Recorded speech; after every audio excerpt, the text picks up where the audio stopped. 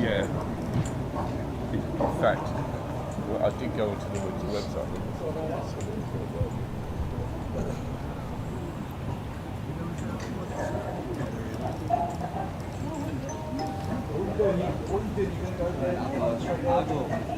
No, we went outside.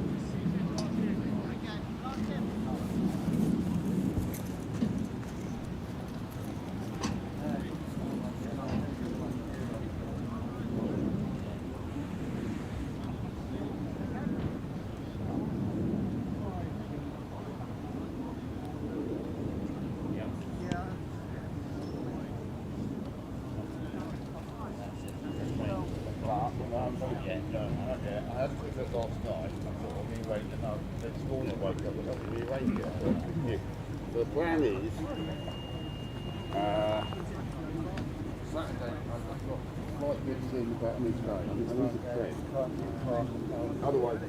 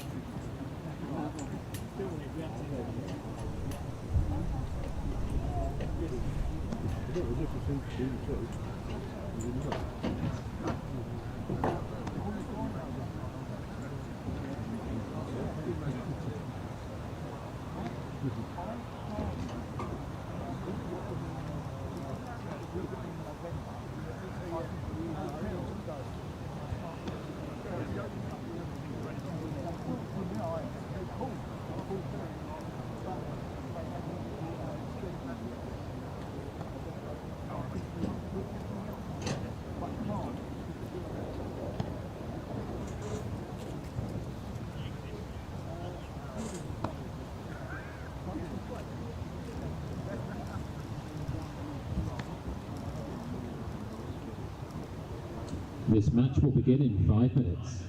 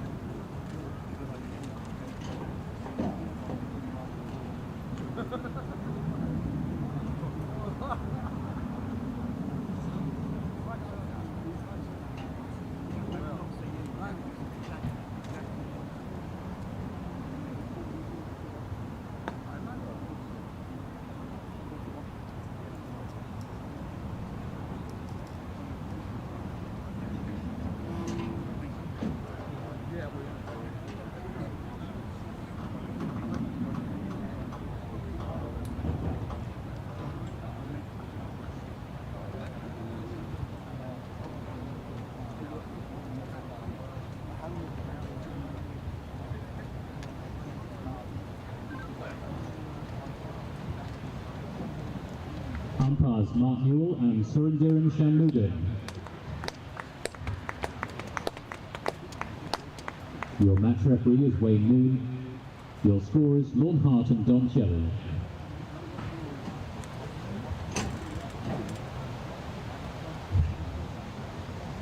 Well, after a near 7-week break, first-class cricket is back in the county championship, and Middlesex, Kent and the rest of the teams up and down the country are facing a 6-week blast of championship action, where they will be going back-to-back for the next 6 weeks to decide the title at the top of Division 1, relegation, and also, most crucially to these two teams, the Division 2 title race, a promotion race indeed as well for the lucky two. It's a wide open group at the moment, and it's added, of course, for Middlesex with an extra little bonus in between when they'll be playing in the Metro Bank One Day Cup final at Trent against Leicestershire. So, news of the toss here is that Kent have won it, and they have elected to bat first in this one. It's a pretty sunny day out there at the moment, and looking as though we're going to be okay for the morning. There might be scattered showers for this one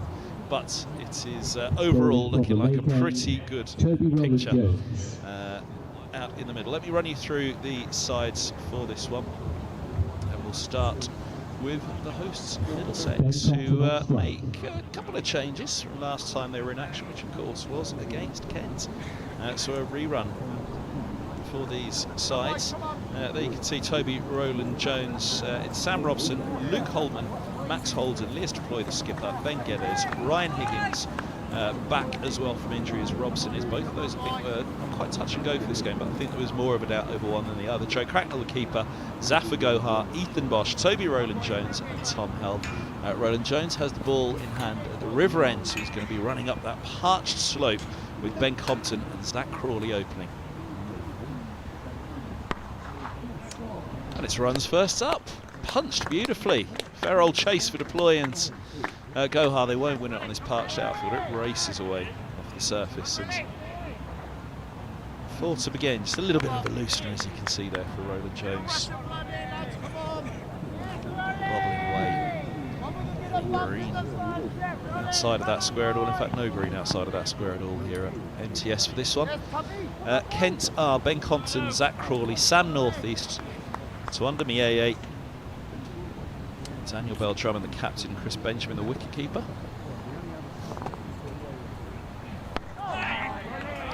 Rowland-Jones from the spot. Ikanch Singh, Keith Dudgeon, Matt Milnes, Matt Quinn and Matt Parkinson making up the side. The umpires, Mark Newell and Suri Shanmugan.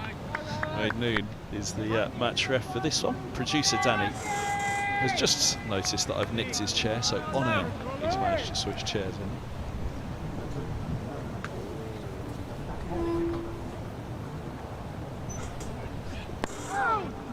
Turned away, playing a mid-wicket, and there'll be 2 runs as Holden heads around to collect.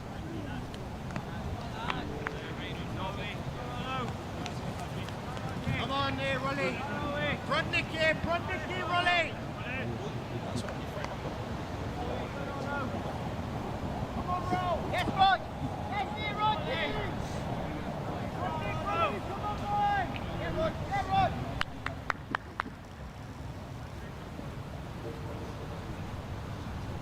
Four slips in place, gully for Rowland-Jones to begin here against Compton.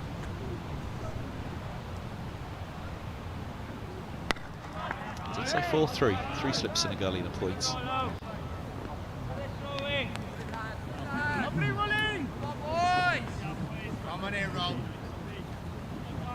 When he thinks he's comfy here, Rolly. Little Nick, little Prod. Come on. Good Rogie. Come, Rolly.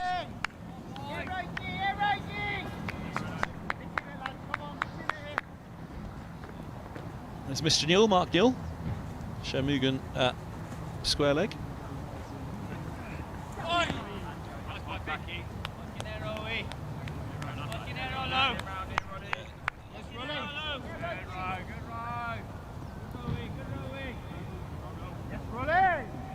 Packed day of action as the championship returns. We say 6 weeks of championship cricket remaining to decide the outcome of the Division 1 and Division 2 seasons.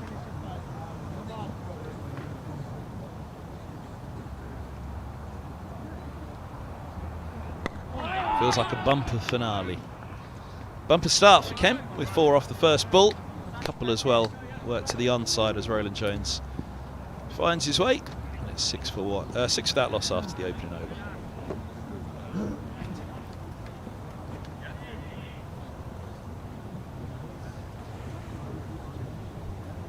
Checking the scores, checking who's won the toss where around the country. Hampshire, Yorkshire, Leicestershire, Glamorgan, Somerset, Essex, Surrey, Nottinghamshire and Warwickshire, Sussex Division 1 fixtures. It's Tom Helm then from the Benham, so he's going to be running down the slope. Plenty of action for him the last couple of months with T20 and the One Day Cup. Rowland-Jones sitting out the T20 but playing the One Day Cup campaign.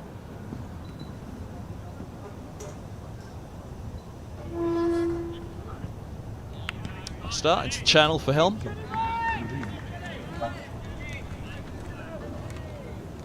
Three slips. Gully remaining the fields for Helm. Point mid-off, mid-on, mid-wicket, long leg.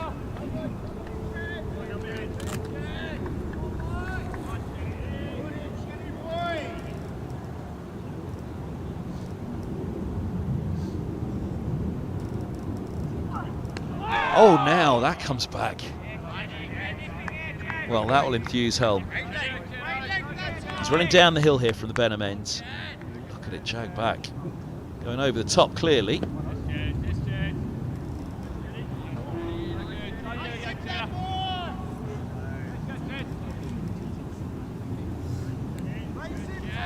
It's an extraordinary first baller in the Test match yesterday, wasn't it? With a wicket for the first time in this country in Test cricket. The opening ball of the Tests. Not too dissimilar to that one from Helm there, just nipping back into the right-hander, but this one shorter in length, no appeal at all, quite rightly, so no decision to make. Goes that little bit fuller, and Crawley works with that line and length for a couple. Slide from Holman coming around at mid-wicket. Holman, who was the star of the show. Star of the show, Holman, for Middlesex Sunday in the semi-final of the Metrobank One Day Cup. An incredible performance to get Middlesex over the line and into their first final since 1990. In List A cricket, of course. They did have a 2008 T20 final. We won't linger on that, Ken fans. That nips back in again from Helm. Merchant Taylors is renowned as a seam and surface. Got a bit of pace about you. The bounce as well can be of interest.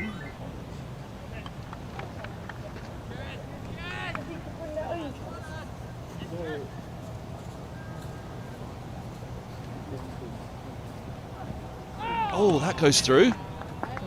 He was late down on that one as it nipped back, Crawley. Watch for the movement. It goes past the inside edge, I'm pretty sure, yes, comfortably. And my goodness, this could not have been far away. Even closer than I realised. Over the top. Wow. Down the hill as well. You'd think with the trajectory that that one might keep a fraction low.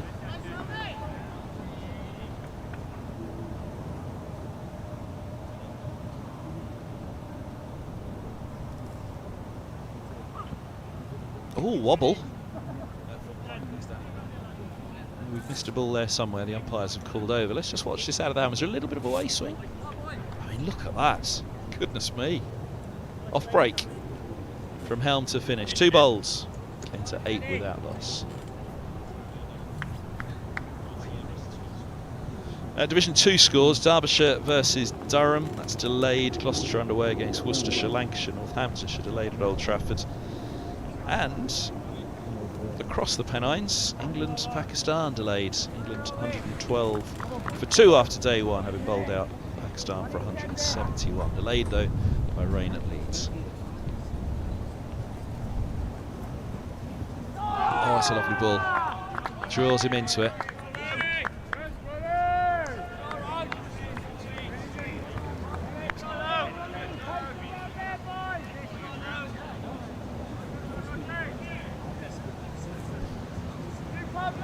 Check the surface again from Compton.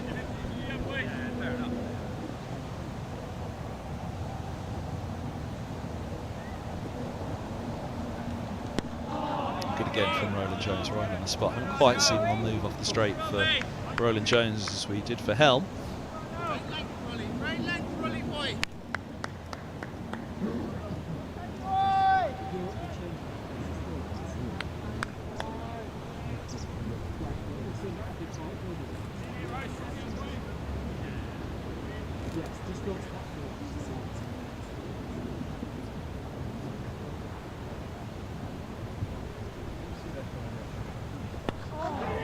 Nice again from Roland Jones on the spot. Compton quite a wide stance, determined to get on the front foot there and just drop that single. It's a wonderful picture actually, despite the parched nature. I'm sure the ground staff and indeed the fielders would have preferred a lush grass, but it does give you a lovely perspective all the way back to the school in the background. Another square, as you can see in the distance, mainly for Colts cricket.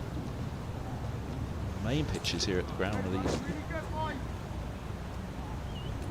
8 pitches in total. Is Old Merchant Taylors, which is behind the camera away in the final part of the grounds here. There's a fair few across to the right, had a shot, and to the left as well.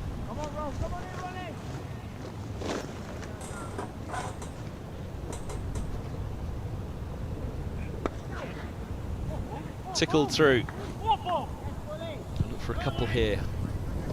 It's holding, giving chase, and a couple they'll get comfortably. Quite seen that movement just yet from Roland Jones that we've seen from Helm. Certainly expect it to come though. Yes, Rolly. This is his first look at the right hand. Couple just taken.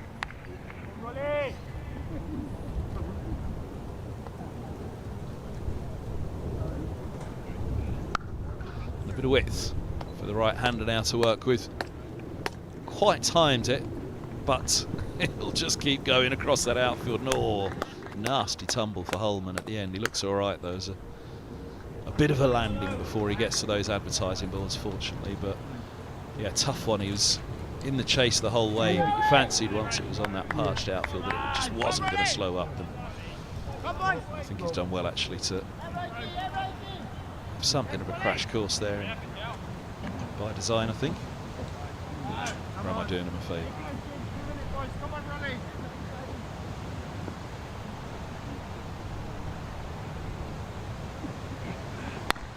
Ooh, now look to push at that. I don't think Roland Jones will mind that. That was pretty strong bottom hand on that one from Crawley as he looked to be assertive once more. 3 bowls. They kept winning the toss. They're 15 without loss.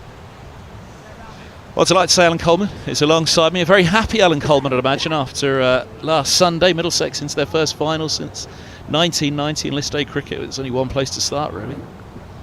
Yeah, morning to everyone. Lovely to be back on commentary with you, Kev, for the morning session. A great day for the club across all teams, actually, on Sunday. Delighted, obviously, men's first appearance in a final coming up now since 1990, as you say. Women's team on Sunday qualified for the semi-final of the Metro Bank as well, which is great, with 1 game left to spare. And then Leas deploy Max Holden in the squad that won the final, and Leas was out there at the final for the 100. That's the hit from Helm on this occasion. His first look at the left-hander, but it will be back to resuming that battle with Crawley. So yeah, a good day all in all, you would say, for the club across all of its senior teams. So yeah, really pleased. The team played some great cricket in that 50 over competition so far. Won 8 of the 9. Obviously a tight loss over at Worcester, the only sort of blemish of the record. And a really lovely double run chase against Durham, both up at Chester Street and then at Radlett on Sunday. Oh, comes back again from Helm. Seen a little bit of movement off the surface from Helm in the opening over on that one there again. You see it jagging back. Yeah, this new Duke's ball, obviously a month of cricket with the white kookaburra with less of a seam. New Duke's ball does seem to offer. Tom Helm, one of those who will definitely one of those who will extract some movement from this surface.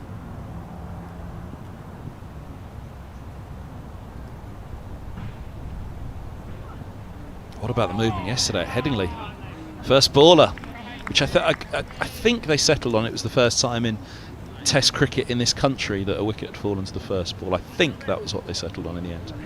It was a funny one. It looked a bit outside the line initially live, didn't it? And then they went to the review and it was ticking all boxes for Ollie Robinson, that first ball of that Test match.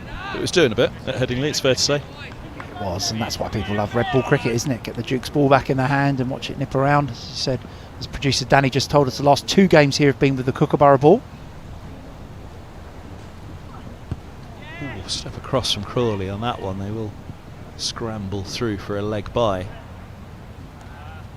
See Middlesex here twice this season. This is the first of 2 championship games with Lancashire in 2 weeks' time. Both of those with the Duke's ball, as that Kookaburra red ball experiment has finished now.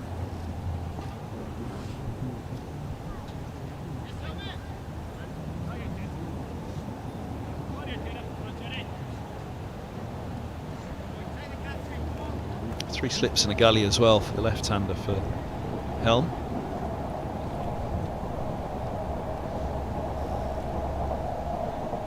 Just shapes away slightly. We've seen him nipping back in. That first ball he had to Crawley today, Helm, it was reminiscent of the first ball of the Test match, albeit on a shorter length. There wasn't even a whimper from Helm or the wicket-keeper as it hit high up on the thigh of Crawley, but the way it nipped back in, full of next ball, undoubtedly. But yeah, it was quite an extraordinary spell of bowling yesterday from Robinson in particular.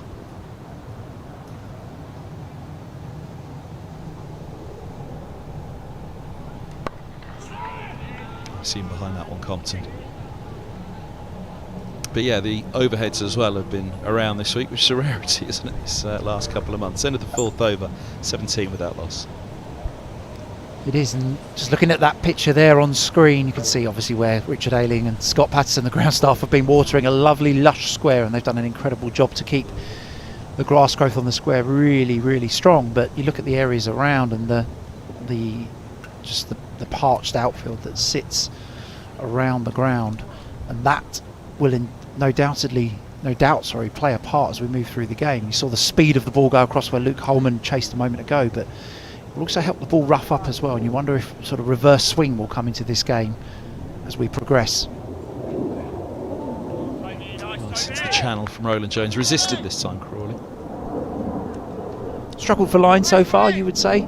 Toby hasn't really settled into a consistent line, bit of width and a little bit down the leg side as well, so I'm sure he'll find it soon. Experienced campaigner, played a bit more in the 50 over competition than he perhaps has in previous years as well, so not the rustiness that you might expect coming back to championship cricket.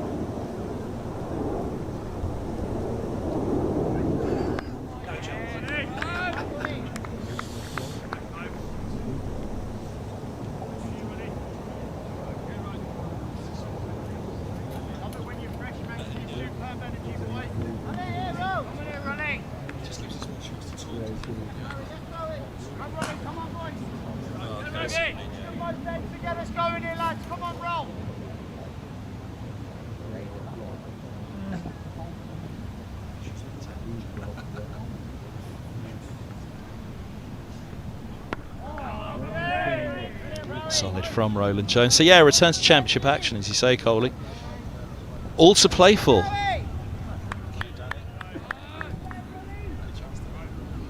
It is all to play for. Middlesex sitting there in 4th at the moment, but with Kent and Northants, who occupy the 2 places above, both to be faced. Kent obviously here at Merchant Taylors, Northants at home at Lords in the the final game of the season. Sorry. So all set for a fascinating end to the season. Well, was there any movement through the air on that one? We'll talk about not closing the face in case there's any seam or an extra bit of bounce. I don't think there was. I think just too early perhaps in the piece for Crawley to go too hard at it. Perhaps a little hint off the surface, maybe just straightened a tiny bit, but yeah, I think Crawley will want to hit that ball back down the ground the next time he gets it, use the full face of the bat.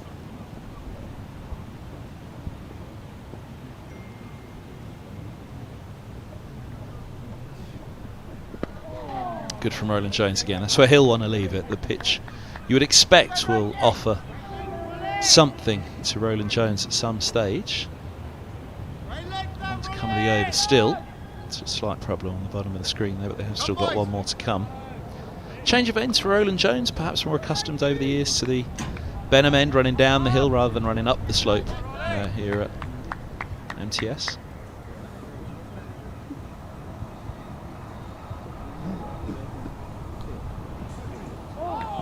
There you go, top ball's finished, 17 without loss. It would surprise me here to see Helm and Bosch operate mainly down the slope. You see Helm bowling down the slope. He'll come towards the camera view as you're looking now, and Higgins and Roland Jones to operate mainly up the slope. But I suspect at some point Toby will play the senior player card and have a little dabble down the hill as well. Well, it would have traditionally been the likes of Finn and Roland Jones running down the hill, wouldn't it, and Mercer running up the hill over the years here. But yeah, Helm, well, he bowled beautifully throughout the white ball competitions, as he always does.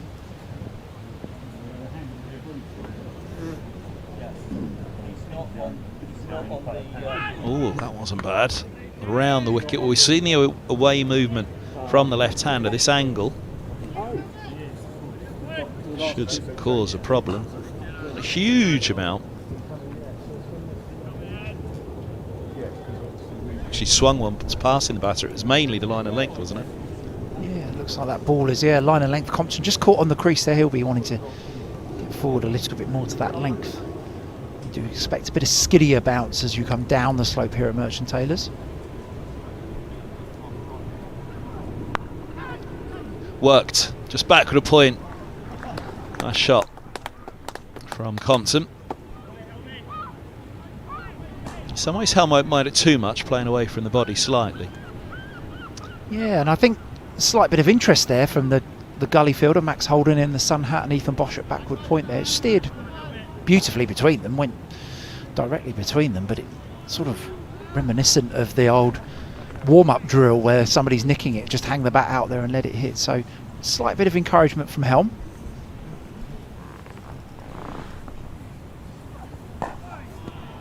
Bit more in that one from Helm, perhaps. Just bent his back slightly, a little look for Ben Compton.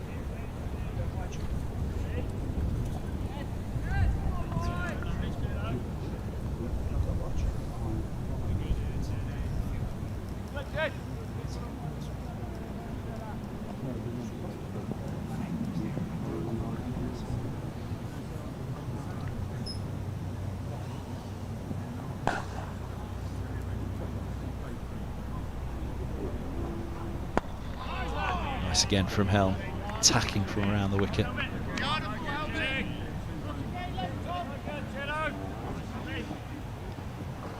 The interesting bit here at Merchant Taylors with the slope running down, as from your screen, sort of running right to left down the slope as Helm runs down it, is the angles of the square fielders do change a little bit from other grounds. So you can anticipate here that Bosch, who is at backward point there, will continue to drift behind square to his right to close that gap with gully.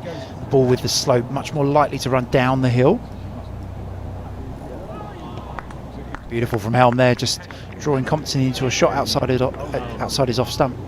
But yeah, generally here you have to position your fielders a little bit squarer. So fine leg will go a little bit squarer, square leg will be dead on square, point will go behind square, because the ball is much more likely to run behind the slope from this end, and that can often catch out opposition teams as well, who get their angles slightly wrong. Something just worth keeping an eye on as we move through these next few days.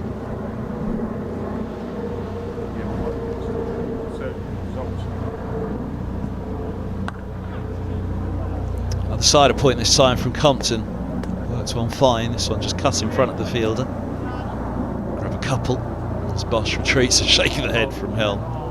Couple to finish the over, 23 without loss after 6. Just going back to the table for a moment. It's amazing, all the way down to Lancashire. There's only really Gloucestershire that are out of it. Lancashire will need a bit of a run if they are to... it's as much the number of teams you've got to get above, isn't it? It's the problem for Lancashire, and that's what Middlesex will hope is in their favour in 4th. As you say, the unique bit about cricket is generally that, well, there's no such thing really as a 0-point loss, is there? So even if you do win a game of cricket against an opposition, you get your 16 points for the win. The opposition will pick up some bonus points as well. So unlike in football where you get 3 points for a win and then you're 3 points clear of where you were, in this instance in cricket with the bonus point structure, the gap may only be 10-12 points in a win, even though you do get 16 for the win. Not a huge amount there from Roland Jones, but just the first little indication of a bit of movement. We'll see this from Roland Jones, just nipping back up the slope. It was above Crawley's off stump, or just outside the top of Crawley's off stump there. There's some movement in here for the Middlesex bowlers. I think they'll be disappointed so far that they've not managed to hold that line. We saw with Helm's last ball of the previous over as well. That one goes away. I think that's what did for Crawley as much the movement. It was the first one that moved from Roland Jones, wasn't it? It wasn't as sharp perhaps as some of the balls that seemed from Helm at the other end, but it was the first one he got to move, and the fact that he gets the following one to go away will fill him with plenty of enthusiasm. Of course it takes a moment as well for even the home side, doesn't it, to adjust to the slope once again, the conditions, but much like Radlett's a fortress in the One Day Cup, Middlesex would like to think of this one similarly here in the Championship at Merchant Taylors. Angles that one back in. Be happy with the way he's lined these three up, Roland Jones. Well, looks like he's settling into his work here. Middlesex's fast bowler battling away up the hill, but as I just said, it would be nice for Roland Jones just to find a consistent line in and around the top of off stump. Crawley not played a huge amount of red ball cricket obviously since he departed the England scene, had a bit of time off as well, didn't he? So Crawley missed those middle two fixtures, sort of stepped away from some red ball cricket at that point, so probably his first red ball match hit since May. Middlesex really need to focus on testing that forward defence of the former England opener, although from Crawley's side he will hope that that's not former for too long.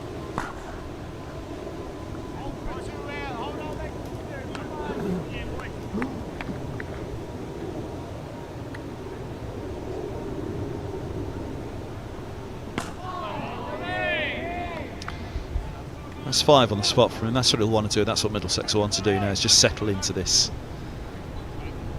Contrasting styles of Compton and Crawley for Kent. Middlesex's style, as he said, Alan, will just be hit the top of off and hope that the ball and the pitch can do the rest.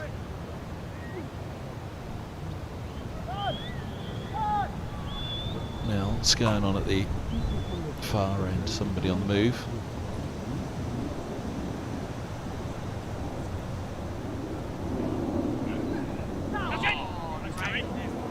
Just drifting down the leg side. A little bit of movement on that one again though.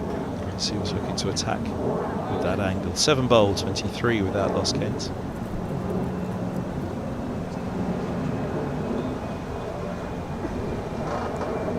So an immediate chance for Middlesex to try to bounce back here against Kent, but simply they'll be looking at it. 2 from 2 against Middlesex, and they'll be feeling pretty happy about life. So it's quite the fixture really to open this 6 weeks, isn't it? Definitely is. Yeah, Middlesex were bowled out chasing in the 4th innings down at Canterbury on that drying pitch, incredibly dry and warm conditions across those 4 days. Became a very tough run chase for Middlesex.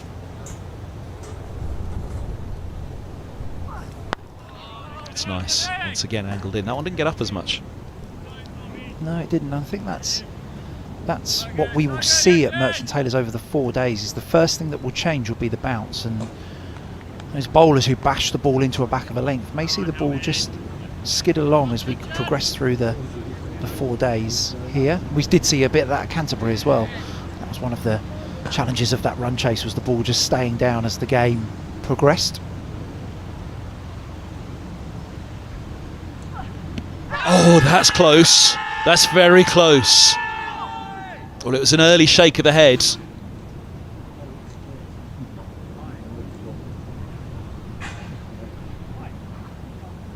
Yeah, good shout here from Middlesex. That ball just shaping back in from Tom Helm. I think height is the thing that's probably the bit that's done for the Middlesex appeal there, I would say. Umpire not moved, but a good shout nonetheless.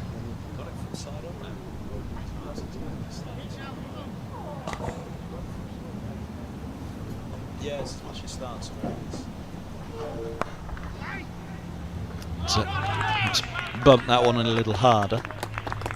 Single take, and he's got quite an interesting stance, Compton. It's very wide, which perhaps more noticeable. We're side on watching. Just looking looking where he was. He was pushed right back in his crease, wasn't he, as that wraps on the pad. I think often the umpire here, umpire Suri Shanmugam at Tom Helm's end here, will look at where the ball went after the shout as well. Ah, lovely. Lovely follow-up again, just draws him forward now.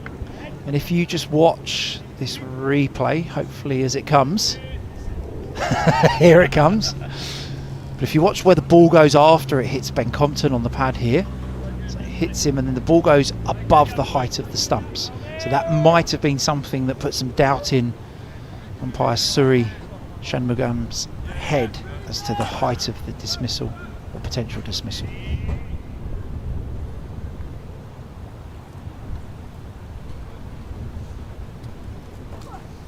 Wider on the crease, angling it back in, but starting wide enough for Compton to leave. Just feels better from Middlesex this, doesn't it? Just feels like the last 2 or 3 overs they've grown into their work. Helm and Roland Jones asking a lot more questions of Compton, the left-hander on strike, and Zach Crawley at the non-strikers.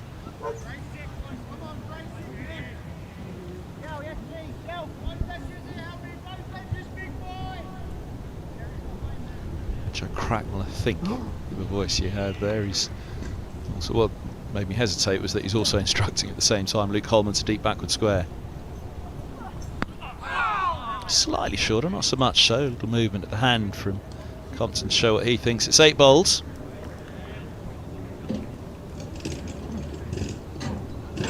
Yeah, back on the angle, that one probably more so. Just hits Compton on the thigh pad. Compton really is looking for width outside the off stump, as we've seen cuts and clips. You know, don't expect to see too many powerful drives back down the ground from Compton, but a batter who does occupy the crease for a long period of time. And looks to see off this new ball threat of Roland Jones and Helm.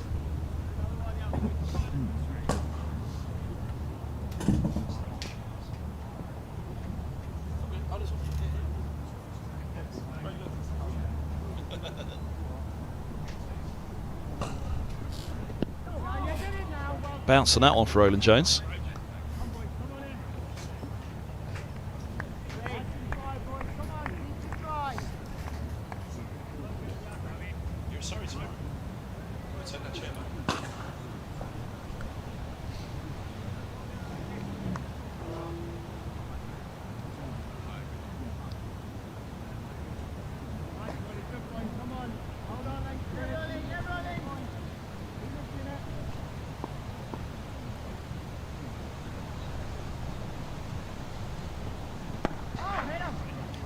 Booms into the block hole. Check of the bat from Crawley. Slip out from Roland Jones or intentional? Hesitation was the way that it really looped into the block hole.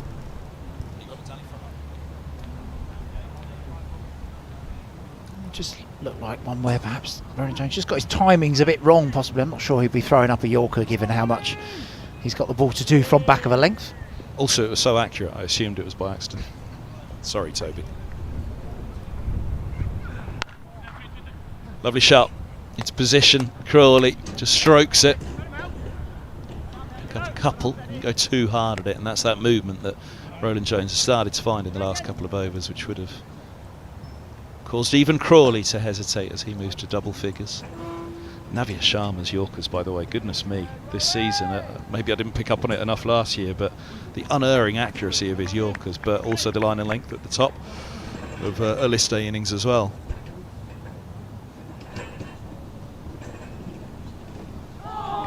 Probably going back to Sunday, one of those factors that perhaps we didn't consider enough was Navia Sharma bowled a couple of a very good last over, didn't he?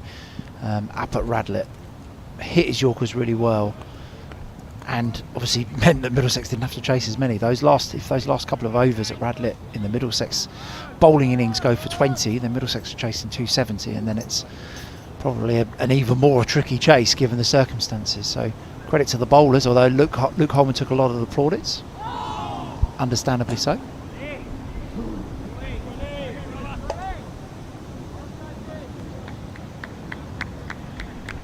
I mean, that day, that whole competition for Middlesex, the list day, it was stunning really, the dominance. and in a strong group as well. The performances that steamrolled Glamorgan, who were ironically enough slightly weaker with the ball that day, but it was with the bat where Middlesex really hurt Glamorgan in a game that was done within a couple of hours.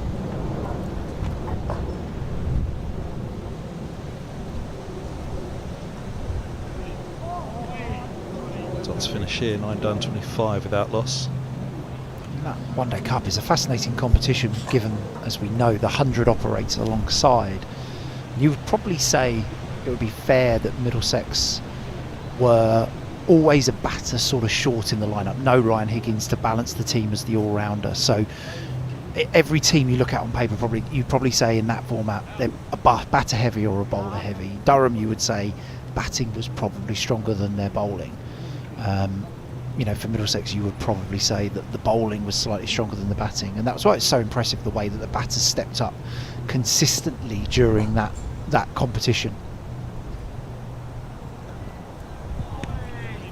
With Robson and Higgins fit for this one, got a bit of a headache for Trent Bridge, haven't you? Well, luckily, given the way that we set up, Peter Fortin picks the team, so I can just hand it over to the big man and let him get on with it. But yeah, some interesting questions. Lewis Duploy, obviously the only 100 player who hasn't featured in the group stages or in the knockouts. Max Holden, man on screen, Tom Helm there, all Seb Morgan, all played a game. Caleb Faulkner came in for the semi-final. I think he's outside the line. Oh, Given. Well, he had a good shout a couple of overs back, Helm, and we all held our breath thinking it had to be close. First instinct on this one was he just got outside the line. Similar to that first ball of the test match we were talking about earlier on yesterday. Ball's come back, it's hit him, maybe clipped the front pad, hit him on the back leg, definitely not as far outside the line as we thought. And that actually, credit to Suri Shanmugam there with his finger up. Looks a bit tighter live on the replay than it did live. I think if you're going upstairs for that, it's probably going to be umpire's call. 25 for 1.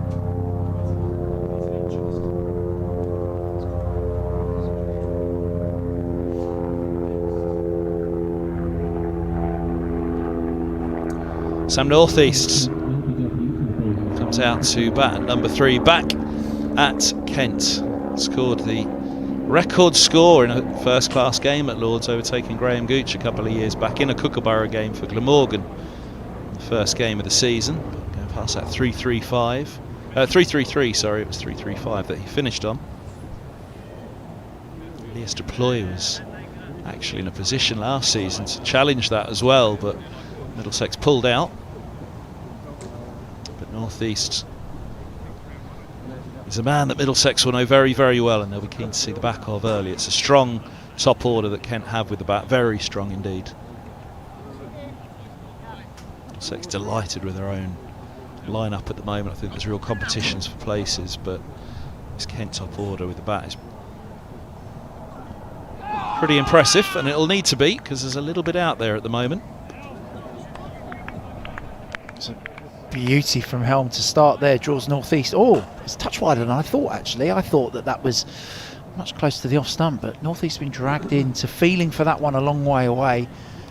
And given that Helm has nipped a couple back to Crawley, that's probably why Northeast is looking to play. He's probably very watchful here of the ball that comes back. We've seen Helm nip a couple back into Crawley's thigh on the top of the pad.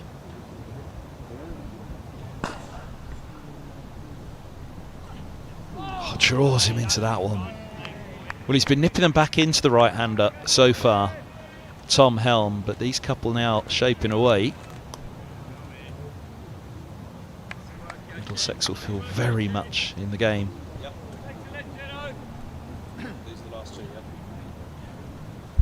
Here's the last two. Helm just a slight jump away there, went slightly wider on the crease, which would have lured Northeast into the shot. This one, Helm a little bit tighter to mid-crease, still quite wide for Northeast to be playing at, but Helm definitely drawing in Kent's right-hander. Angles on back in, doing too much this time. On going down. Good decision by the umpire. Could be proved wrong here, but it looked as though there was a bit of off on show. And here's the old 3-card trick from Tom Helm. away. Wobble seam, that one. I think we might see from here. He's probably bowled a little bit of a wobble or a scrambled seam to get the one to go back into Northeast. Ball's going down. Hits him just on the top of the pad or into the thigh pad. But Tom Helm, Middlesex's seamer, really showing off his skills here.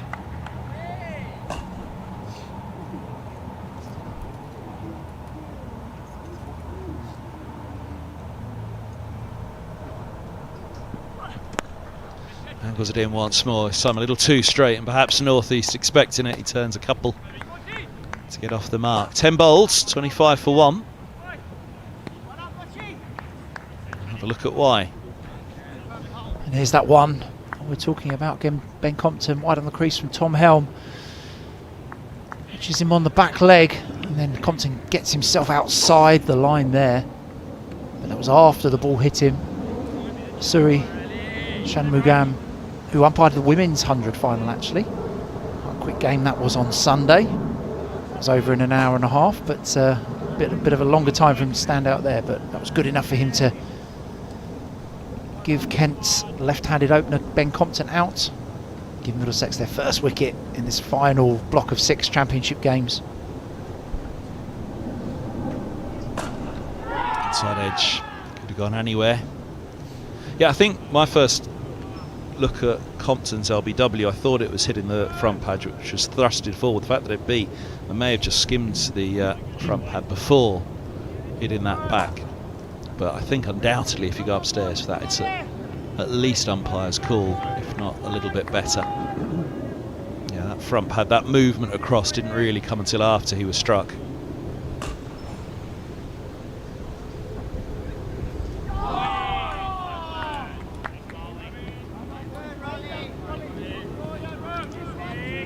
Two good appeals don't necessarily make an out, but certainly I think off the back of the first one, where he pinned him on the back leg, or on the back foot anyway, between the two, as the bowler, you hope you get one of those.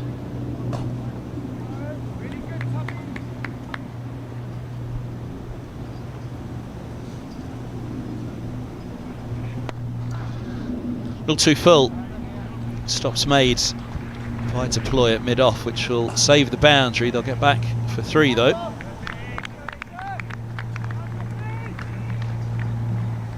really good bit of work by Middlesex's captain there at mid-off. Getting a bit of a hand on it, saving a single. That ball certainly would have run away for 4. It nearly did, despite the fact that he got a hand on it. So it shows the speed of the outfield here at Merchant Taylors.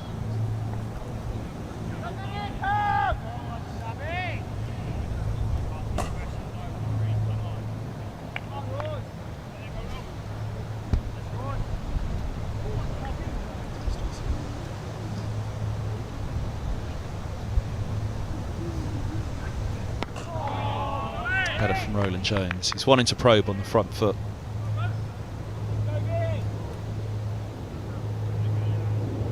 He's just allowed that ball before to bring out the drive from Crawley.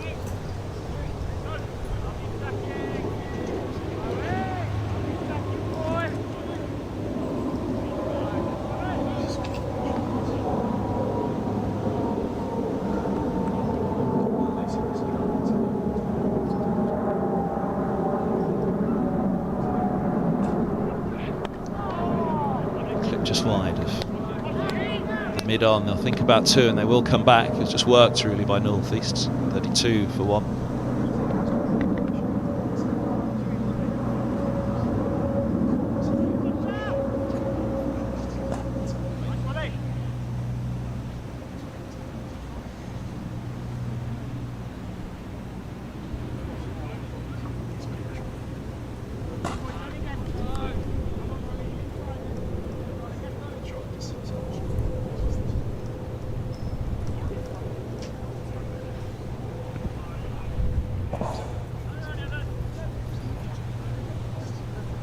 Eleven bowls, 32 for 1. 5 off the over. You can see the clouds in the distance there behind the school, but if anything, it'll be a scattered shower today, we think. Certainly not affecting the south as much as it being affected in the Midlands and the north at the moment. Unbelievable. In the top right of your screen there, you can see the rugby post up. The Merchant Taylors school rugby team are doing their pre-season training camp day too. I don't envy them. I know that they've ground staff have managed to water it, but I don't envy the first team rugby diving around on this grass, or any fielder actually, to be fair. It's so dry out there.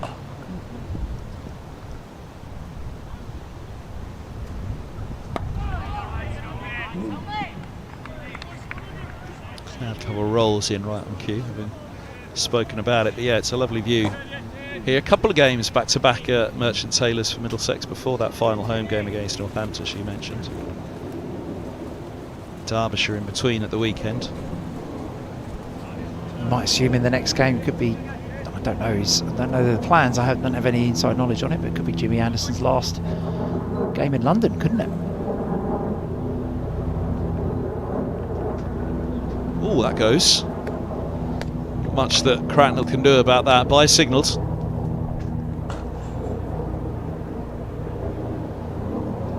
Definitely something in this surface, this new Duke's ball. That one's nipped and then continued to swing, as you can see, which has taken it away from Cracknell. Fortunate for the Middlesex wicketkeeper.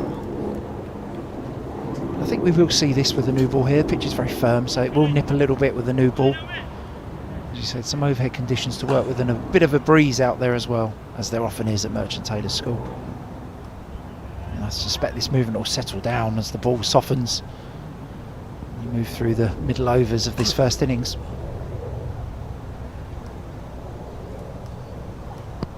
Oh, now Helm really likes it. They liked it behind the stumps. Helm didn't want to give up. Outside the line. Yeah, my gut instinct here will be confirmed by the replay, hopefully. You can see a lot of stumps behind Crawley here. And it's very high as well. So yeah, outside the line of middle and off there. It's gone above his pads. But the tall Kent opener here doesn't look like he's enjoying this challenge. It is very, very tricky for the opening batters against this new ball. Helm certainly finding some movement from this surface and through the air.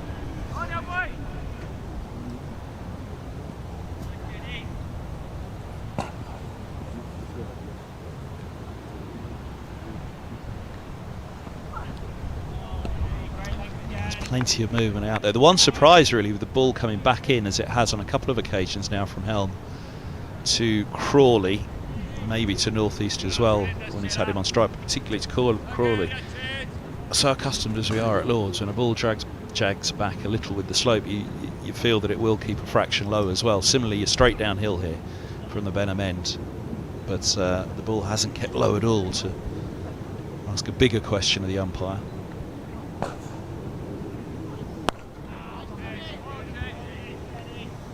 I've seen him moving them both ways this morning, Helm. The wave for a drink already. It's towards the end of his 6 overs. A good 6 overs as well from Helm. 1 for 10.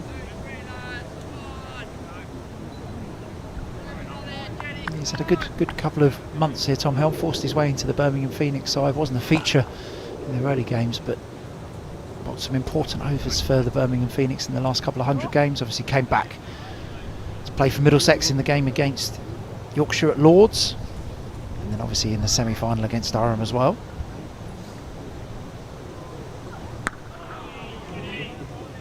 Just the 4 byes off that over. 6 for 1. He's been a man over the years who's had some wonderful spells of form, but so often injuries have hit at bad times. Injuries have hit quite regularly, sadly, for him across his career, and I think that has affected his form as well, hasn't it? It must affect your confidence as a bowler if there's always something in the back of your mind about injuries when you suffer that many. Yeah, definitely. And if you're in a position here where we know workloads are always going to be monitored for bowlers, and the trickiness of switching between formats as a change of bowling from the Lake End, Ethan Bosch comes into the attack, there's always going to be a challenge of managing workloads, especially those who have had injuries, and therefore Tom's probably not bowled the volume of deliveries because of the injuries that he would perhaps wanted to at varying points in his career. But now you look at this Middlesex bowling attack, it's only Toby Rowland-Jones who is more experienced than him, and therefore him taking on more of this senior bowler mantle is a really important part. Oh, movement straight away for Bosch.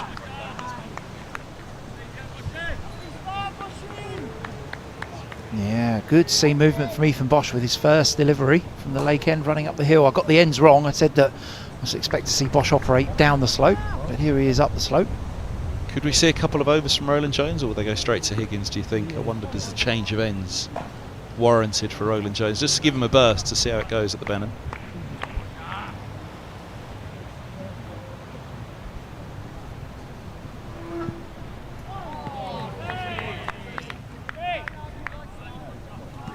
Brief ground announcement on behalf of Middlesex County Cricket Club. Can we please ask? Just a bit of swing there as well, isn't it? Late swing. I know the ball before seamed, but no individuals at all. Thank you.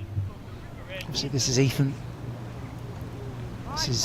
Bosch's last game for Middlesex. Returns to play for South Africa. Call up to play in their T20 squad, which is great news for Ethan. It's a bit of slightly earlier departure from Middlesex. part of the reason for bringing him, one is obviously got a proven track record and off he goes to South Africa now, but also it was depth of bowling, wasn't it, in the seam bowling ranks in particular, but injuries appear kind at the moment. They do. Seb Morgan obviously in the second team at the moment, just building up his overs, been with 100 for a little while, so hasn't bowled the volume of overs that you would need. Navia Sharma spoke at a members forum recently just about the need to manage these young bowlers through this period. I mean, it's the headache that you absolutely wanted to have at the start of the season, but over the first couple of rounds, when we were together on the mic talking about it, it was the one area in the side this year that you thought this is where there's still perhaps a missing link, and not because the youngsters weren't good enough, but because they're still very young. Sharma, Cornwell, Morgan, as you mentioned there, Feldman further along. That's part of the strategy of trying to keep your bowling group fit for this final 6 games. So Middlesex have added in another game in there. We've got a one-day final to play as well. So having as full a bank of bowlers, seam bowlers especially, that you can call upon is really important. Ethan Bosch wasn't contracted to play in the 50 over, so only appeared once in that competition.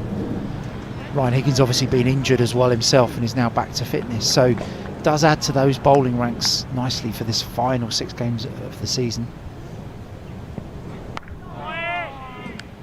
Real shape on this at the moment from Bosch, and putting it through at a bit of pace as well. Nice to start with. And a maiden for him, 13 bowled, 36 for 1. Yeah, I mean, that again at the start of the season, I assume the thought process would be a group of players. Now here is the change. It's Ryan Higgins who will come on, not Roland Jones at the Benham end. Yeah, Higgins, who's taken the opportunity while injured to grow his hair, it looks like, but great to have him back in the side as a genuine all-rounder, one of county cricket's finest all-rounders in the last few years. A big miss when he doesn't play for this Middlesex side. And again, that's a remarkable part of it, that Middlesex reached the final without him. I think of the call-ups that other sides suffered, the injuries to Robson at the second half of the group. Higgins throughout, there were 2 big losses, but opened the door, of course, to the Careys and Fernandez in particular at the top of the order, which was wonderful to see both of them going so well.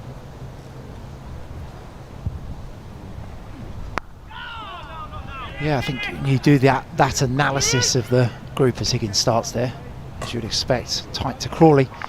5 players in the 100. Higgins injured, Robson injured for the second half. Luke Holman obviously missed a few games with a concussion injury as well. And then Blake Cullen, who's a fine white ball bowler that we know, hasn't been fit enough to play either. So a significant number of players out injured or missing at varying points during that campaign.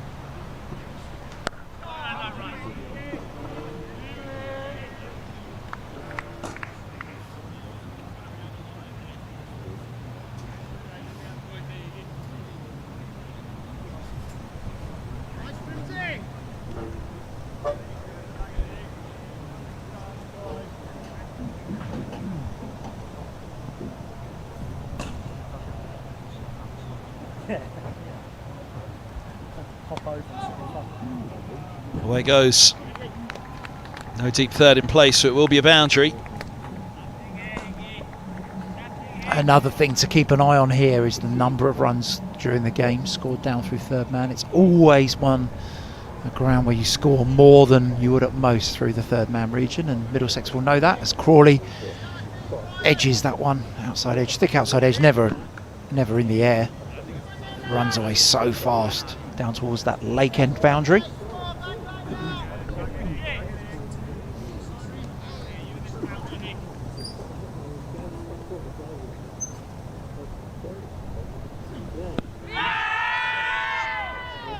Leg side again. Crawley was happy to go hard at that as he fancied the line.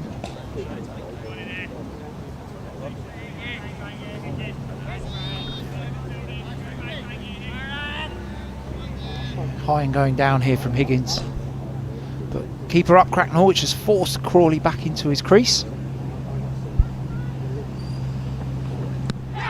Closer, but I think drifting again. Early shake of the head. I think it was the right call, but he doesn't give himself long, does he? Yeah, angling in here from Higgins. Ball definitely going down the leg side. Definitely causing some challenges with Joe Cracknell up to the stumps. There was an article in one of the newspapers around the change in Test match cricket, and that obviously England had prepared with all these bowlers over 85, 90 miles an hour for the Ashes, and the keeper up to the stumps is back in vogue in Test cricket. Lovely. Crawley would have full well known that that one was probably going to nip away from him, but nonetheless it was a great ball to finish, 40 for 1. A tactic that's been used well by Middlesex over a number of years now. Tim Murtagh, the medium pacers, Tim Murtagh, Ethan Bamber, Ryan Higgins, with the keeper Joe Cracknell, John Simpson, Jack Davies up to the stumps. Does put the batter under pressure, does drag them back into the crease.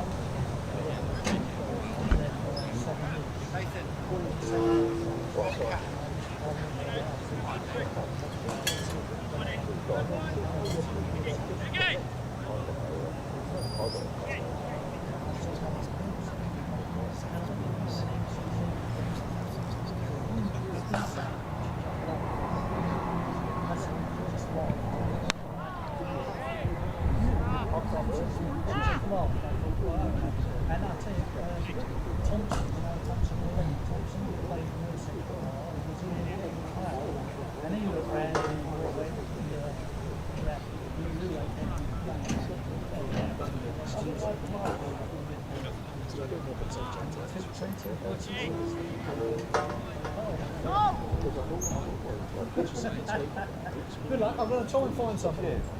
See you later.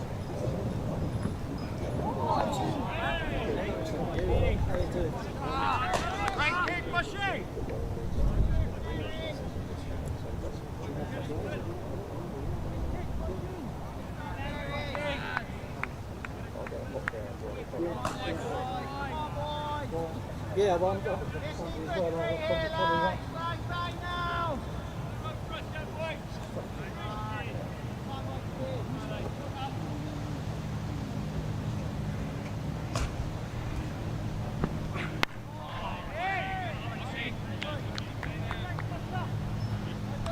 Wind picks up here at MTS. The cloud cover comes over. Again, we'll be expecting a shower or two throughout the day. I haven't looked at it across the 4 days. It's not something the players or coaches do particularly, is it? No, I think there's a little bit of rain potentially around across the 4 days. Doesn't look anything heavy, I don't believe, but actually quite refreshing to see some rainfall from the sky at times, isn't it? Oh, yes, no. Go in the end.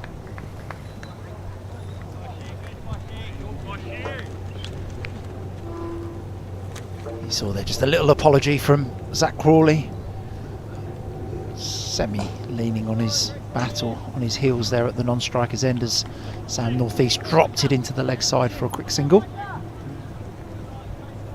Those are important moments for the batting team though, when the conditions are a bit challenging or the ball's nipping around, just to rotate the strike and give the bowler a different challenge. Zach Crawley obviously well over 6 foot, 6'5", 6'6", Northeast slightly shorter.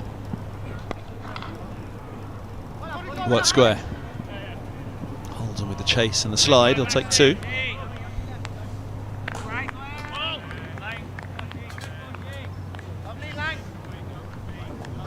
Change in height of batter and slight change in style of batter does keep the bowler on their toes, just have to adapt their line and their length slightly.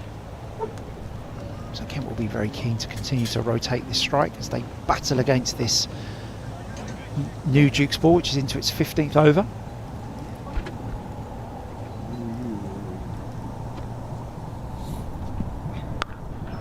A little shorter, a little wider, and a chance for Crawley to free up the arms with that one. That's a beautiful stroke backward of points. Go hard with the willing chase.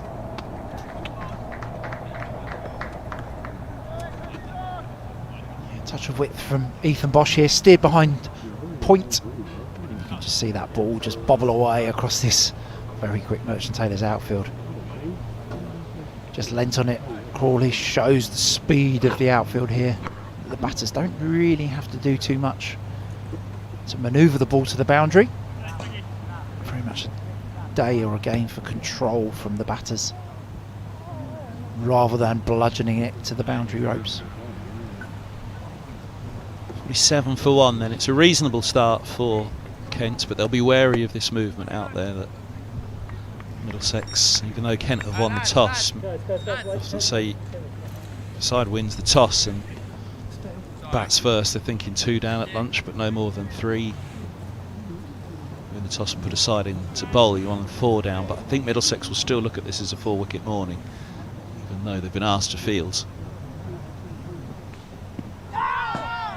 Step across there, it'll be leg byes, I think. Brings up the 50 for Kent. Higgins has managed to get this ball nipping back in to the Kent batters here. Cracknell unable to save that one as it flicks northeast pad and runs away very fine for 4 runs.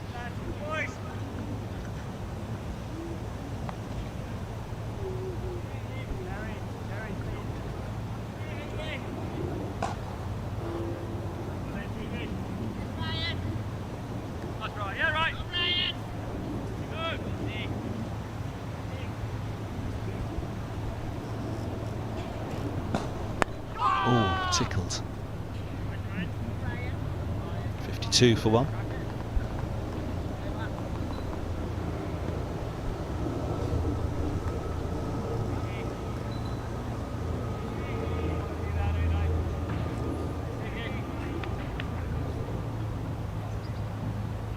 Interesting here that Crawley now on strike, even though the scorecard hasn't quite updated yet. It is Crawley on strike. Keeper Cracknell is remaining back.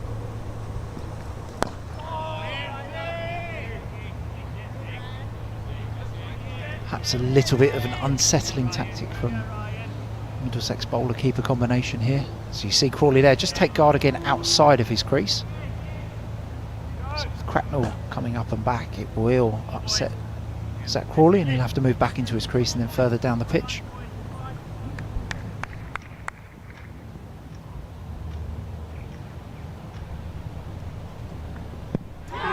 Long way down.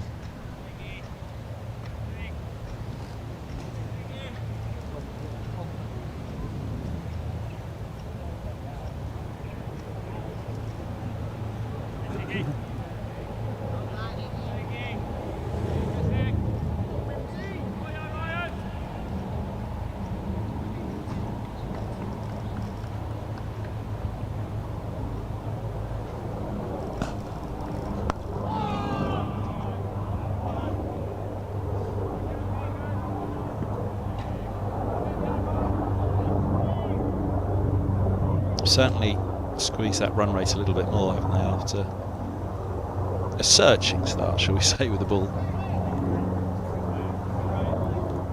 Just took Middlesex's opening combination of Helm and Roland Jones a couple of overs to settle into a line, but it's been much more disciplined of late.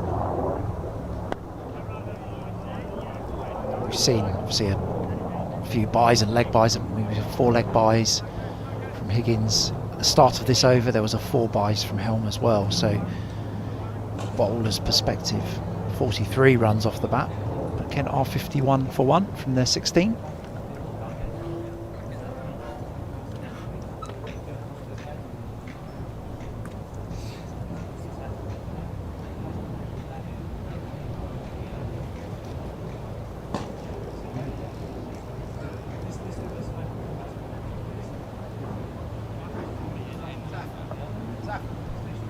lost your cap.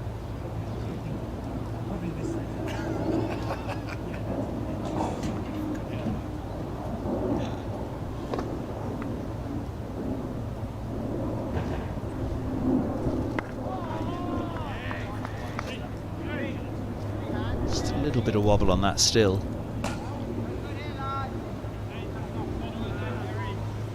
Lovely delivery from Ethan Bosch there, just angling into the right hand of Northeast, nipping away from him. So still plenty in this surface for the Middlesex bowlers.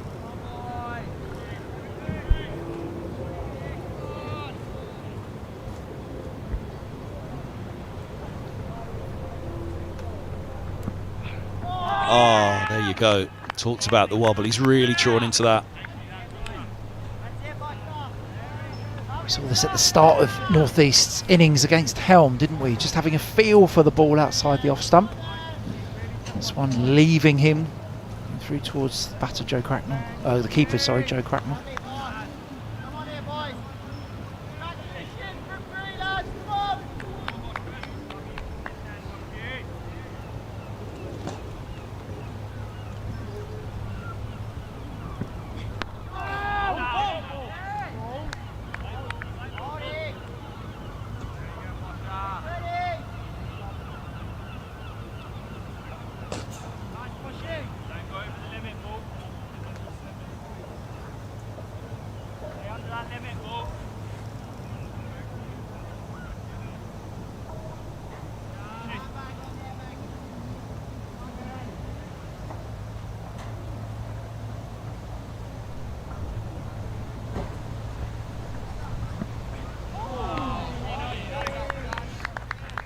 Shape again for Bosch. We saw a very full line probed by Roland Jones throughout the second half of his spell in particular. Fancy Bosch will just want to go a little bit fuller here to bring the edge into play, but all modes of dismissal really.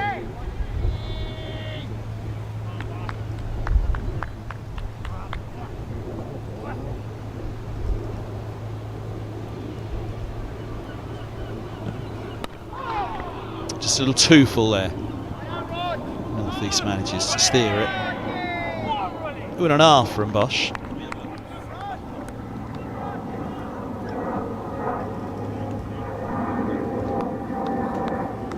Was pretty much where he wants it to be, but just allowed Northeast to get happily forward onto the front foot, although not fully sure on the line. That's the wobble, the swing, a little bit of sea movement that we've seen.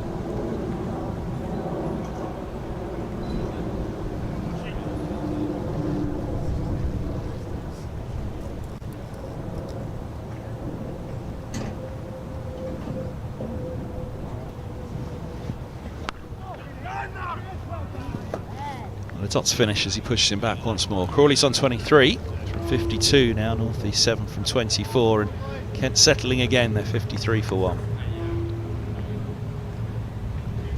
Good news on Jack Davies. Since Middlesex were last in action, he's decided to hang up the gloves. He has, yeah, and always a shame when a player decides to walk away from the game, and Jack has made that decision. Obviously struggled, was named when John Simpson left, was kind of the man entrusted with the gloves at that stage, and then has lost his place 12 months or so ago to Joe Cracknell. Has not really had the opportunity to stake his claim for first team cricket again. Joe Cracknell has performed very well with bat and gloves in that period.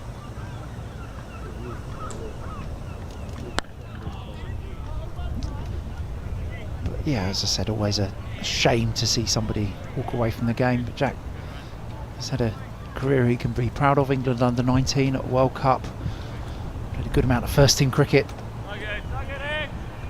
He's now going to dedicate his September to running 24 marathons in 24 days for the Professional Cricketers Trust.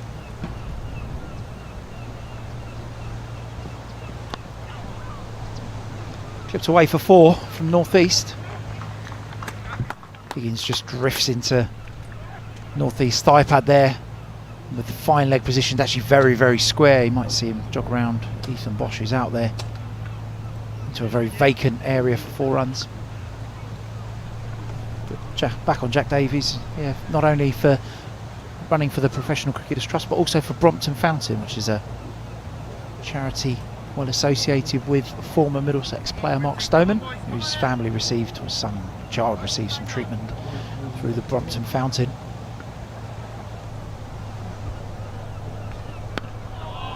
Incredible effort from Jack to call time on his professional career by doing something quite monumental. You're going to be putting your hand up to run a marathon with him on one of those days, Kev? Not on the summer of cake and biscuits diet that I've had. You've got your shorts on already, haven't you?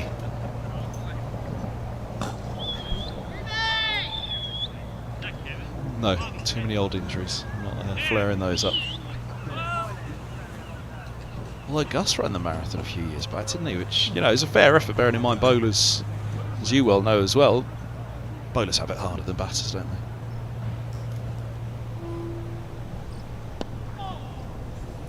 Clipped away. This is where that fielder I was talking about a moment ago is positioned, Ethan Bosch. More a deep backward square leg for Higgins than a fine leg. Single for North East. Takes Kent onto 58 for 1.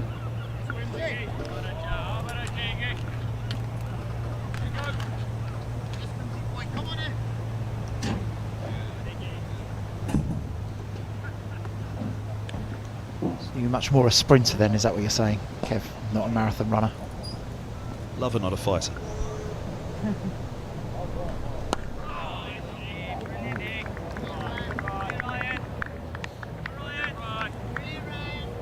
Let's put it this way, I prefer bowling from the Benamet than the Lake Kent.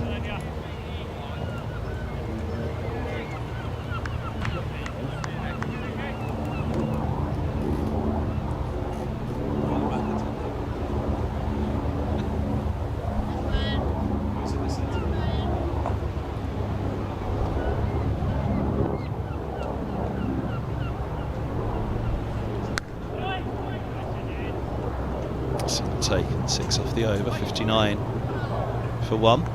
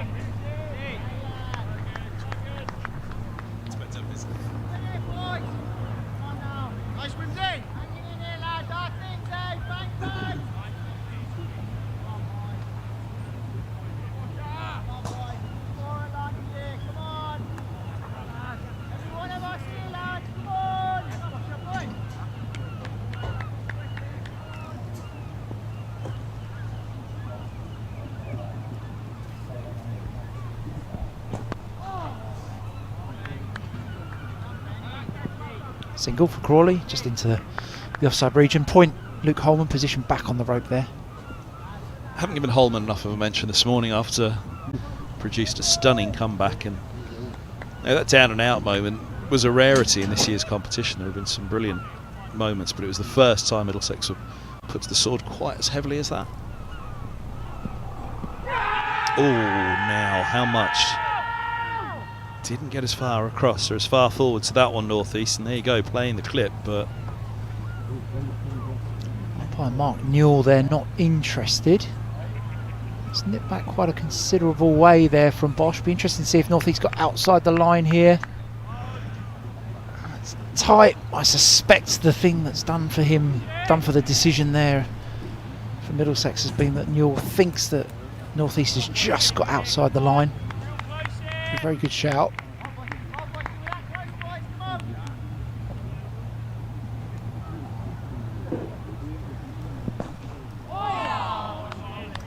As I said, I thought the Compton one earlier that he might have just got outside the line. On this one, I didn't really think that North East did, but it's the fine lines, and again, because of the day and age that we live in now with DRS. What's the quote that you always give me? The stump's at 33% bigger nowadays. You know, for in terms of was the ball clipping or not, but yeah, I think that was a close one again. 3 good shouts this morning. They've got one of them, Middlesex. 2 of them were against Compton.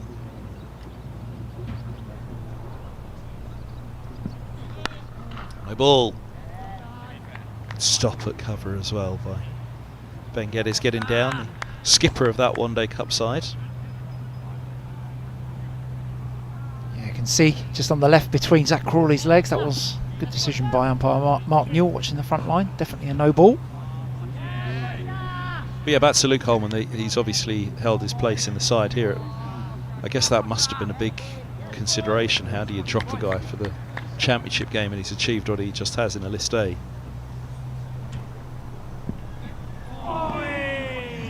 It's an interesting point, and part of the selection challenge of moving between formats is, in essence, what you're doing here is picking some players who've not played a huge amount of cricket at all, and do you continue to back those who are in a bit of form but are in a different format, and certainly riding the horses that are on a high is part of that process. So Luke's innings very much deserves that recognition that you spoke about. It was a fantastic knock from him to guide Middlesex to victory there.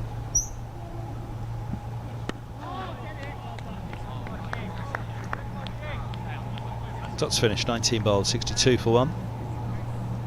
But I think going back to that semi-final win against Durham for Middlesex, the Holman-Helm partnership, as simple as it is to say, one of the crucial parts of it was that they continued to score. So it's easy to go out there and block and suck up balls and sort of try to shift the momentum slowly, but Helm got 40 off 45 deliveries, which to walk in at that stage, 7 down and do so, just eliminated all of the run chase scoreboard pressure. So the only pressure really was the 7 wickets, not the run rate that was required. And that enabled Luke, as the innings went on, to manipulate the strike a little more, as we saw with Noah Cornwell, although he put a lot of trust in Noah as well to face deliveries that could have meant that if Cornwall had have got out, that Navia Sharma would have been in with 1 or 2 balls of an over to survive. But yeah, incredibly well marshalled by Holman, but credit also to Tom Helm for the role that he played. That's a lovely shot. Punished by Crawley, just a little bit of width from Higgins. Dismissive from Kent's top order batter there, Crawley. Short and wide from Higgins. Very well put away, smashes into the pavilion fence for 4 runs.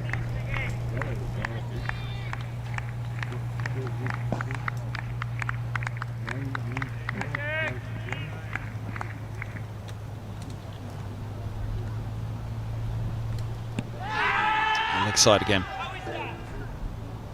Particularly gone across there. It wasn't a long way forward either, Crawley, but a few times now the LBW decisions, they've just been doing a little bit too much out there, but prefer the ball was doing a little bit too much rather than not quite enough. Middlesex are certainly in the game. An hour and 18 minutes of play, but they'll really like to add to that wickets column this morning.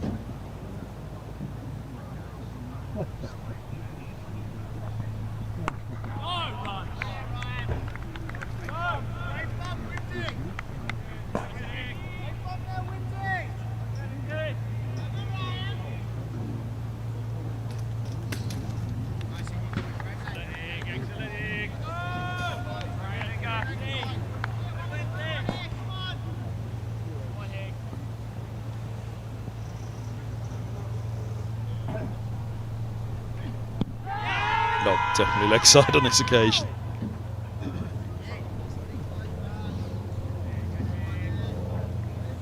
An exuberant appeal from Ryan Higgins there. Clearly going down the leg side. Hasn't played for a while, probably just a bit excited. You've got to warm the lungs up as well, haven't you? As all the rest of the body. Lung workload, is that a thing in your commentating world, Kev? Yeah, I'll be speaking to HR later. After a winter of you not commentating, you have to build your workloads up in March.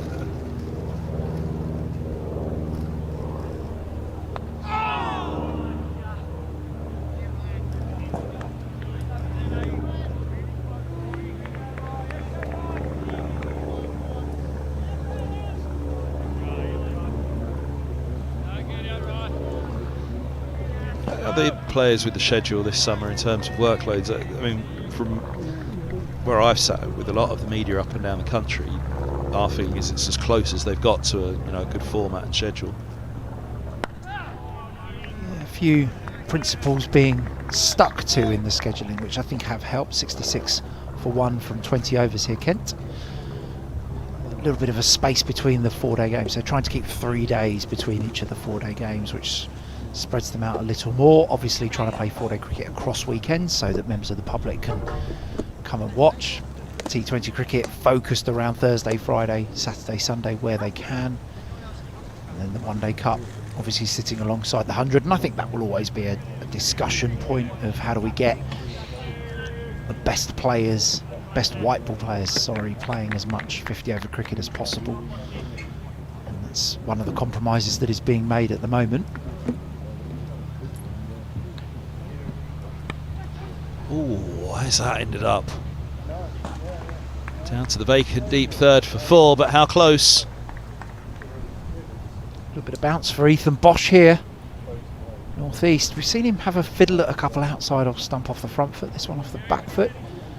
I touched on earlier, keep an eye on third man and how many runs go down there, because it is a high scoring ground in that region. Gully interested for a little while, Ryan Higgins, but evaded him for 4 runs.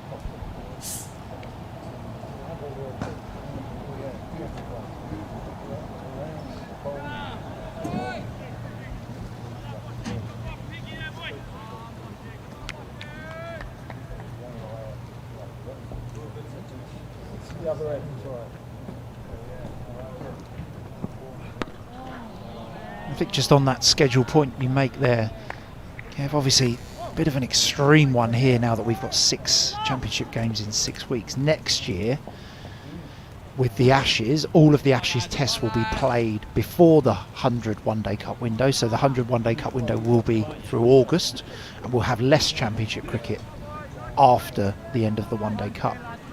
So this time next year we will still be playing 50 over cricket, and then September will be more for championship cricket. Turn around, leading edge for all along the floor.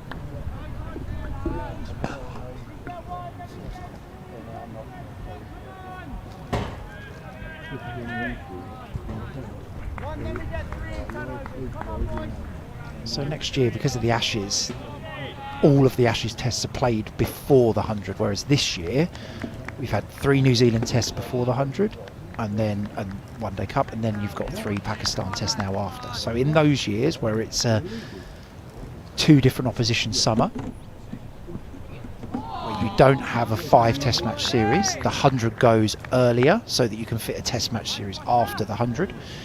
Next year with the Ashes, the 100 goes later through August, which means that you can play all of the test matches beforehand.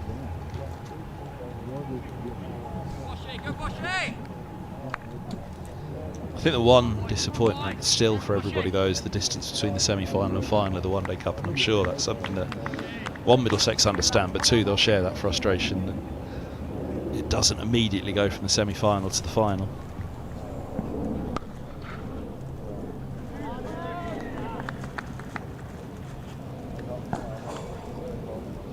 It does, and I think there's a desire still though to try and replicate years gone by of that September final. Obviously growing up, that NatWest final was played in September at Lord's, early start, 60 over game or 55 over game, whatever I think it was 60 overs, wasn't it, with the red ball. And I think the September final is still something that the ECB would like to keep in the calendar.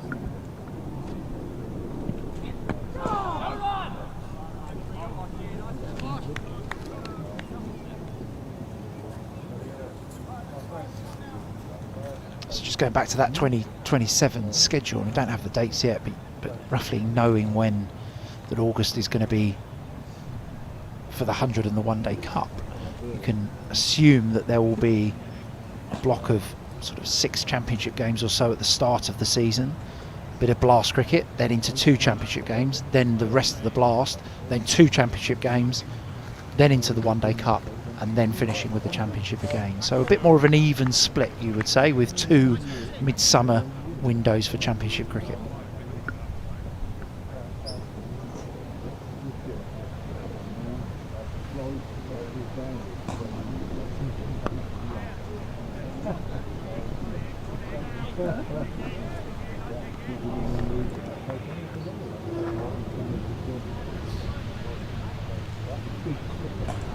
Ball that brought the edge in the last over, it was third slip had moved to Gully, and it still went to the away from the slips further than Gully, his right hand. It was the first one really though where I think the bounce had come into it, and that's obviously something that Merchant Taylors, that Middlesex and opponents will always look towards. What's the bounce like on the surface? It's renowned for having that little bit of bite for the quicks. It is, and definitely from the lake end. Higgins is from the Benham end here, down the slope. We'll see a bit more bounce as the ball goes into the surface, up the slope a little more. Probably a bit more skid from the end that Ryan Higgins is bowling from at the moment.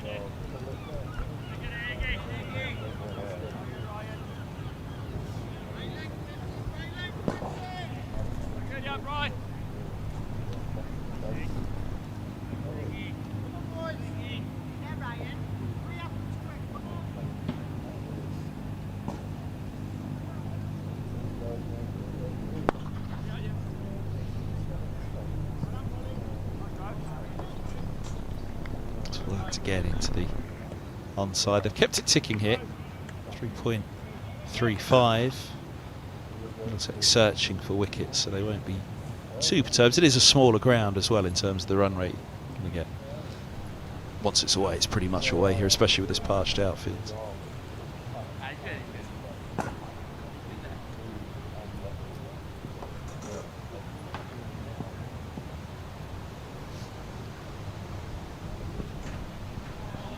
Oh wow, down the leg side that goes. Cracknell stood up, so he has no chance. By signalled, but it's the movement again.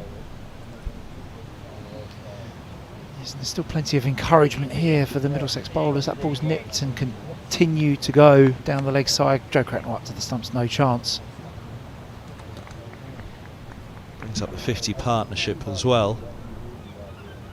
Tightened it up from the first couple of overs, Middlesex, but I think probably still they'll just be a little bit disappointed. They're not, whether it's a fraction fuller, but just a fraction tighter overall.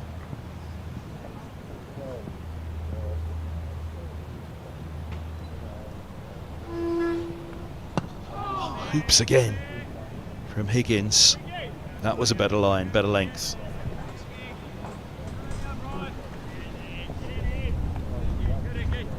Yeah, thick inside edge here from Crawley.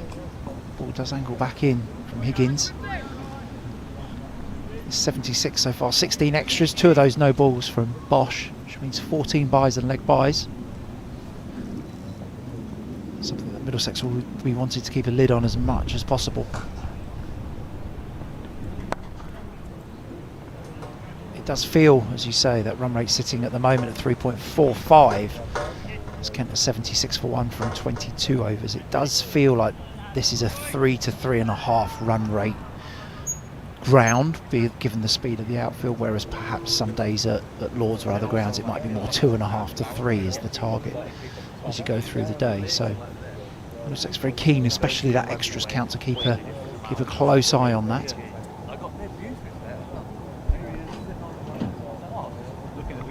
Coffee van in the distance. Been over for a coffee this morning, Coley? Yeah, managed to get myself across there for a flat white this morning. Just bought some for my friends as well, which was good. Producer Danny enjoyed his flat white.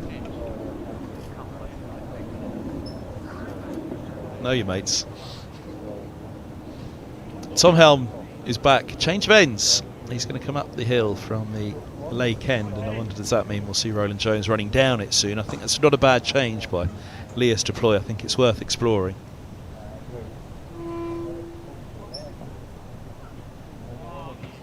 Look at that. said after passing the batter. It was a full ball. Tom Helm back on the attack from the make end. Yeah, we've got a view here from side on, and we do have a side on camera as well that we might be able to flick up in a moment, but it just does feel from the side that Joe Cracknell and the slip cordon for Helm here might just be a touch deep from our vantage point. We'll have a look after this ball.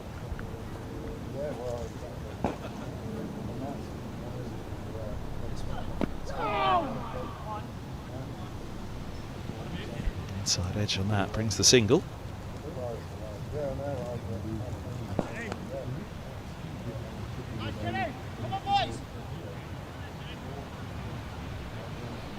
Joe Cracknell there, just walking to the right of your screen, just walking away from the batter. Zach Crawley. Just feel that one sort of double bounced to him the first one, and as you said, Kev, it was a decent length delivery that went through stump high. Just wonder if this cordon a touch deep here for Tom Helm. Width punished.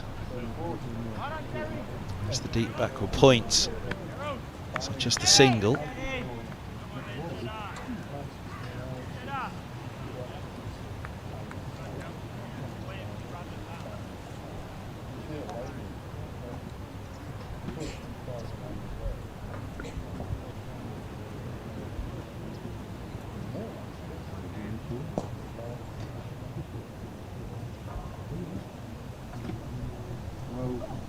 Oh, that's better. Goes through the gate. Might have just taken top of the pad, wide outside off stump, or whether it was bottom of the bat hitting the pad.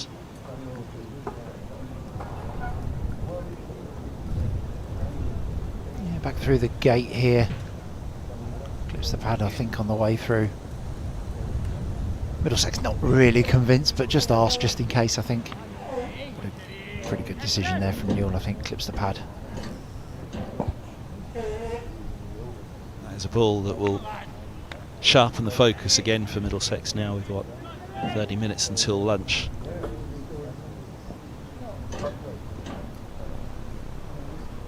And again. Well, it'll go for 4, but Helm's got something happening here up the hill.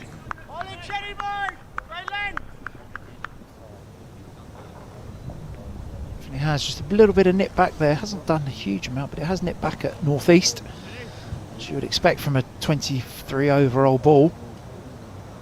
Ball races away again for 4 runs. I think it will be interesting to see how Roland Jones goes down the hill now. Helm's doing it at both ends.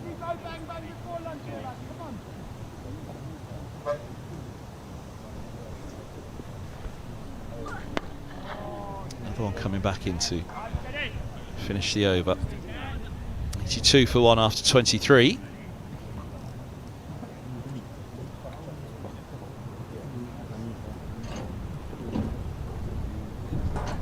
Change it is, it will be Roland Jones. Higgins, number 17 from his 5, asked plenty of questions. With the best economy of the day. That'll please him as well, because he's got the wicket, he's got the best economy, and he's been in the hunt all the way through for the wicket. So I think those figures are a true reflection of the day so far, which is really good to see from Helm. But I think this spell now is quite crucial. If Roland Jones can roll back the years at the Benham ends, this is the end where year upon year he used to do so much damage here.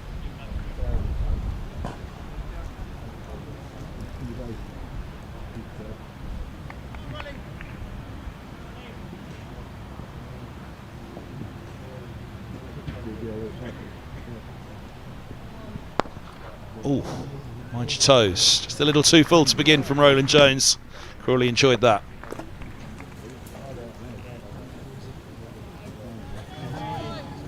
Just a bit of a full loosener from Roland Jones there. Kitchen sink thrown at it by Zach Crawley. Very well controlled up the slope for 4 runs. Ball races away again. Into the advertising boards.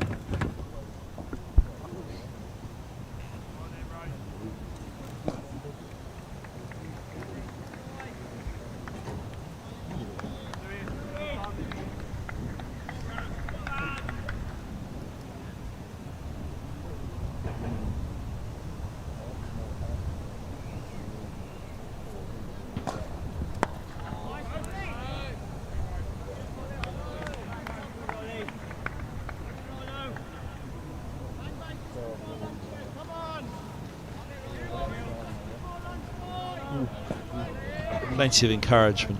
We talk about just one ball putting something in the batter's mind. I think what Roland Jones would dearly love here is just one to go away from Crawley. He's been angling in all morning from the river end.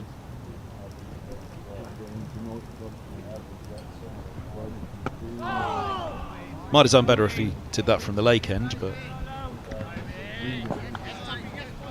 it is a lake, isn't it? Yes, without a doubt. Never actually ventured out there. The Middlesex's first game was down at the lake end at Old Merchant Taylor's School. Played a T20 against Hampshire and then a 4-day game which sadly was washed out against Sussex.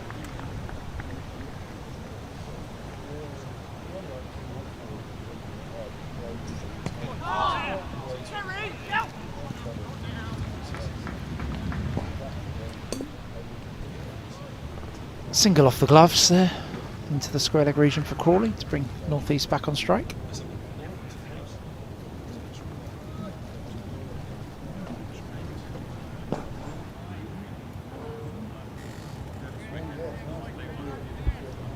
So that just hit Crawley on the bottom glove there, just removed his right hand from the blade. Tiny bit of bounce for Roland Jones.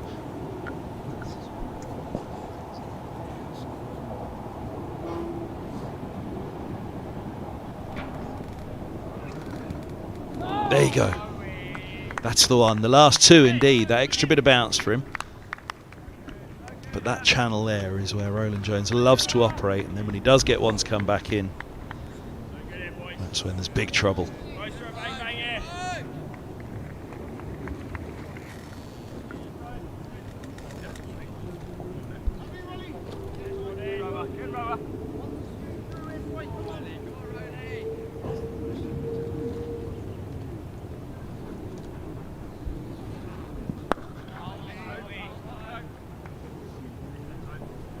It was a good over. Just went too full to begin as he changed ends coming down the hill.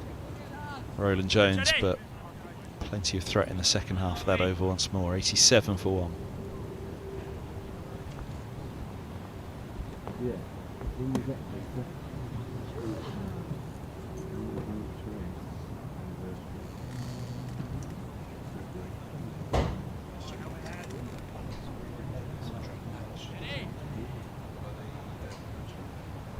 There's the kids playing in rugby in the background at the top. I think we saw the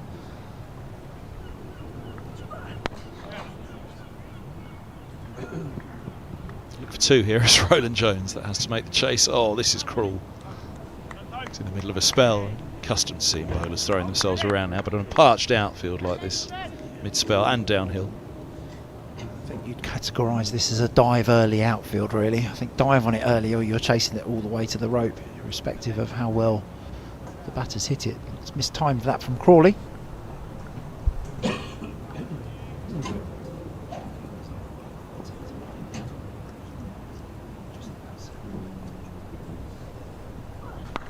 Oh, now Crawley's got hold of that.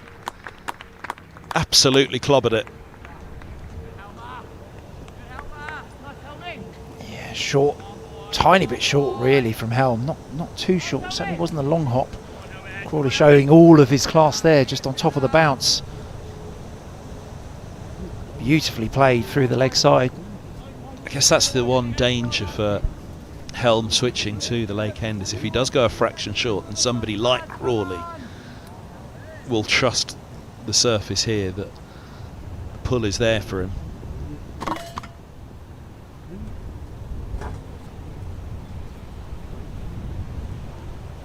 Would be a trust that Crawley wouldn't have when Helm was running down the hill from the Benham end, but up the hill. 74 balls into his innings now. The way that he sees the ball early and times it. No doubt about it, when he's in full flow, Crawley, it's wonderful to watch.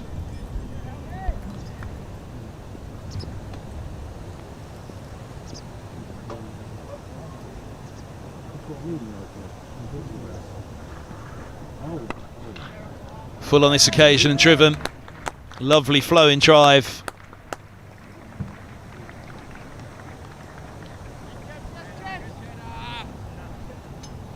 And the opposite to the previous boundary, this one full and wide from Tom Helm through the offside. Lovely traditional extra cover drive there from Zach Crawley, showing all of his quality.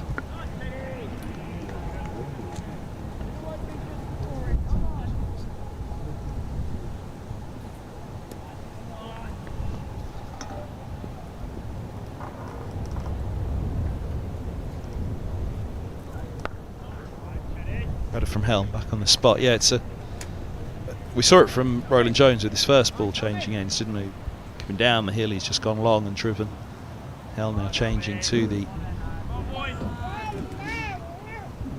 Lake End, and we did see it from both this morning. Just a couple of overs that it took for them to adjust to the ends they were at, and now the change. Just slightly seen that again from Helm in this over, from what have been exceptional figures all morning.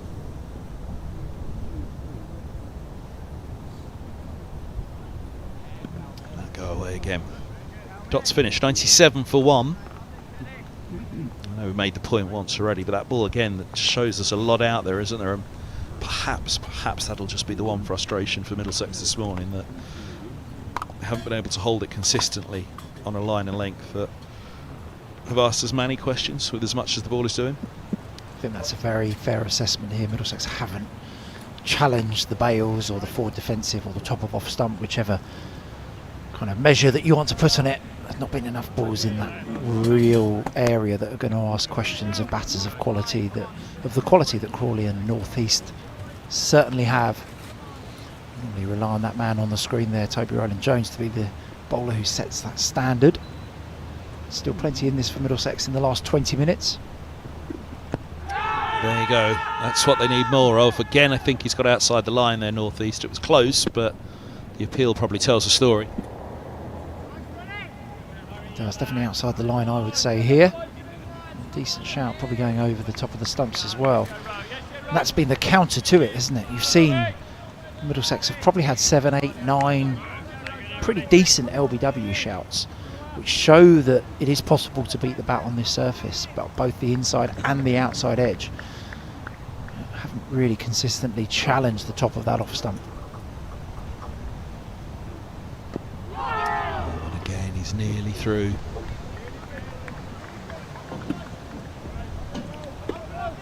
Whether it's just his own rhythm, muscle memory over the years at Merchant Taylor School, it feels as though he's got just a little bit more happening down the hill here, Roland Jones. Yeah, there is a bit of a breeze. You can see it blowing across Toby Roland Jones's shirt as he walks back to his mark. So that wind is going from offside to leg for the two right-handers, meaning that if Roland Jones can get it somewhere close, it's going to be threatening the inside edge. Lovely, lovely shot. Shot of the morning from North East. It brings up the 100 as well. Lovely on drive here from Kent's number 3. Roland Jones full and a tiny bit straight. But a beautiful piece of timing from Sam North East. Takes the Kent score past that 100 mark.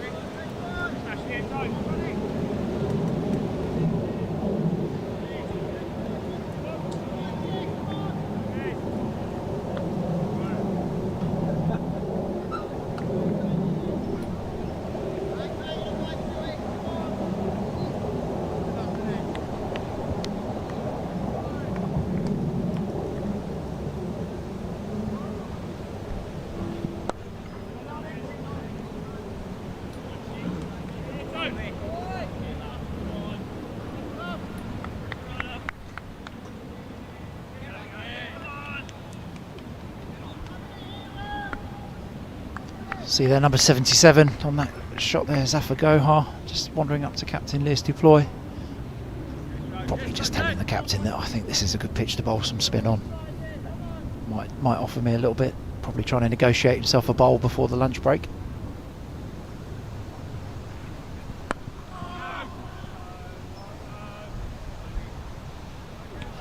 mentioned that Middlesex perhaps not quite the best 101 for 1 at the end of the over in this morning's session, but equally Crawley and North East deserve a lot of credit because they have been challenged throughout. As you said, Helm, Spell, Roland Jones from the beginning, Bosch and Higgins. Bosch was finding some good movement from that nursery, and there was plenty through the air for Higgins. So there's been a lot going on out there, and of course there are days when you do get it perfectly right, but the opposition come up better. I think credit here to Crawley and North East has been, as you said, it has offered some movement when it's been in and around the top of off stump. They've ensured that they've scored heavily when Middlesex have missed either straight or wide. And there's a good example of it again. That's challenging the off stump from Helm. Crawley just drops a single.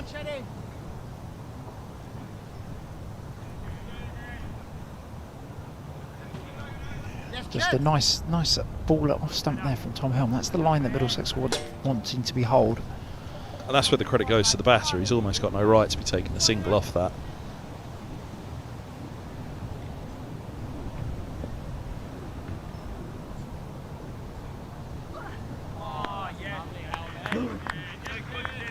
That's the Tom Helm that everybody knows. Just that pace, bounce, rhythm.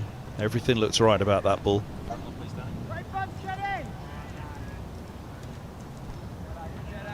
Yes, this is that delivery that clicks for Helm and carries through beautifully to the wicketkeeper Joe Cracknell there. Plenty of encouragement from Middlesex's seamers.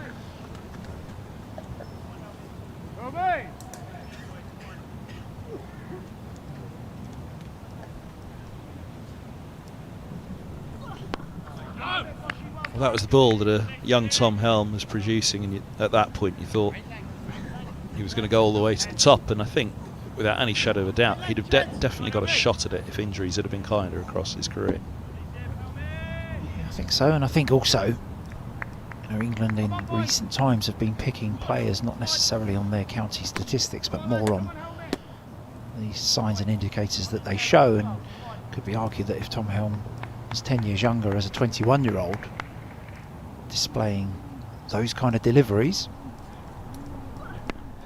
that he might have been entrusted with an international call-up perhaps earlier. Wonderful watching Ben Stokes bowl the other day, wasn't it? It came out on the wrong side with Durham because of the brilliance of Luke Holman and Tom Helm with the bat. But that ball that he bowled to Josh DeCary's at the start.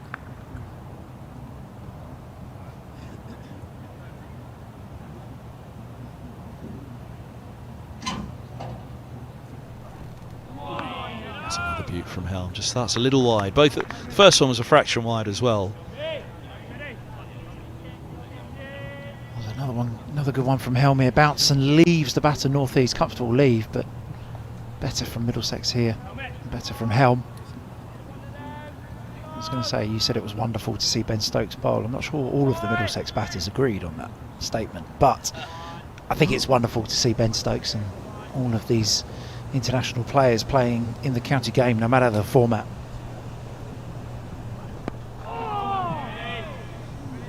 Dots a finish, but that was another question asking delivery from Helm at the end. 102 for 1.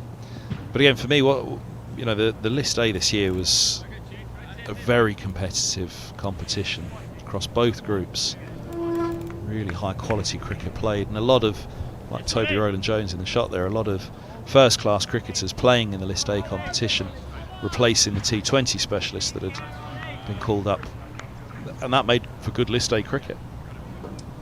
It certainly did, and obviously there was a change in the regulations for the 100, so one more overseas player per team, which meant one less domestic player. So by default there are 8 players playing. Beautiful from Roland Jones. There were 8 players playing, in theory, in the One Day Cup that 12 months ago would have been sitting in the 100, perhaps not playing. So definitely a stronger competition this year than in previous years, without a doubt. And as you say, men like the one on your screen there, Roland Jones, being a regular feature in that competition, can only make it better.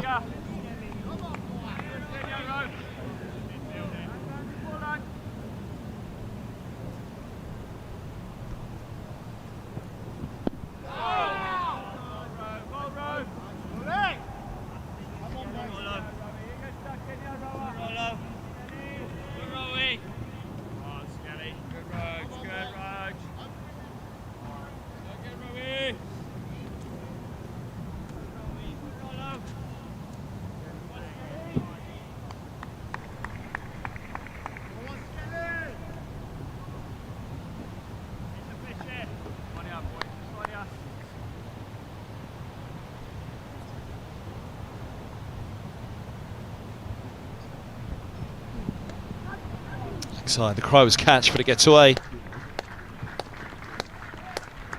think there ever was a chance. 50 as well for Crawley. 51 from 81. He raises the bat around the school, and there it is. 110 minutes, 81 balls and 8 fours. Very, very good knock, and chanceless. The ball that's doing a bit. Not too many alarm bells for him. Yeah, he's played well here, Zach Crawley. Watchful when the ball has been in and around the top of off stump. Scored heavily when Middlesex have missed. Dominant innings from Kent's opener.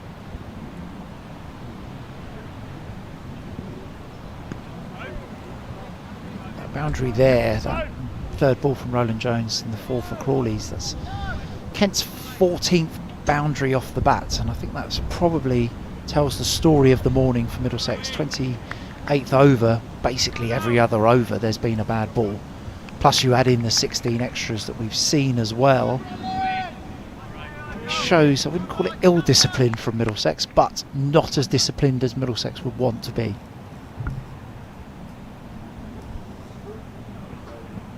Oh, again, that's the ball for me.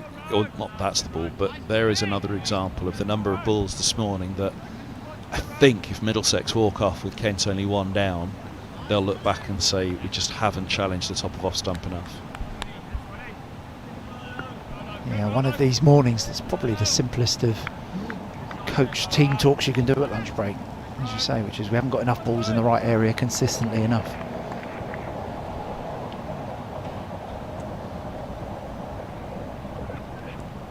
Oh, and again, there you go. A nod of the head from Crawley. He's just past 50.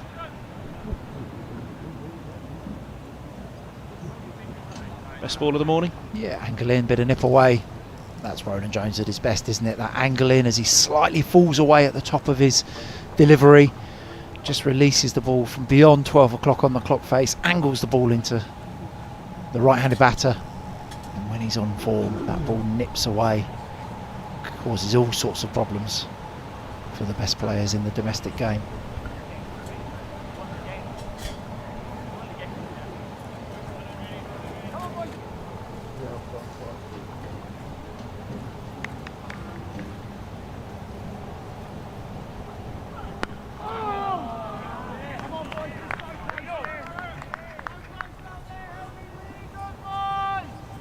Don't get old. Picked up a Holden there at cover, back in the whites for Middlesex after being a part of the Manchester Super Giants squad who won the 100. Obviously made 1 appearance for Middlesex so far in the One Day Cup.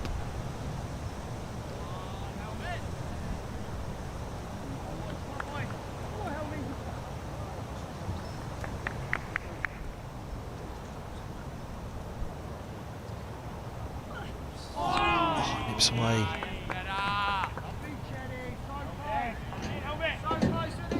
Yeah, this is better for Middlesex. We saw Roland Jones challenging Crawley in a similar area in the last over. Northends has had a little push at a few of those outside off stump this morning. Challenge here for Helm now to back that delivery up.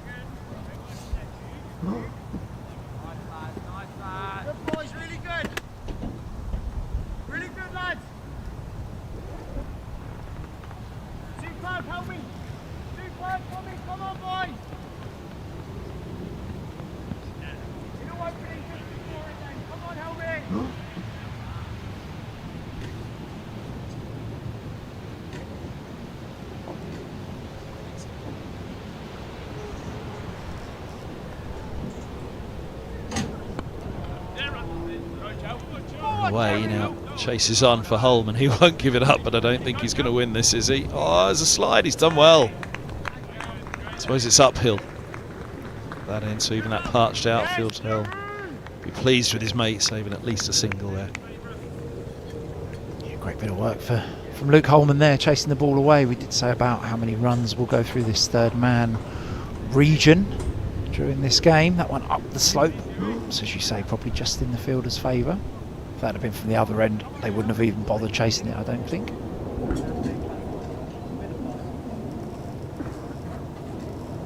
Oh shit.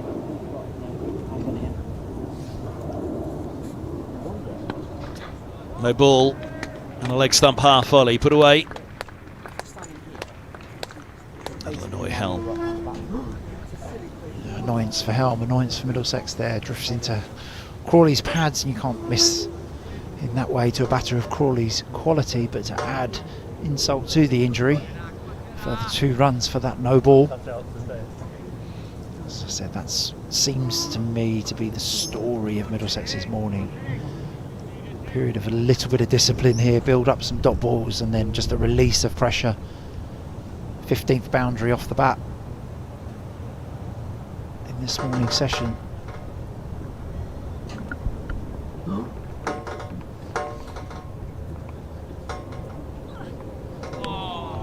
Goes. It was short and wide, but it kept going.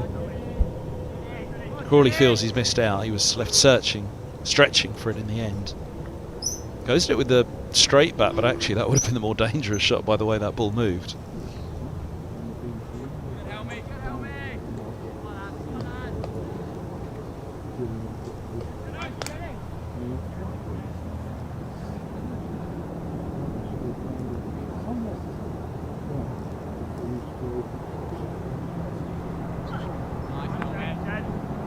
Finish the over on 15 for 1.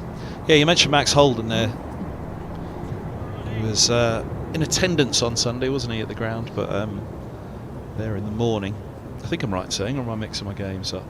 No, you are. Yeah, I spotted him in sort of stealth mode, sitting amongst the members just before the start, and pulled him in to go and say good luck to the lads, and they were delighted to see him as well. Max played the one game for Middlesex in the One Day Cup at Derbyshire, but was desperate to play, obviously, when not involved with the Manchester Supergiants. He was desperate to play for Middlesex, but rules and regulations prevented it, unfortunately. That first game, or the only game that he played at Derbyshire, that was his first game of cricket since July 12th, when he lined up for that one.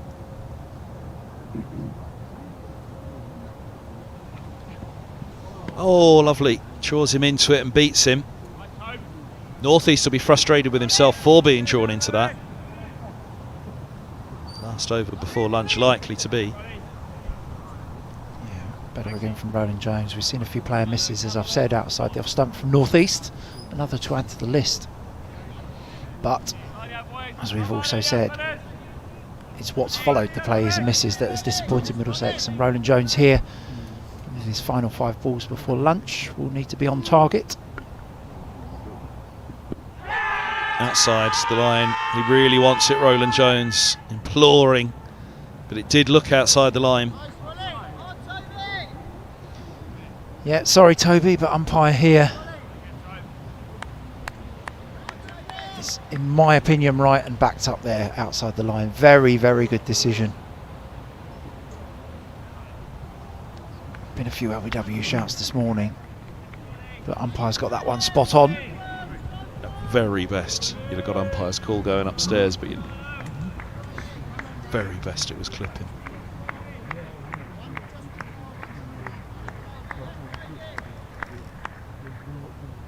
Feel a little out of frustration, I suspect.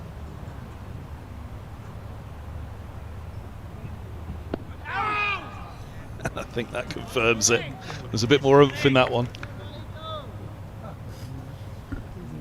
But we've often seen this with Roland Jones over the years, hasn't we? He almost needs a bit of a battle going on to get himself into it, and to see him fire up. He's chuntering away to himself there. He's unhappy with the umpire at the moment, but Northeast will be the beneficiary of this rage that Middlesex's fast bowler's feeling here.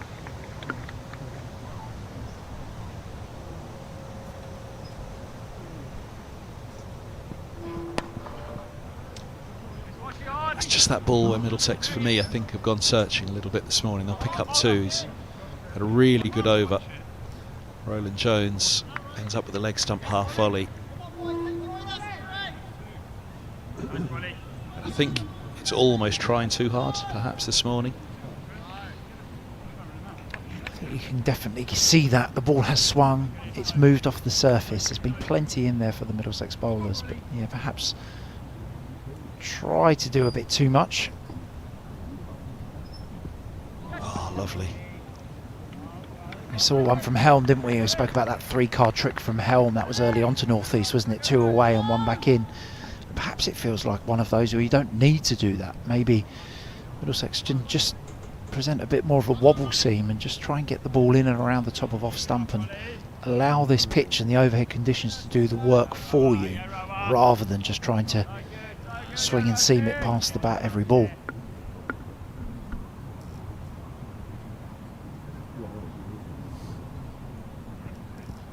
Look at that in swing.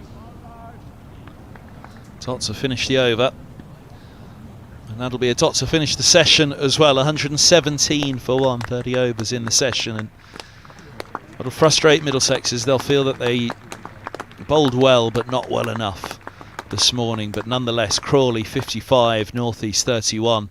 They've batted beautifully, as Compton had started well as well. He fell to the second of 2 big LBW appeals. Helm probably the pick of them, but Roland Jones coming back well. Thanks to Alan Coleman for joining us this morning on the stream. We'll be back in just under 40 minutes. The live stream here brought to you in association with Daffabet, and Kent will be resuming after lunch. 117 for 1.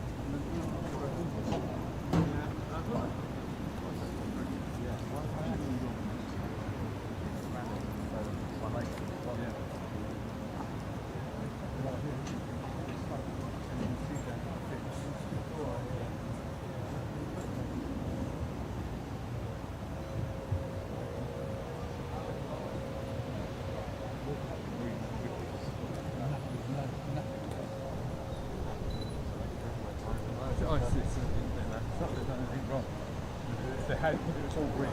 Done something. Yeah.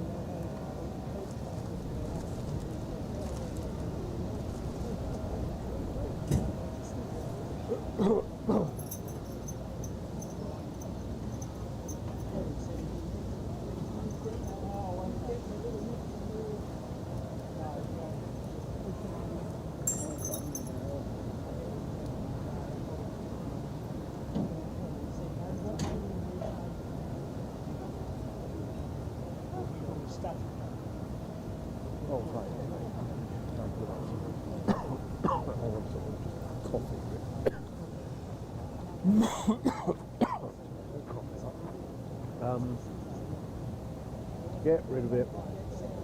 Now, you've requested a walk on the 9th, and is that the day we're going for dinner?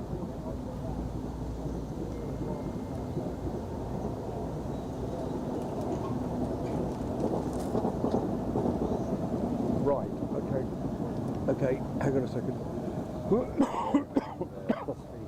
So, Yeah. Certain of their votes do you want to invite the people coming from dinner to come on the walk? Yeah, because when I saw Tony, he had a Weatherspoon's bucket. No way they do that. Which I thought you might have got dinner doing, but apparently Okay, yeah, we'll draw off Dominic. Might be nice. And then,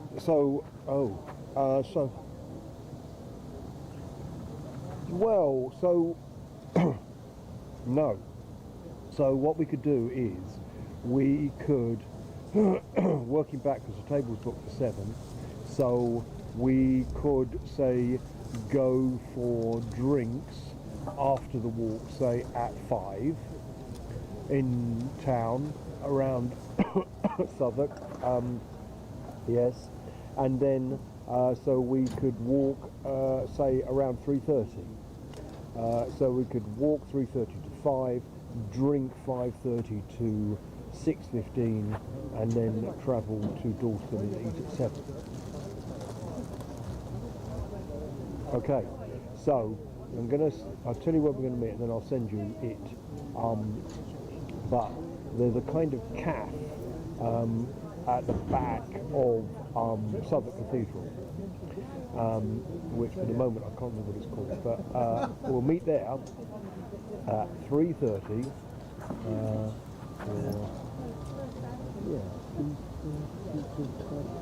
3:30. Meet there at 3:30, and you can invite. You can invite whoever you like, but invite Brian and Nigel and Dominic, and it'll make a bit of a day of it for everyone. Right, lovely, okie dokie. Any other questions at this point? Okay, so we're going to see you at 3:30, and I'll send you the address. It's the cafe attached to Southwark Cathedral. All right then. Well. Yeah. quite a way out. Yeah, I think it's basically bought the land and built, and I did it. Oh, you can go round and just go back. Yeah.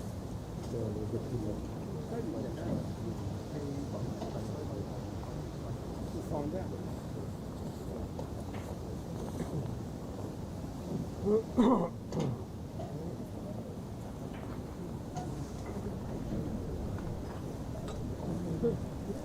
I reckon that's as far as you can get. You probably can't get past the bit behind the pavilion. Go back? Right.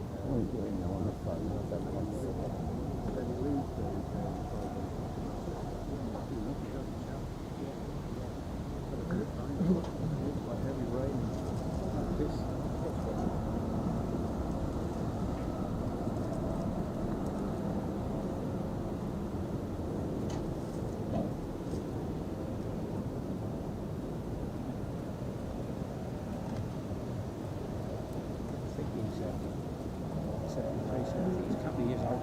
Is he? Like 74 November. Got mixed in his 70s, isn't he? Yeah.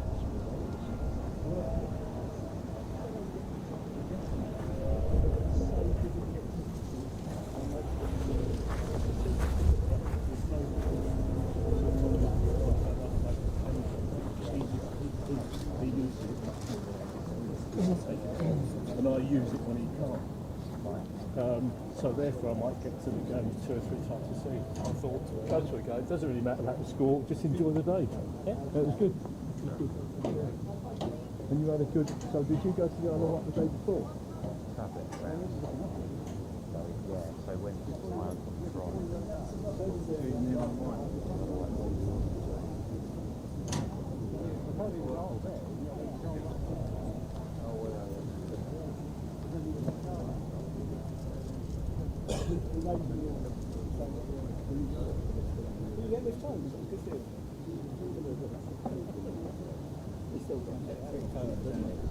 Yeah, obligatory phone.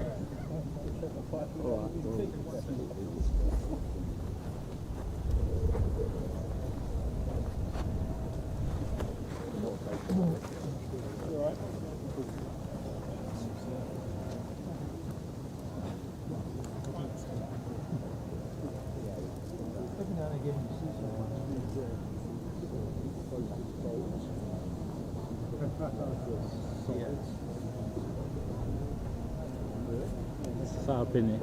Yep.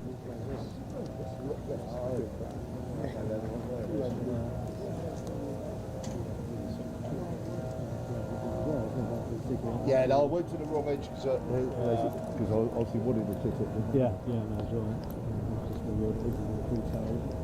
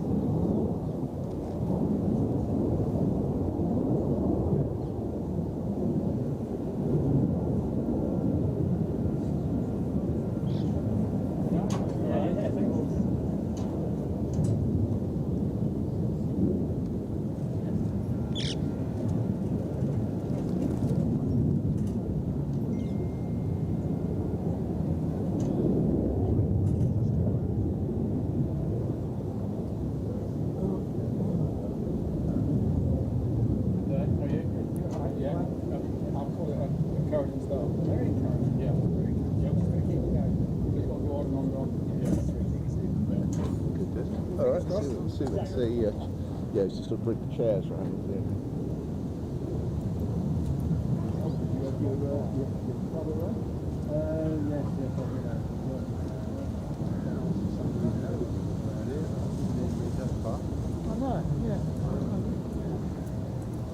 A few faces that I recognise. I'm not sure this is, this is someone trying to come. I'm sure there was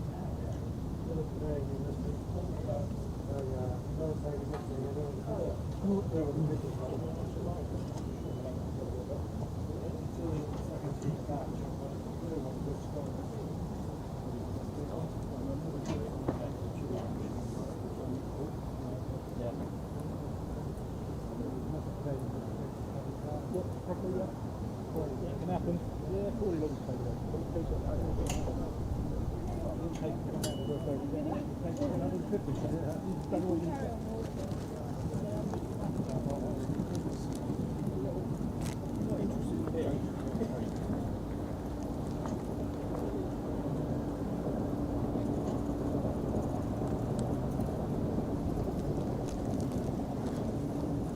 can you play in the net?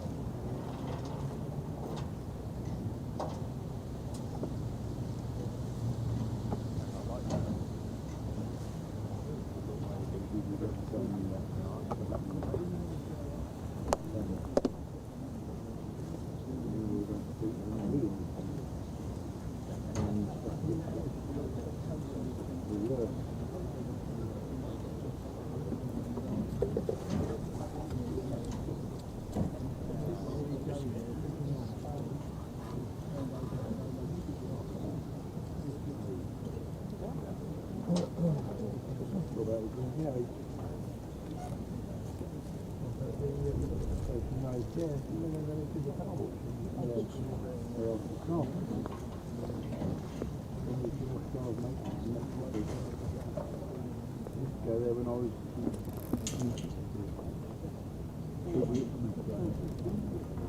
whether I can have to do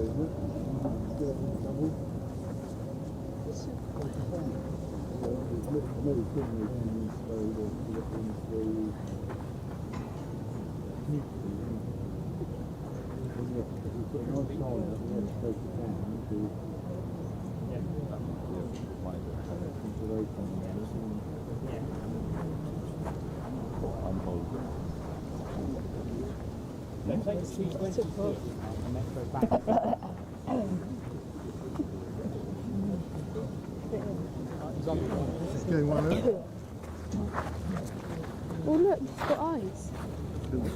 Yeah. There's a crucial about it, doesn't it?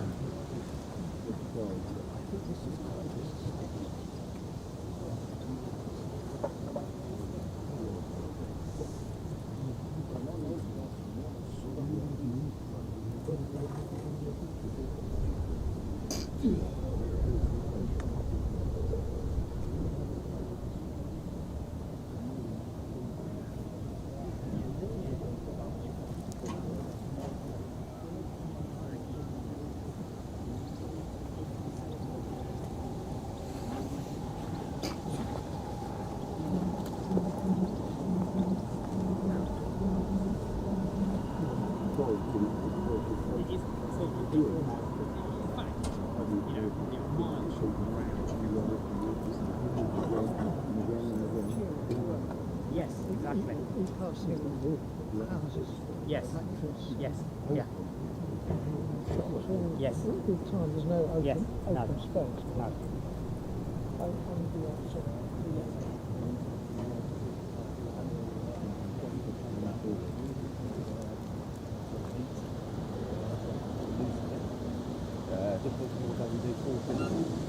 On the outside. Because it's so old, we need to break like concrete. Oh, no. You can't move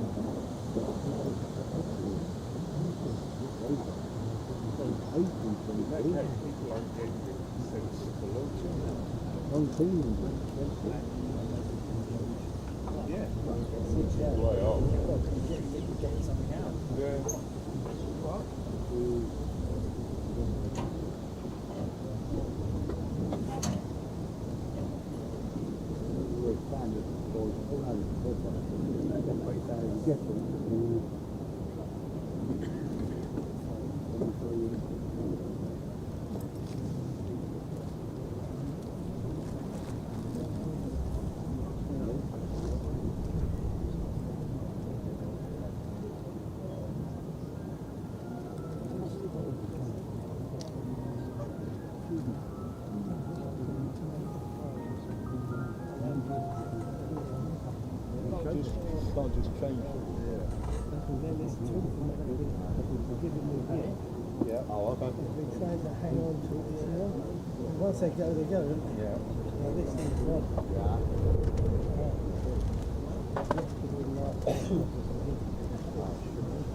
Oh, I see.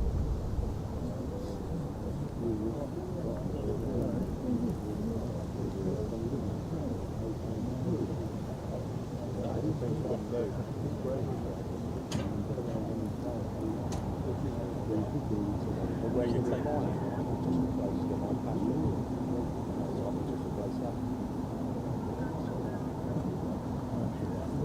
I don't know what we can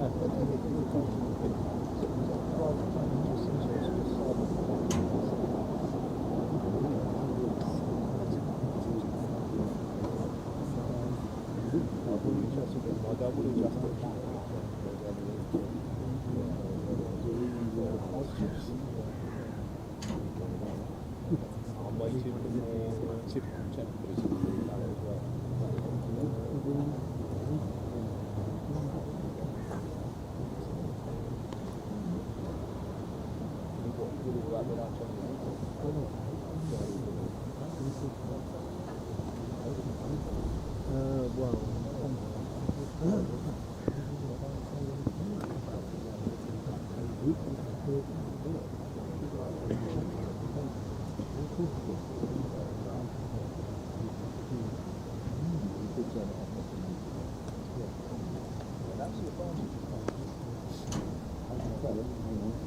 I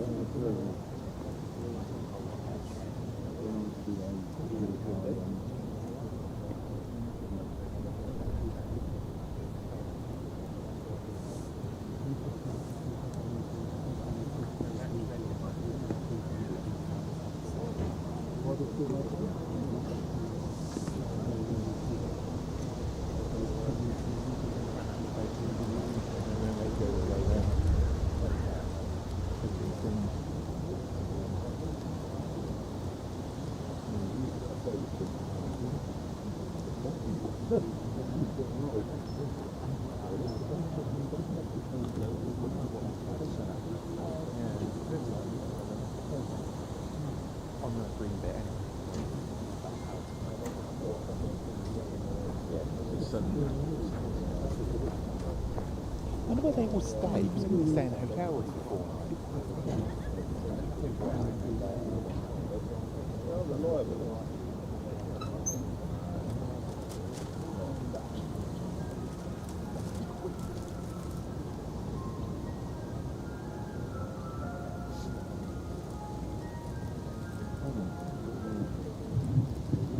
As you may have gathered, there's been no play in the Headingley Test match so far today. Further pitch inspection at 1:45.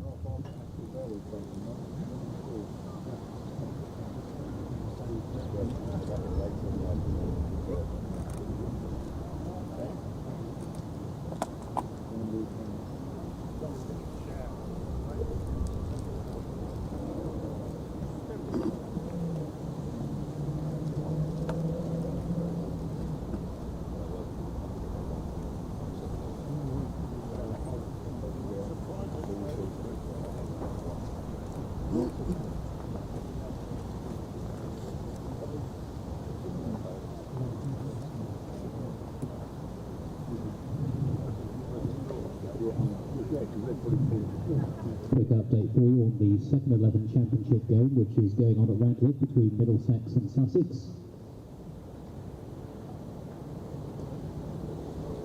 Middlesex second 11 currently leading by 129 runs with 6 wickets remaining. They made 379 in their first innings. Sussex dismissed for 457, and Middlesex on second innings currently 207 for 4.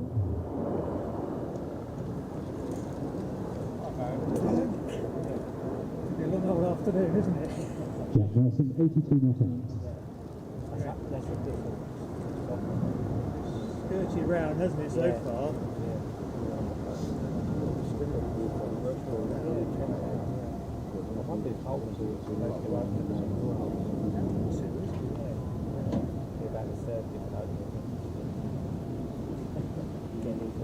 I don't think Geddes is an amateur. He goes harder than Paul. Give him a chance. Obviously, he's a wicket weight before the not soft hand play. You're watching me really hard hands at the ball all the time.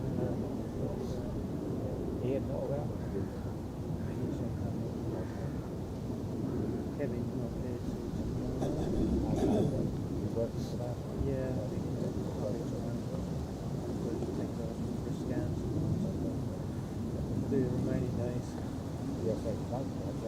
Yeah, luckily with all this trains and there was one waiting for me this morning. I was quite fortunate. I got to the station, I saw this sign. Is it going to be worth it? I saw the children one going, there's no use for me because that doesn't stop at Ball Park. We just have to go to Harrow and try and come back again. Luckily then, I saw something, so there was an amateur train waiting in the returning to the middle, umpires Mark Newell and Sorenburn Shanmuga.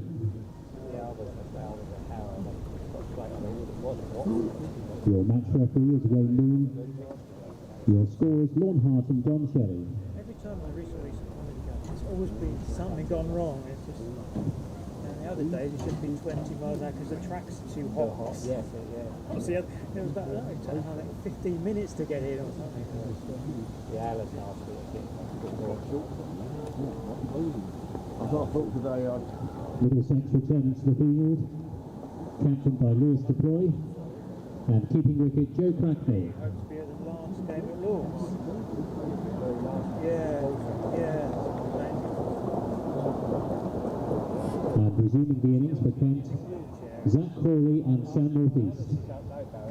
I know someone who lives in this shape. I can't think of his name. Sits down there, doesn't he? Yeah. Can't think of his name. Yeah, I'd say. Bowling from the lake end, Ryan Higgins. He said they say he says the season Zach Crawley on strike. Earlier on they said they were to get into cricket and have to have a wheelchair. Well, good afternoon, everybody, and welcome back to Radlett for the second session of the first day as the championship resumes this final running of 6 rounds of matches. Live stream here at Merchant Taylor School, brought to you by Middlesex in association with Daffabet. I'm Kevin Hand, taking you through the afternoon session. And it's Ryan Higgins who's going to open us up. A good morning for Kent, who won the toss and elected to bat. Middlesex probably feel they need to tighten it up a little bit. This man is rarely off the line.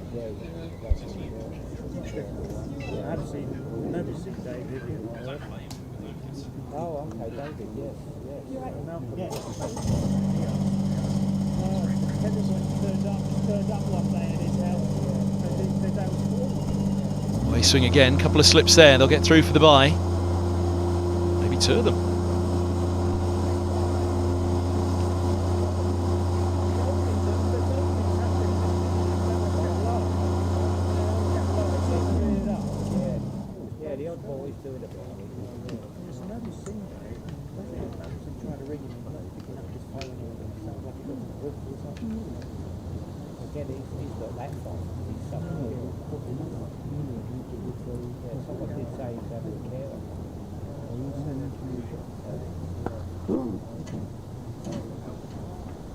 With this time it'll be a single. Yeah, probably end up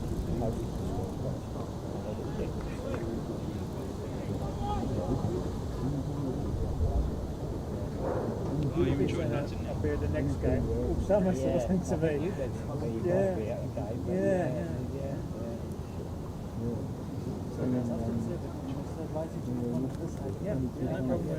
Right now you're fine. Okay, yeah. We're all going to be. I'm going to go in there in a minute. That's fine, just letting you know.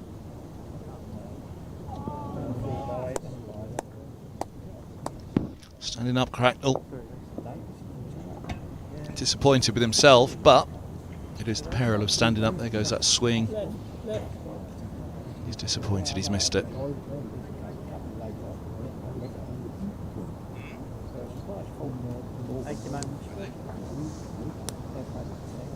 I just clipped the glove as well on the way through as it hurt his fingers, Cracknell. He's out for a while because of broken thumb.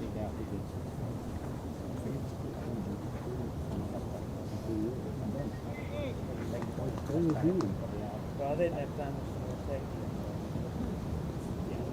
they won the championship game or whatever. John said this was the first playing in May, he's sitting in nets, he has to sit them before the new term starts or whatever, so this was the 13th March. So they used it as a way of resting him, take some exams or whatever. They've done it before with the young boys, they bowled them into the ground and that. Like that, bowl them. Finished, don't they? By the time they're 21.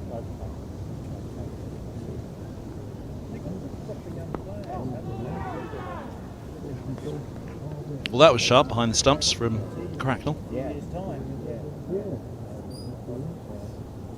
Middlesex will need to be sharp this afternoon. It was a little bit off this morning, only a little, but enough that will have frustrated them.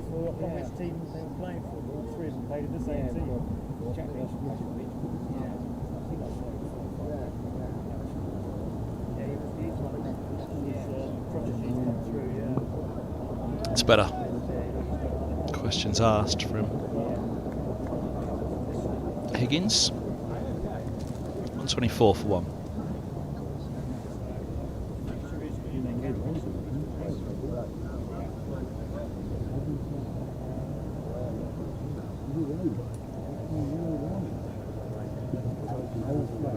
Bowling from the Benham end, Ethan Bosch.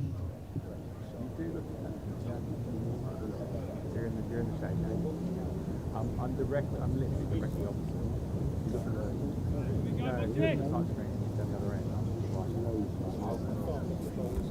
So it'll be Ethan Bosch from the pavilion end, running in down the slope to the interval.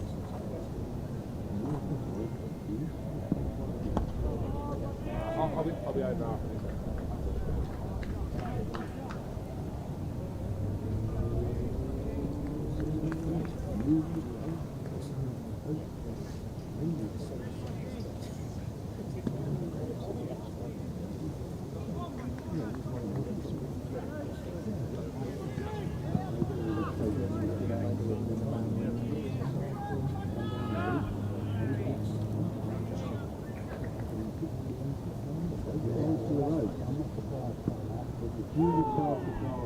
That's good from Bosch. Oh! Have a look at that. On the walk, out of the crease, and back.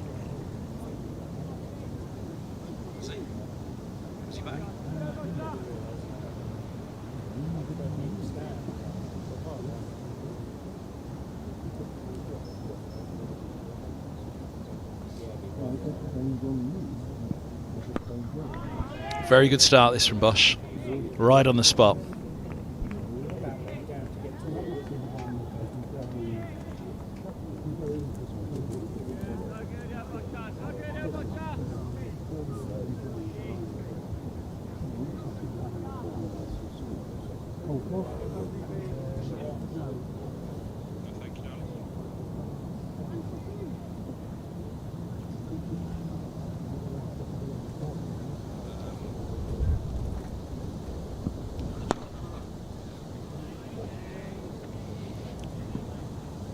A little fuller through the drive, but watchful from northeast.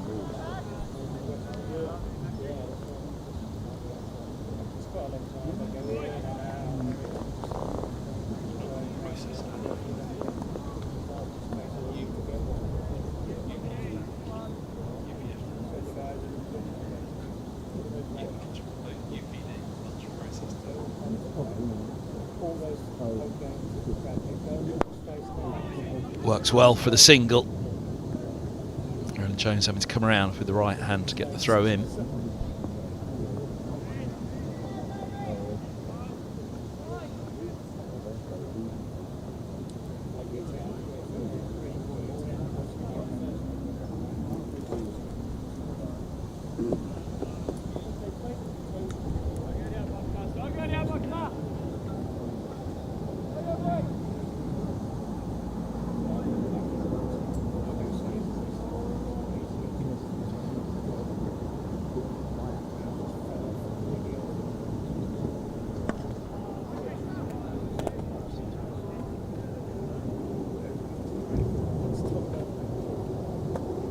Excellent opening over after lunch from Bosch. 126 for 1 Kemp.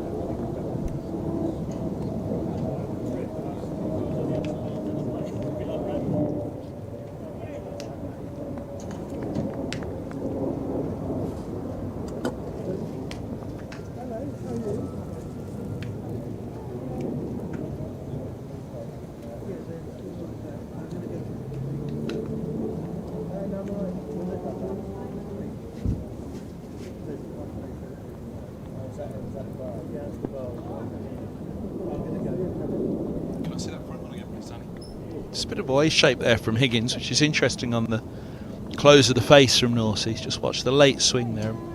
Actually, maybe it just wobbled on the sea. Maybe it wasn't as much swing as I thought, but Higgins interested, and rightly so. How are we doing on those coffee bag?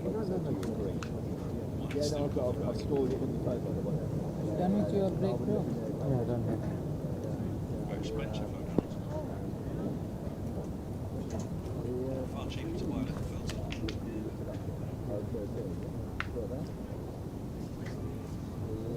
Yeah, but cheaper to buy a little filter for yourself.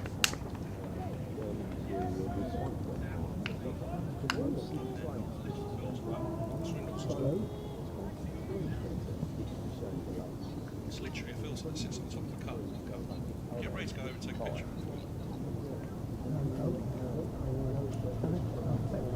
Leg side again.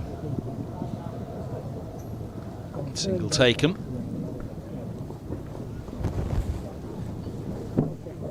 Half a minute in there, right? That's what you're ordering. No, I'm going to.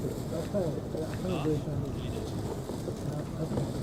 I'll keep seeing the song.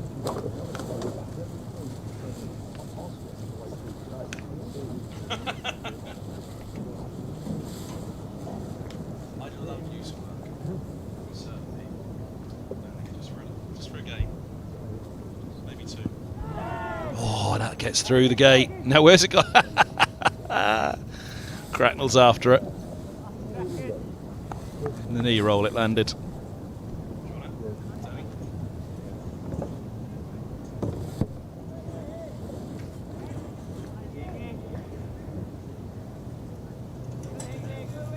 No, wait, I've turned the date on. It hasn't come through yet. They often take some in that.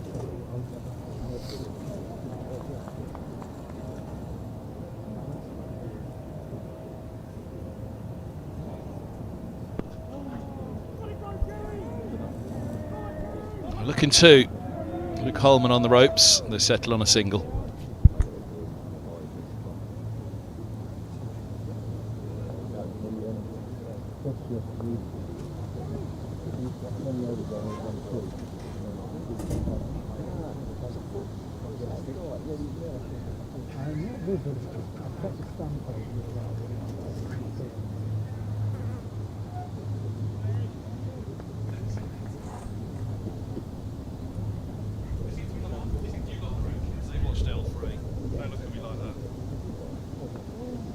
Tots finished over, a couple of singles, 128 for one. Well, sometimes it takes a minute or two to finish the transfer.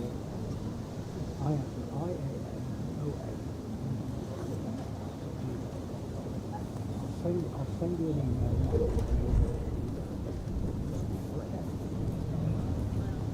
Yeah, that I will do.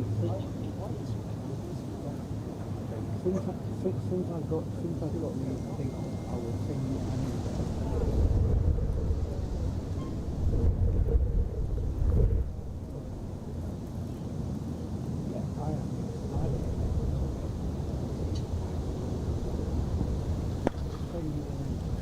Drawn into the drive again, it gets through. Chase on for deploy, which he'll win. Bobbling surface down in front of us. Couple more taken.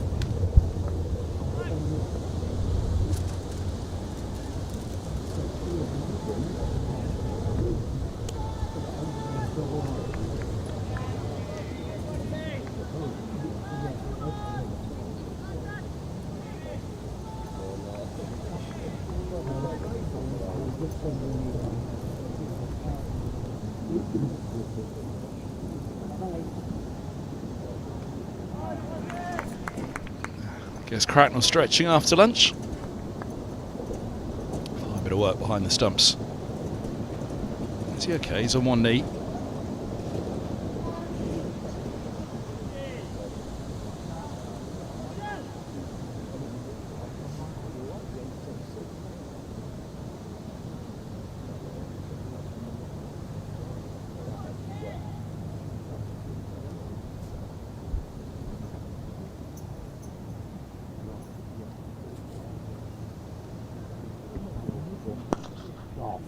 Well, that is absolutely wonderful from Crawley. Sound off the bat. That would have felt good.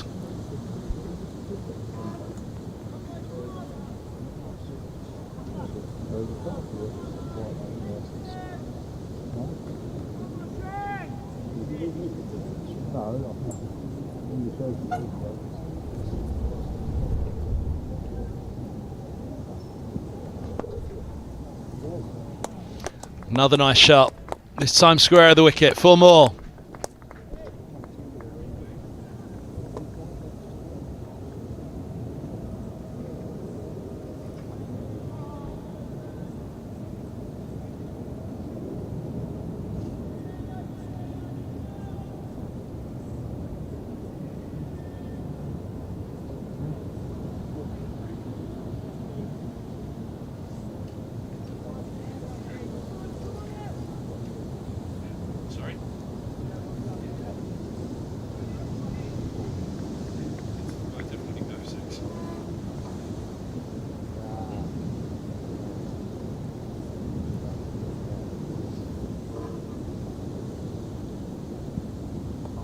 short, and around the corner it goes. He hasn't got hold of it.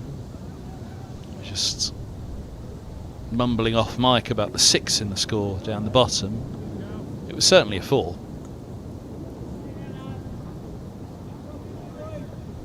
So the question, but was it a no ball as well? But that would have been indicated NB on the top if it was.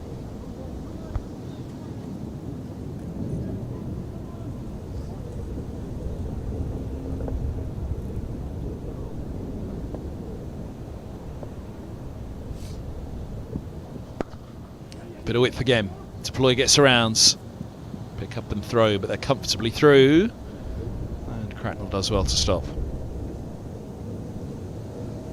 Singles finished the over. By my estimate, there was 12 off that, but we'll check what was going on with that 6. 142 for 1. I'm not confidently telling you, but we'll go with it.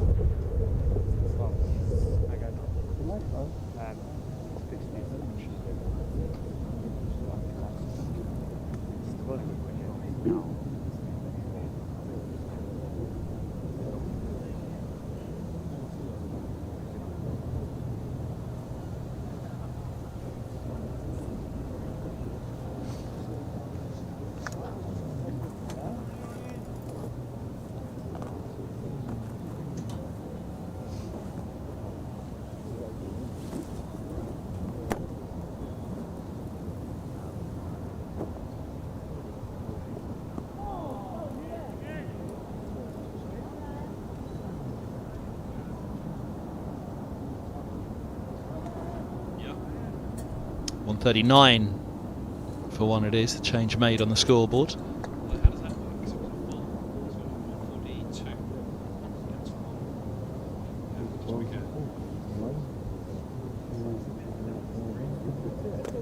Yeah, that's what I mean. 39 to 8. Oh, now that was off an edge. Way low it goes. Robson with the chase. Unpleasant chase as well up the hill. Turn for 3. I think the score will soon read 143 for 1 because that 6 has come down to a 3 when it was definitely a 4.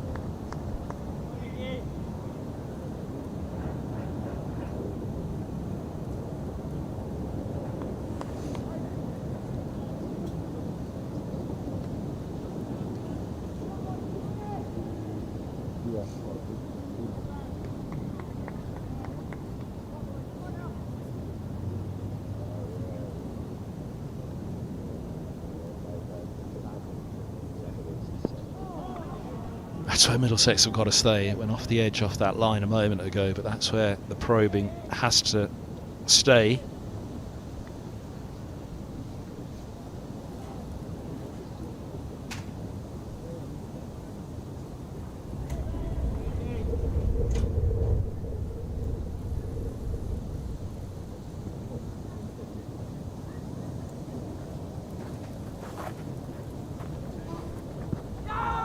Onto the pads. But it's leg side again. He started the appeal, Higgins, but it wasn't there.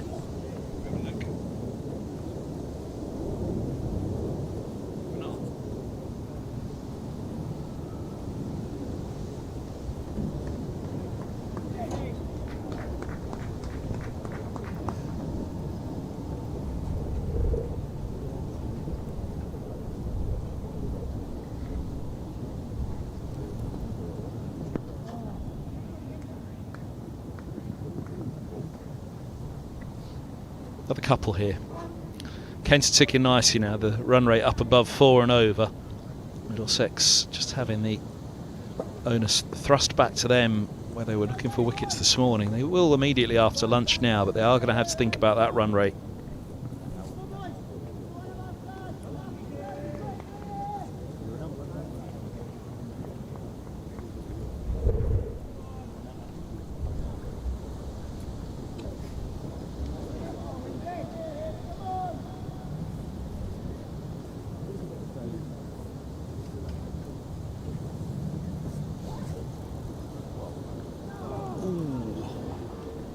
Still there for them.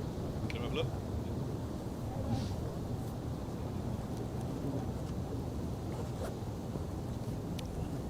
more than the line and length, really. Angle back in, a little bit of shape.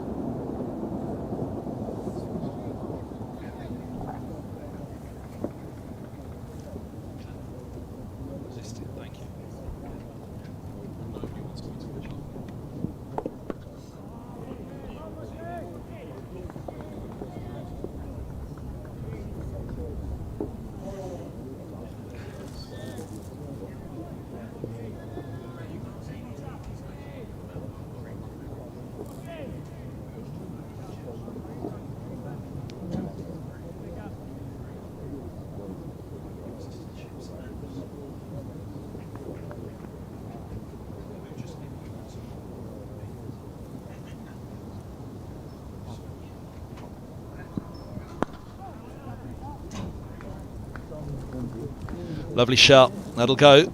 It's coming over towards us in the tent, and it's another boundary.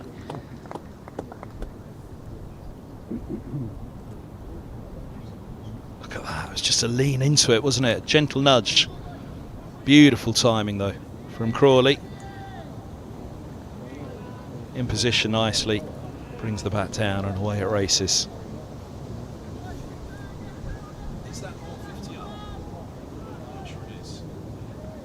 Just waiting on the scoreboard.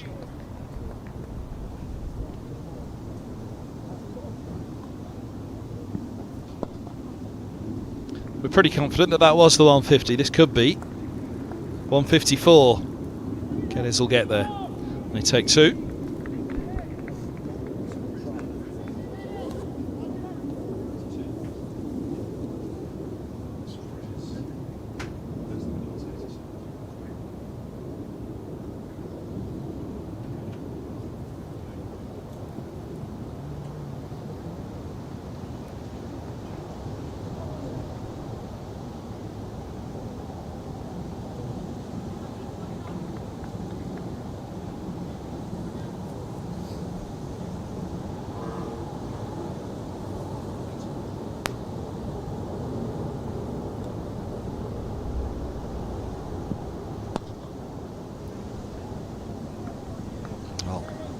Runs are coming all around at the moment. Middlesex are going to have to try to dry these up.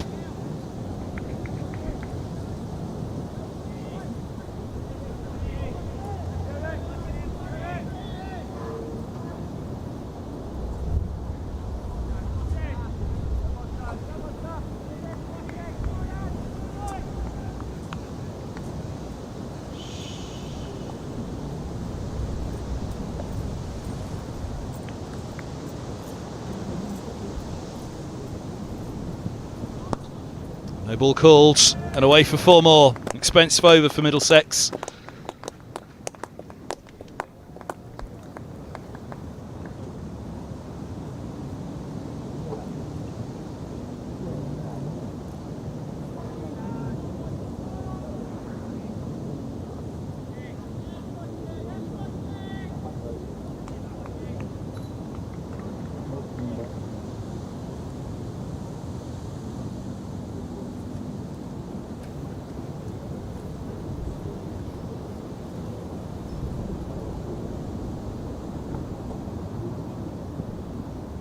That's better.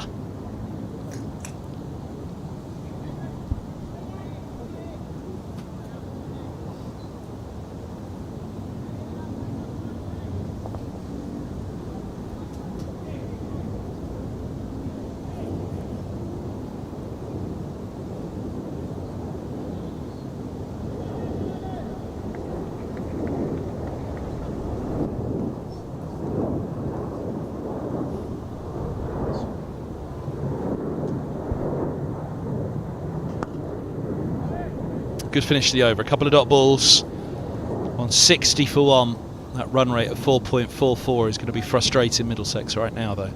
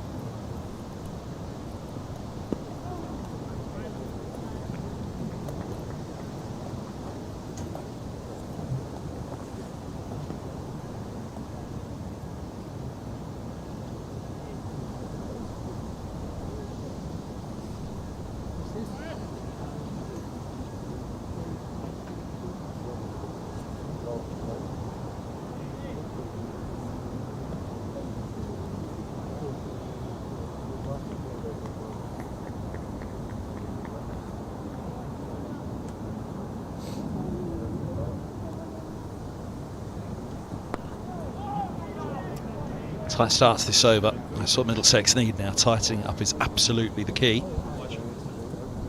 Just filled in a little bit overhead. You see that trail? Actually, that's a beautiful shot, isn't it?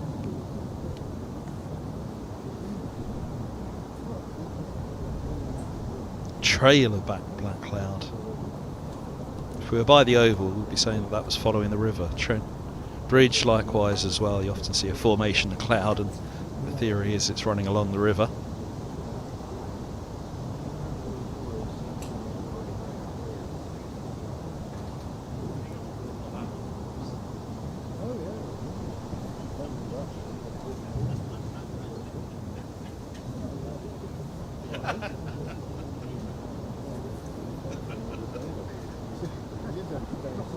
Oh, Jaffa! Beautiful from Higgins. Swing just in the line.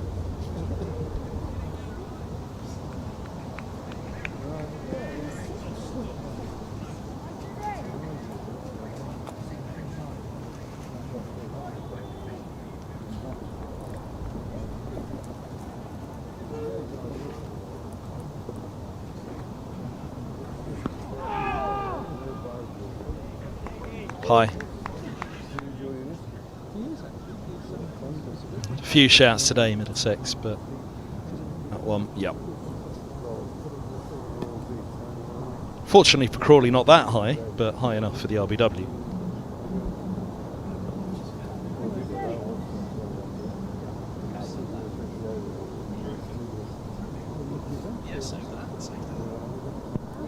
Oh, bats. Oh, and just short. Inside edge onto the pad. Geddes with the dive. Look at Higgins' face. He was so close here. Would have been going up for the LBW if there wasn't the inside edge. Then with the inside edge, boy oh boy was that close. Gave it everything. Geddes. And he was all but there, wasn't he? Just handball ground, meeting at once, diving forward. 161 for one. And it's time for Zafar Gohar. A bit of control from the Benham end. Here's Deploy looking for. Change of bowling from the Benham end, Zafar Gohar.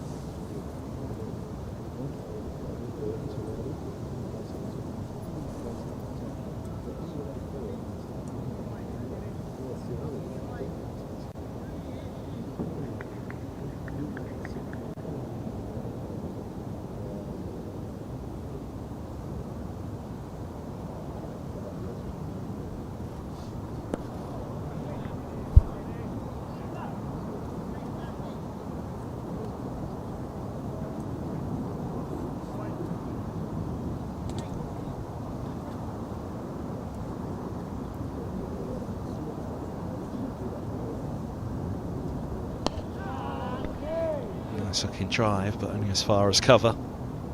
That's what Gohar will want, though. Having them searching, stretching slightly on that drive.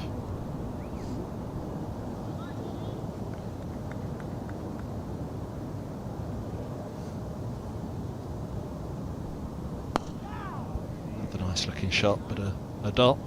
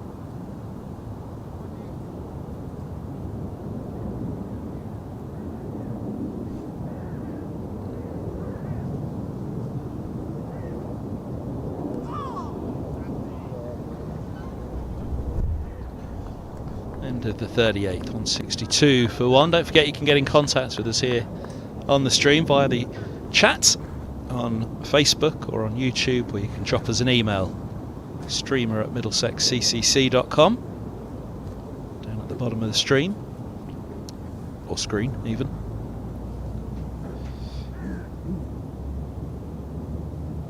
Any questions you may have? I'm trying to paint the picture for you of Merchant Taylor School here, just outside Watford, Northwood.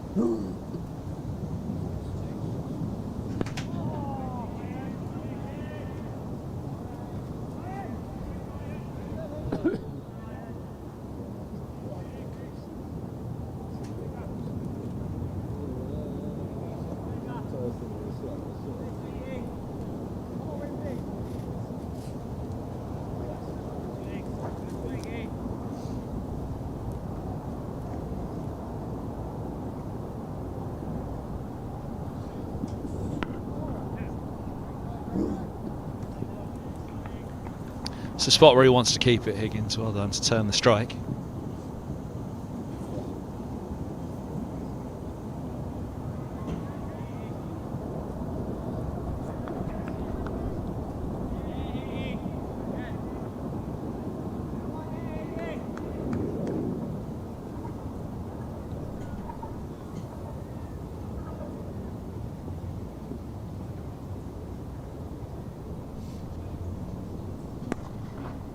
Bump back to the bowler.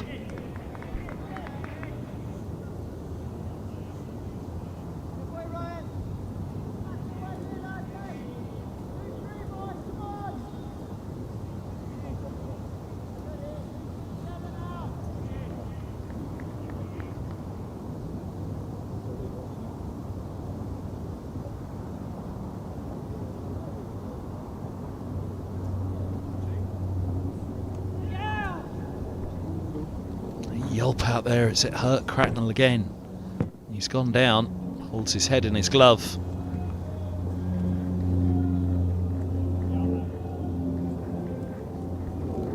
Just the clip of, oh, that left finger.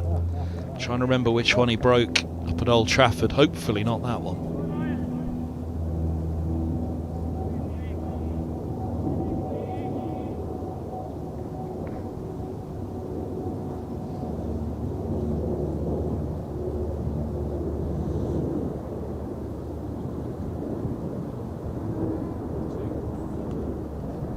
Edged and gone.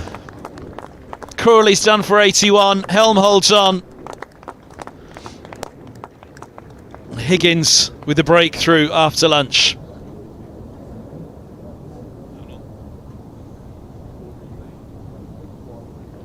Let's have a look. Playing a long way away from the body. He'll be disappointed there driving at that one. I said earlier in the over when they took the single that that's the length he'll want to keep at. He just see it nips away from him. He saw the width, he liked the width, but it just kept going. And Helm with the grab. Good innings from Crawley, but he's done for 81. Kent 167 for 2. And that's a big moment in the match. Here and now 365. Amplifying brands in the UK. Mieye is the new batter. Quickly in here at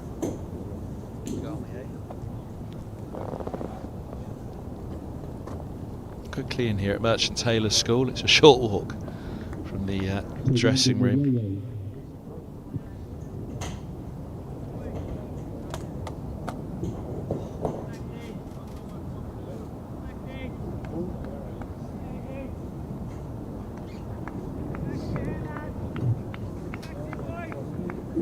Caught by Helm off the ball in the Higgins for 80 guns.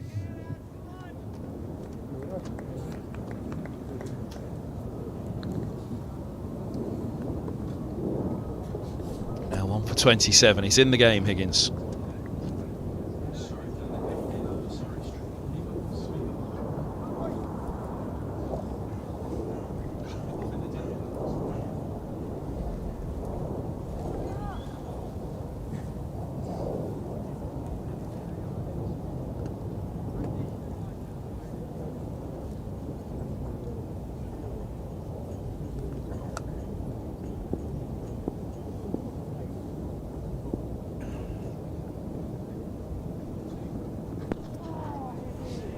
Tots finished the over, solid from Yeye. 167 for 2.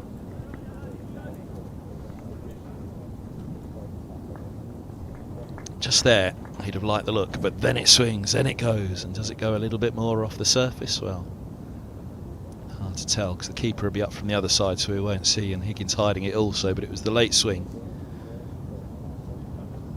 Enticed by a little bit of width, but not quite there, but the length.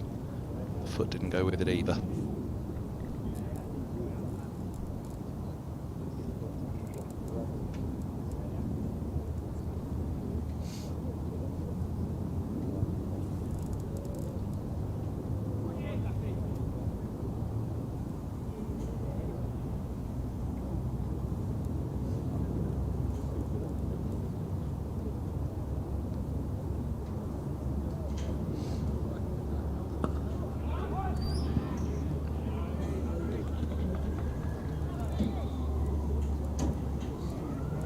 Bit more chatter in the field now with the wicket. They need to make this wicket count, Middlesex.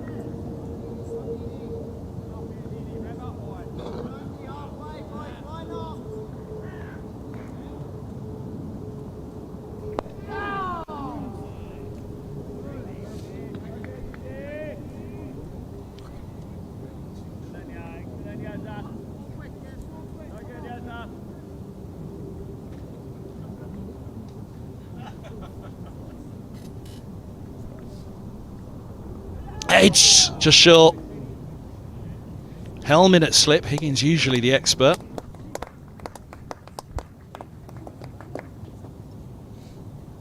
There we go, just short of that right hand.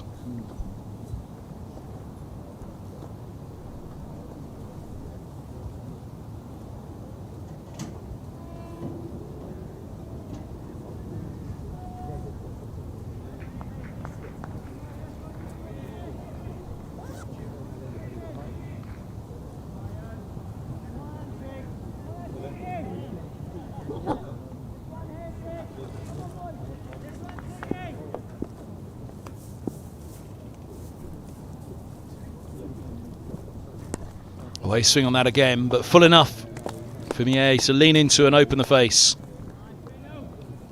Go fully hard at it.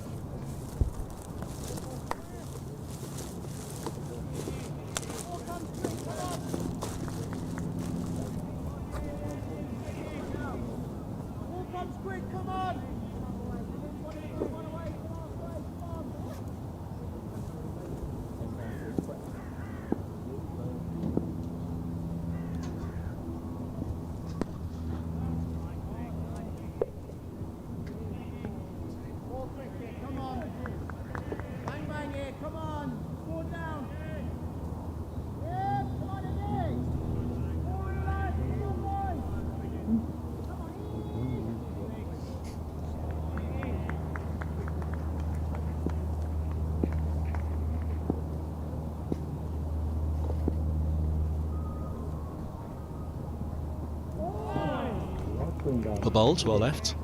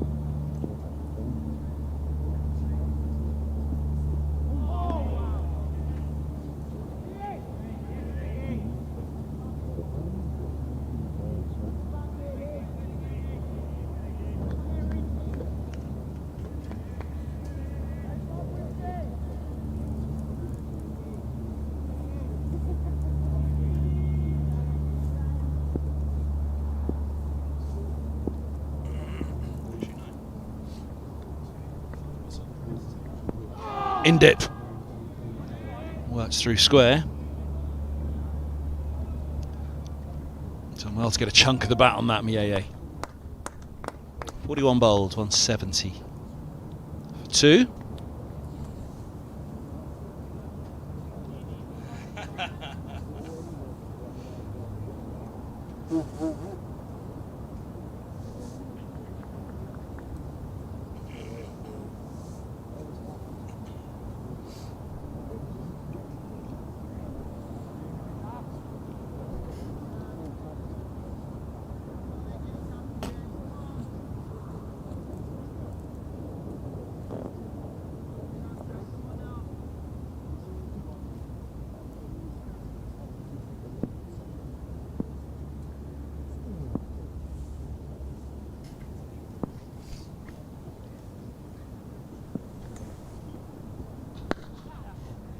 That's a lovely shot, punched through the covers. It's going to ramp up towards us. Glorious shot.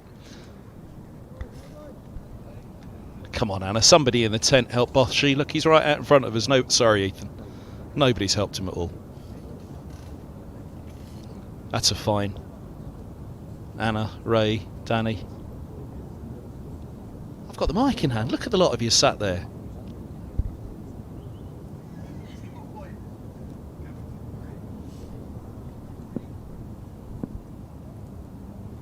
At least I apologised on behalf of the three of them to Ethan.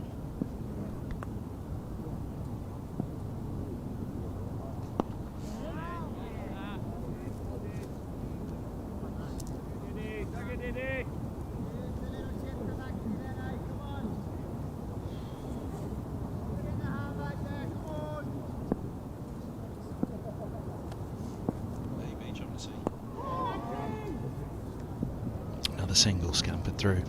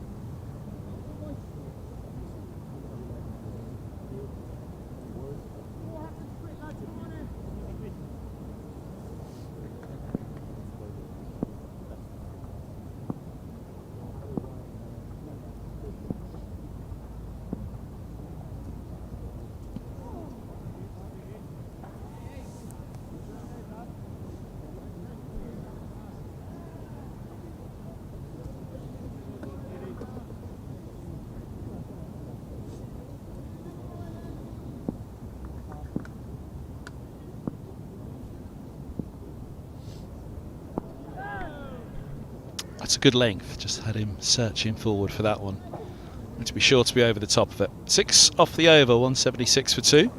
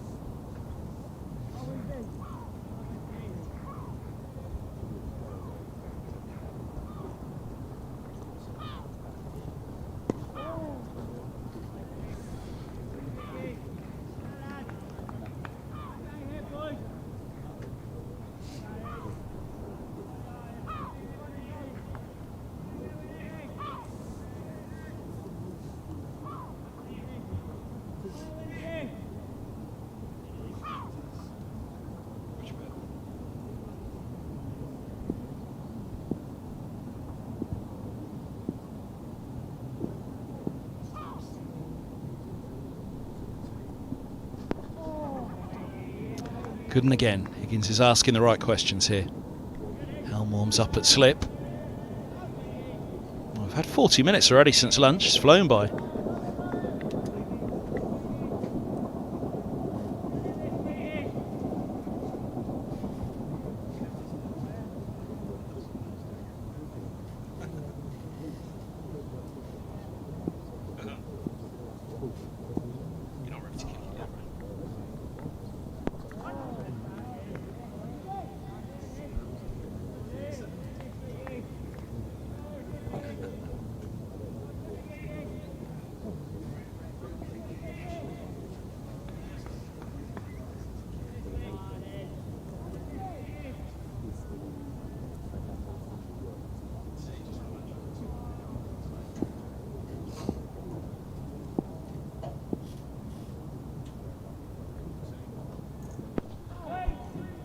Full clip to the onside, no run.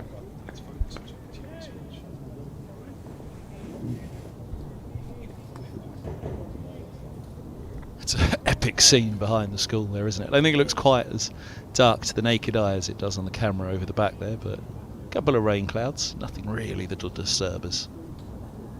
And right now it's looking a good toss to win from Kent.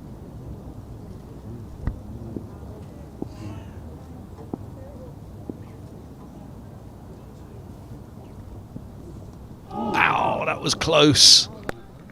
Runs away fine for 4.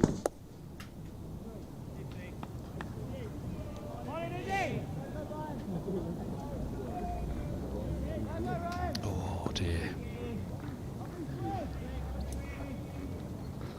Well, you can just see off the seam there it wobbles. That'll be the reflection today.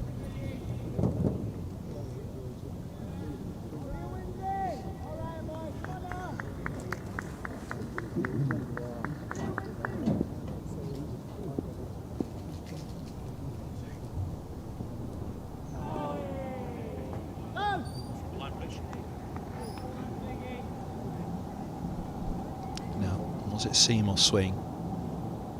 Oh, seam. That's up there with the balls of the day. Fraction of late. Swing did just adjust it. See it more from this side, the swing.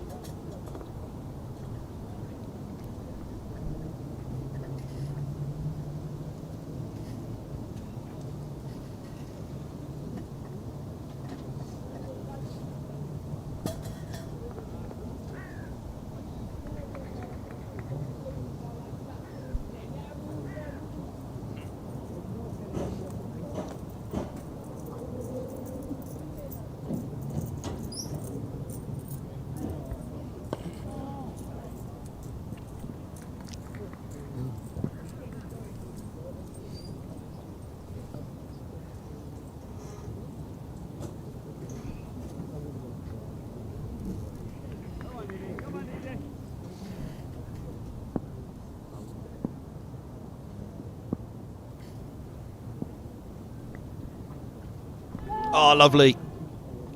Well, we've seen seam all day, so it should be spinning for Gohart.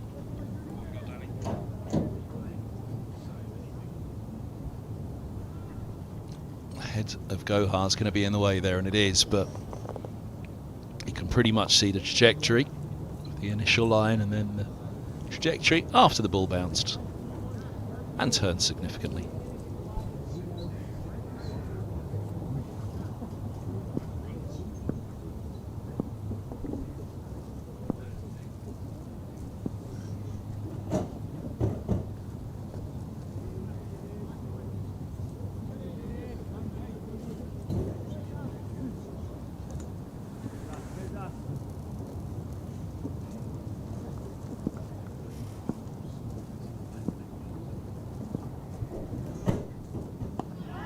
Was a little uppish, but it gets through.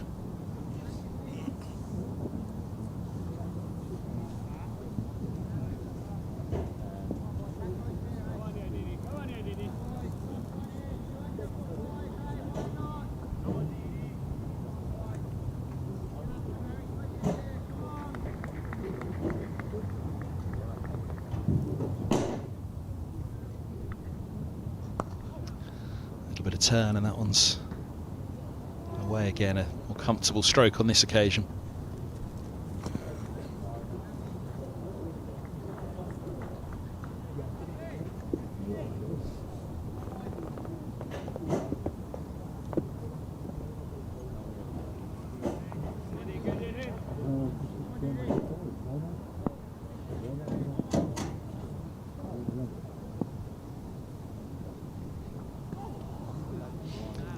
tempter, but he wasn't tempted. 184 for 2. Have a look at some of the scores elsewhere.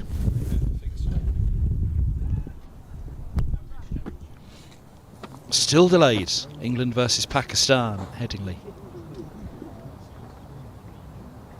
A change at the other end as Nata Tobias Skelton Roland Jones is coming on. Yorkshire 76 for 4 at Hampshire, so delayed there as well. Returning from the Lake End, Toby Roland Jones. Grim up north and down south. Leicestershire 71 for 4, delayed by rain in their game against Glamorgan. Somerset 187 for 2 against Essex at home. And Surrey have Nottinghamshire 60 for 5 at the Oval, while Sussex are 50 for 1 at Warwickshire. Delayed there as well.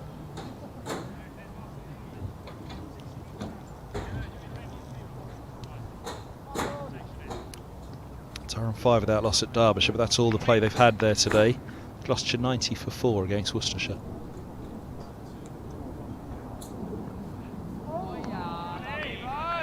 And start delayed Lancashire at Northamptonshire. So either side of the Pennines, they're getting it at the moment.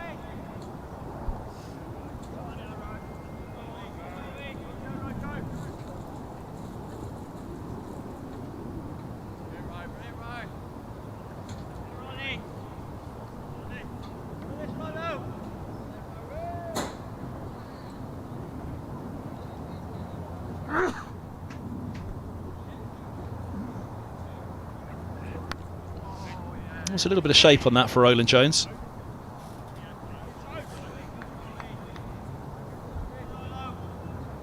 There you go, just easing away, open face run.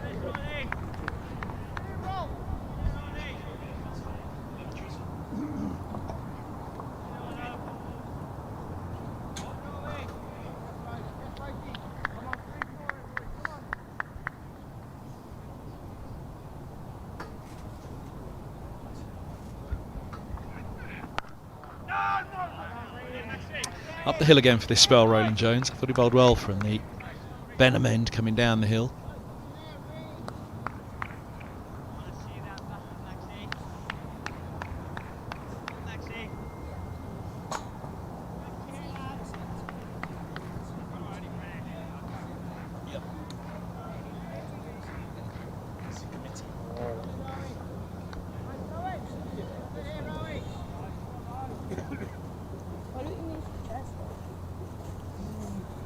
Let's just stand here for a bit.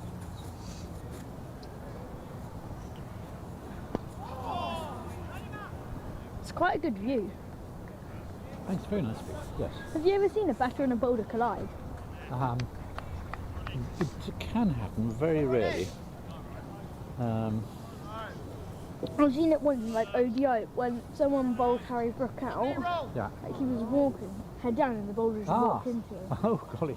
That shouldn't happen, should The bowler who bowled him out. Yeah, oh, that really shouldn't happen. No.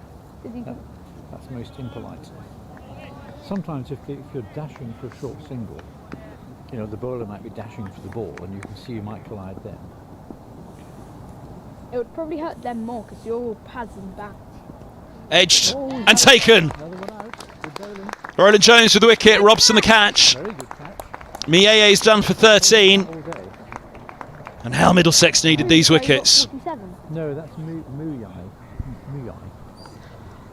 Higgins with the breakthrough, Roland Jones just line and length bowling. Good catch. It was a good catch. Well, Middlesex have now got 1 bonus point. Beautiful stuff from him and a great grab from Robson. Low down, it would have been third slips if they were there. When you look, you get 16 for But Robson does well. Miaye is done for 13 and Kent 185 for 3. And you get points for batting and bowling, depending how you do. Oh, so yeah, then take the shirt bowling. So we Middlesex might get a Kent captain Daniel Bell-Drummond. And Kent have to make 200. Daniel Bell-Drummond makes his way out.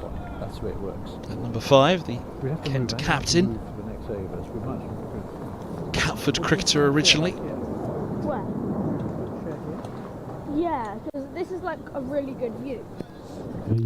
Caught by Robson off the Dangerous batter. Middlesex will be keen to see the back of him quickly over the years. They'd have got the wrong end of the wrath of North East and Belldrummond. This will be a partnership they will not want to let get going. Middlesex with a point on the board for this 6-week run-in.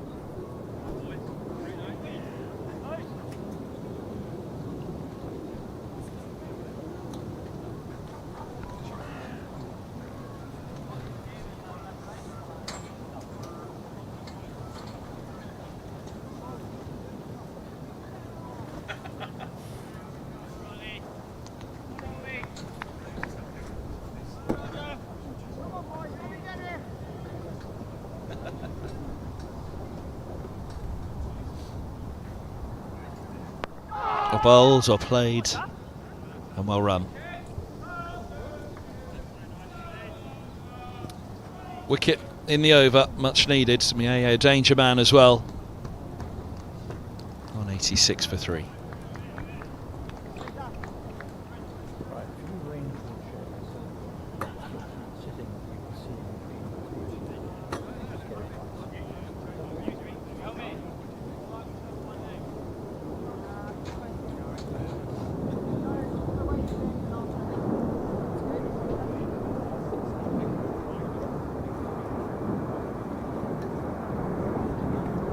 Tom Helm, it's the pick of the bowlers this morning.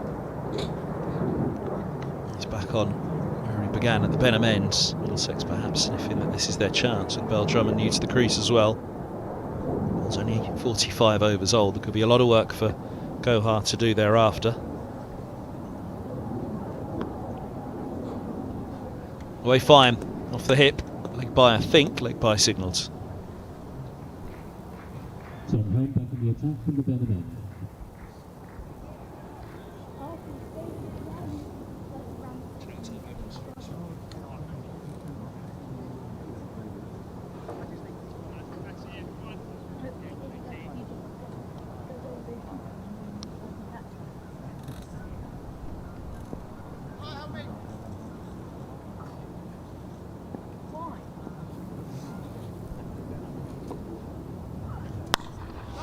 Bit of shape on that again. I'd say that was off the surface.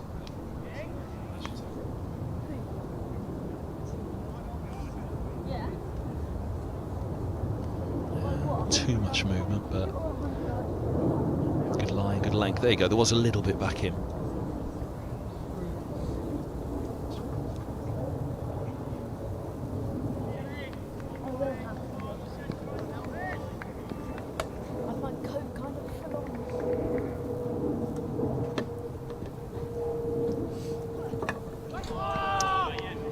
Very good leave.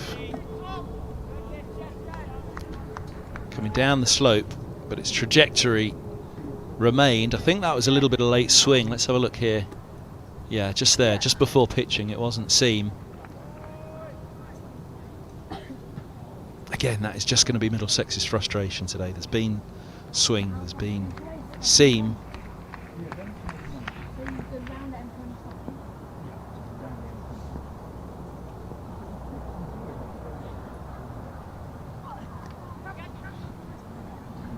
And pad, pad and hip guard together this time, so it will be runs.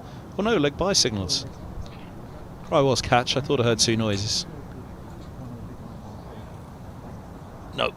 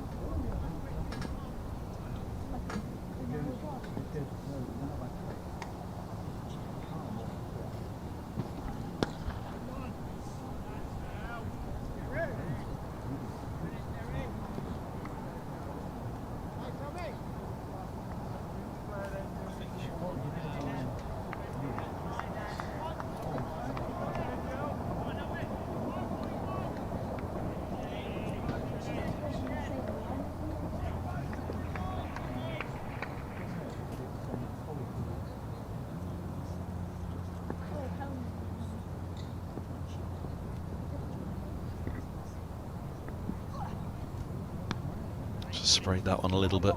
Dot to finish the over, 194 for 3.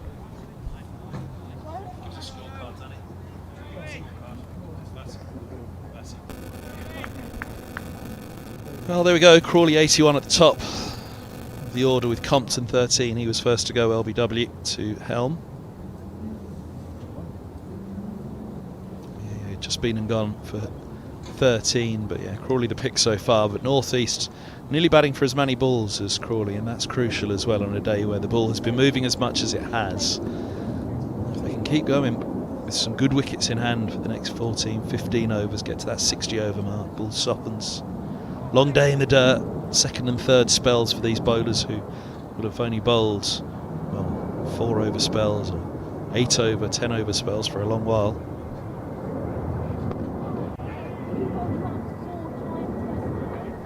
Again, to be well aware of that, ground them into the parched dirt at Northwood.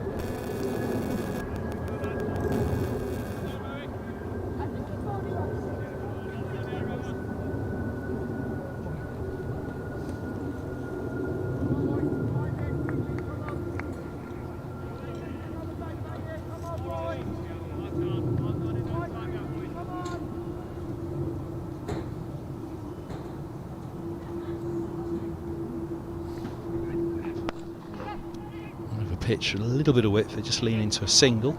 Test match is underway at Leeds after a long delay on day 2.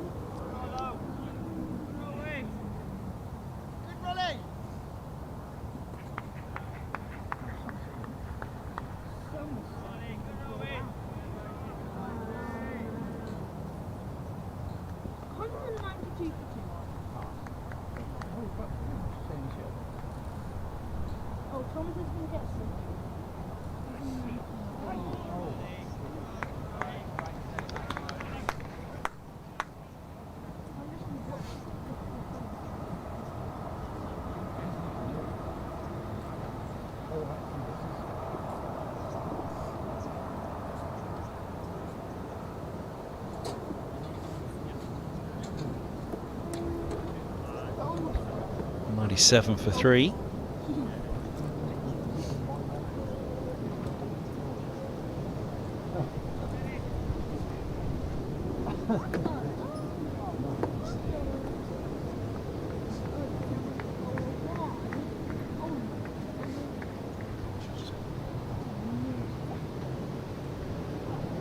Oh, look at that come back. Ouch.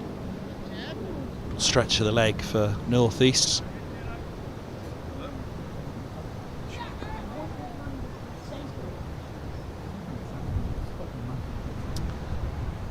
It's fair to say that was seen.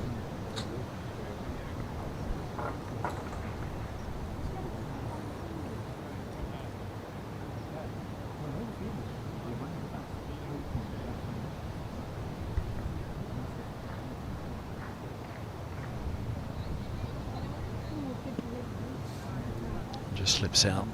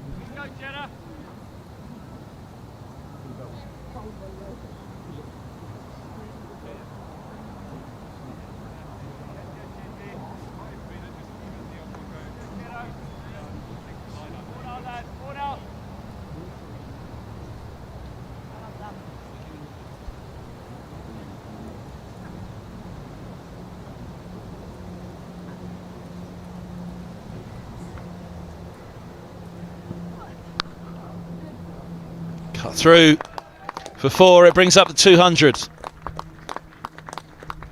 And it moves northeast to 50 from 117 balls. Second 50 of the innings for Kent, having won the toss. It's 5th 4. 154 vital minutes.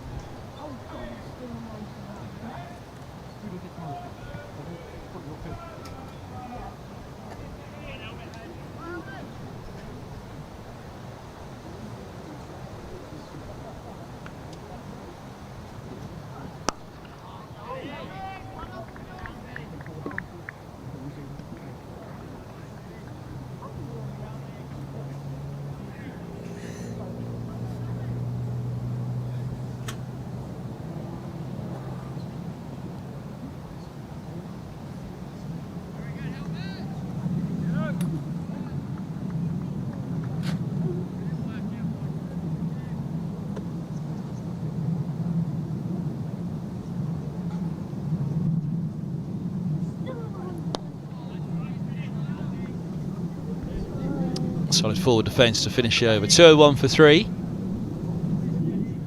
48 overs remain today. It's the halfway stage.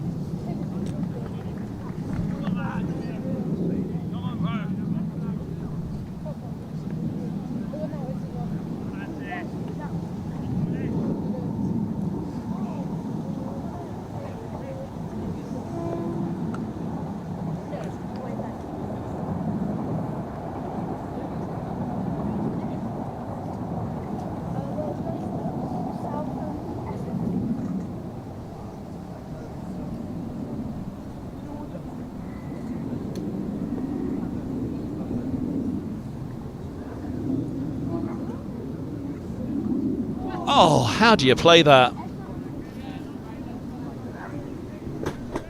Well, he's produced one Jaffa today. I think that's the best of them so far.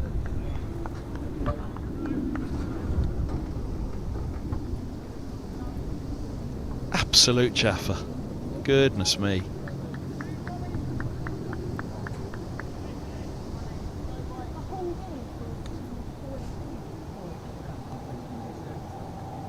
He had one like that just before the interval, going down the hill from the Benham end, as memory serves.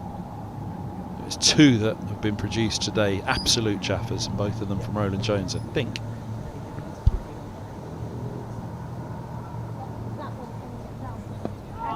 And this one he dabs for a single through square.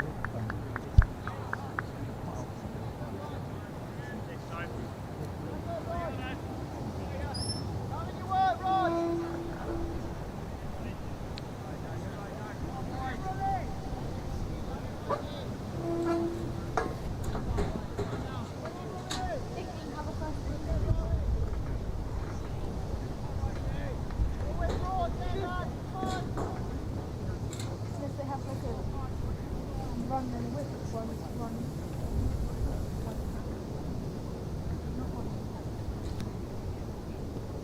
Edged away from second.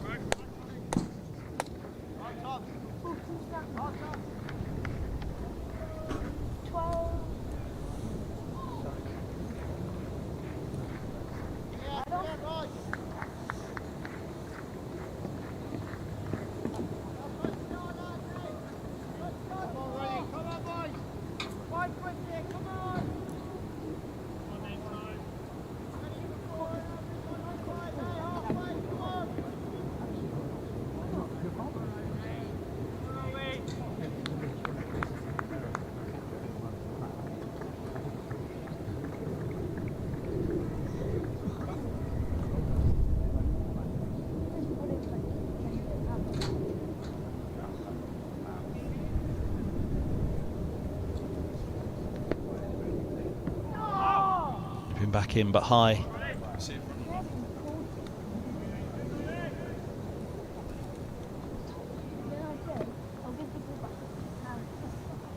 Very high. Going up the hill again, Roland Jones.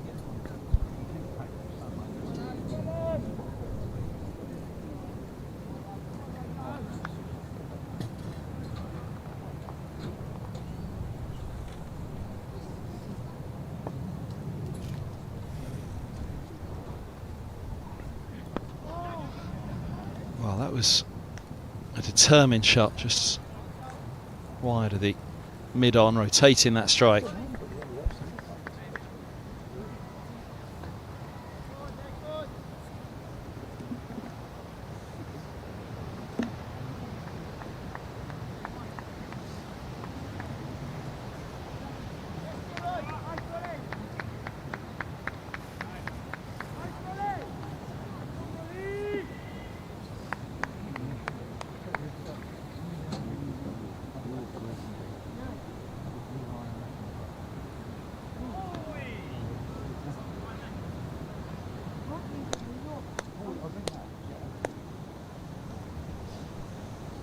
Those RPOs, there or thereabouts. I think they'd like to bring them down a little. Roland Jones more accustomed to something around 2.5 himself. Elm was the pick of them earlier. It's just gone up slightly, his. Higgins has bowled nicely. Bosch had a good start, just took a little bit of tap in his last couple of overs.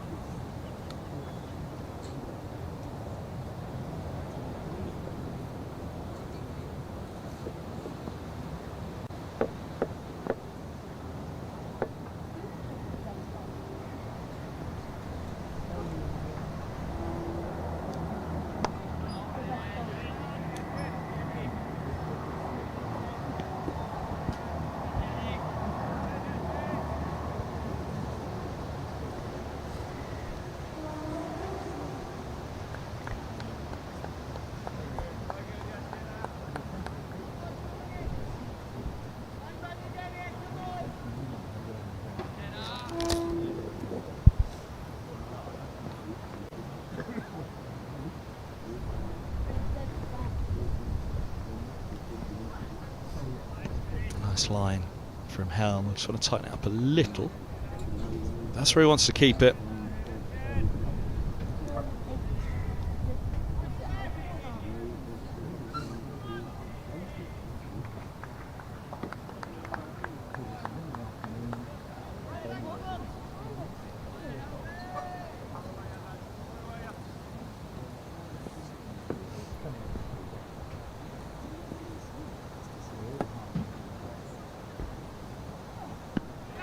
Leg side.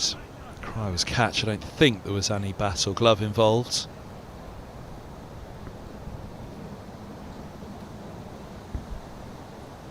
Bounce off the hip guard. I think there was a little bottom edge on it.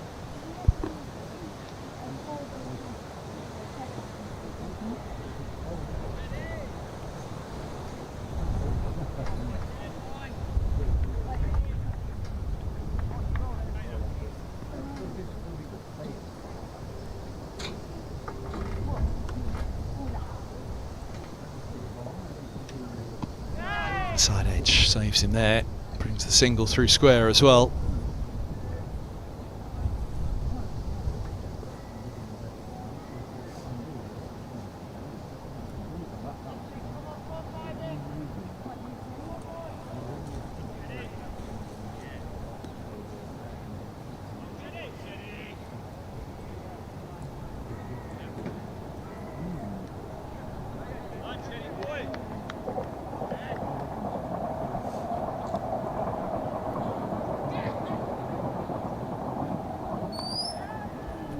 That was the back of the bat, I think.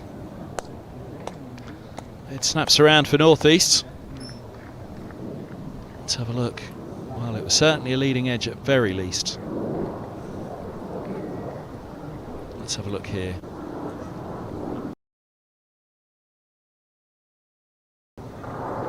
"50 overs bowled, 213 for 3.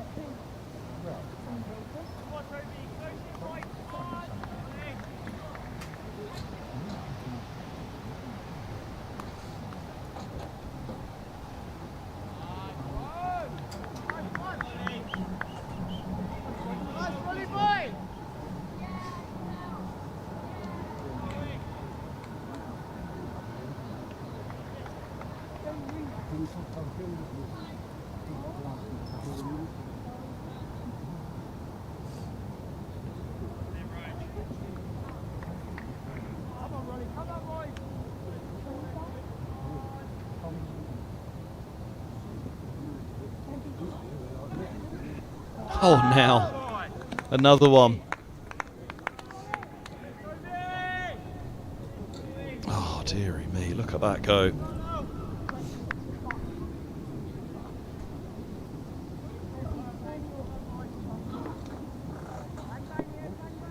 Bang bang is the cry from helmet slip.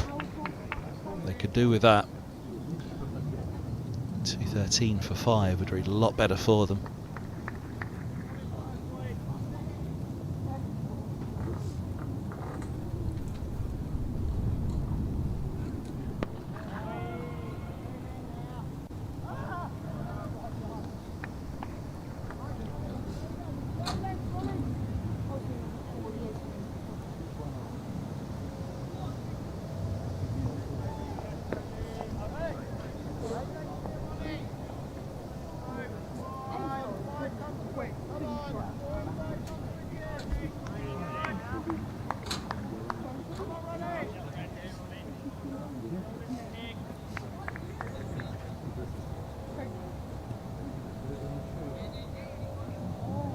Tucks the bat inside the line on that one.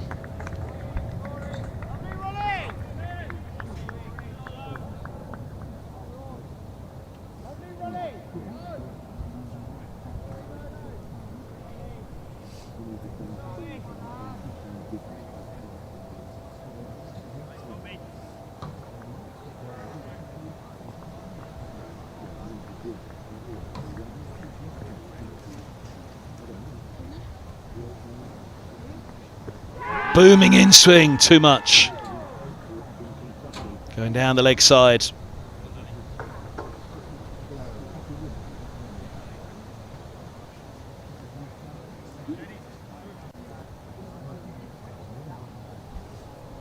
This is more the angle. Keep an eye on that middle stump there. No, not bad, but going down.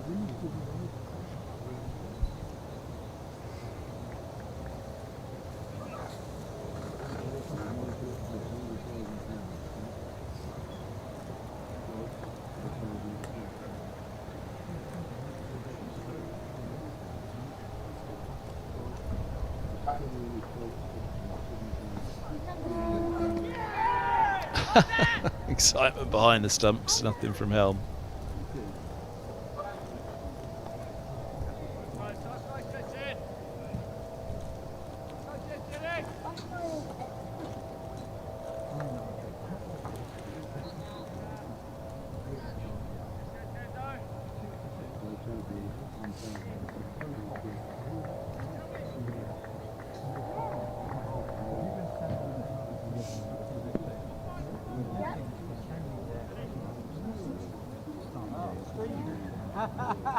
Mark said you might be here, and I said to him, Let's push through nicely. The sweeper is back, so it should just be the single.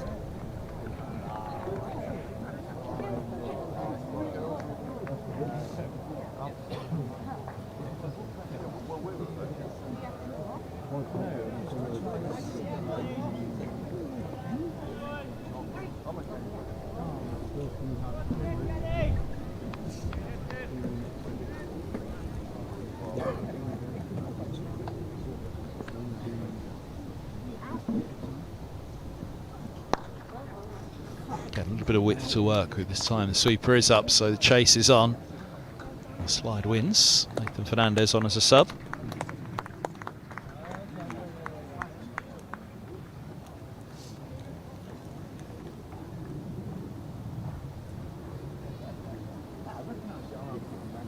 yeah, well, you watch it. Especially with sunglasses on. I didn't recognise you. But I knew you might be.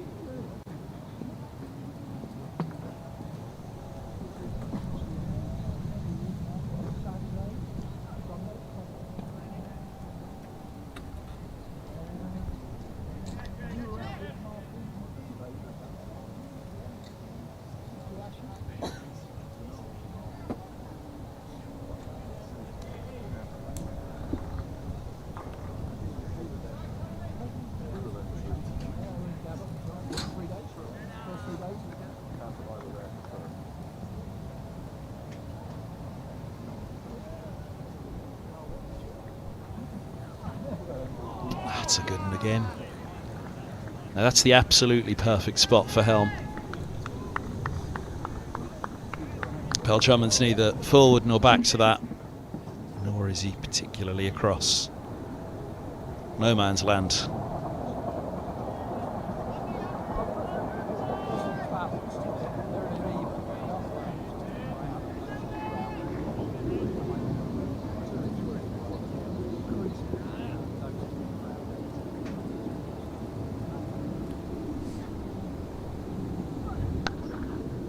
That's worked well, just picked up the length early. Even with the slope coming down towards him, Beltramund, he was trusting in it. Singles finished over, 4 off it. 2:17 for 3.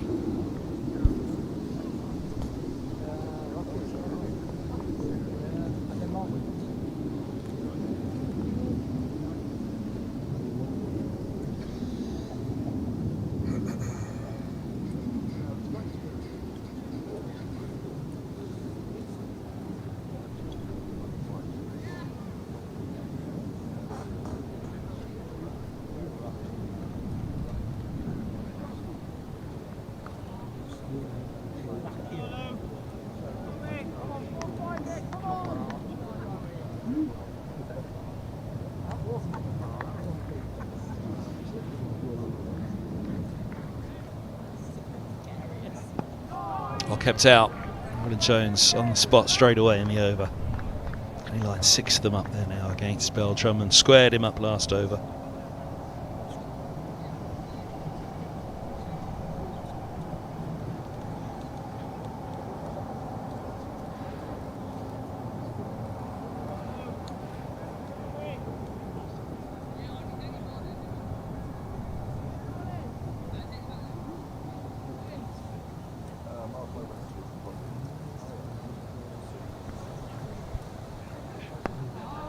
Another one.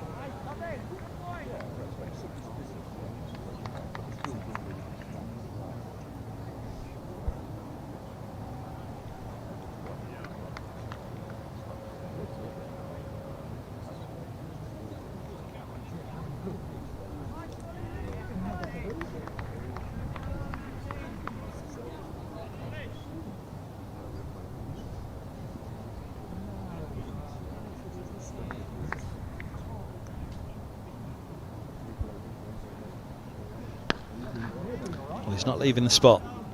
This is the key now for Middlesex. Can they do that? This period, 52.5 overs in, the ball's softening.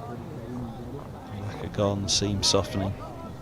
But there'll still be movement out there, but they're going to have to rely more on that consistent line and length.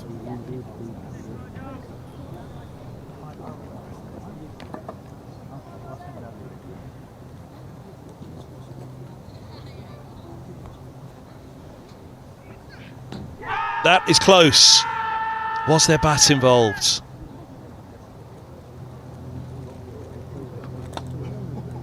Well, they've had some big appeals. This is one of the biggest.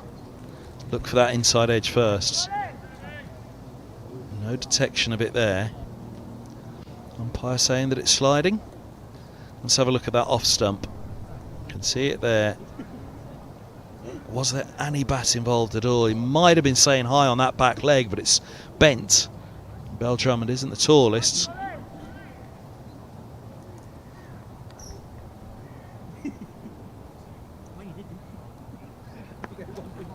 Flayed away this time, perhaps a little bit of frustration for Roland Jones, dragging it down.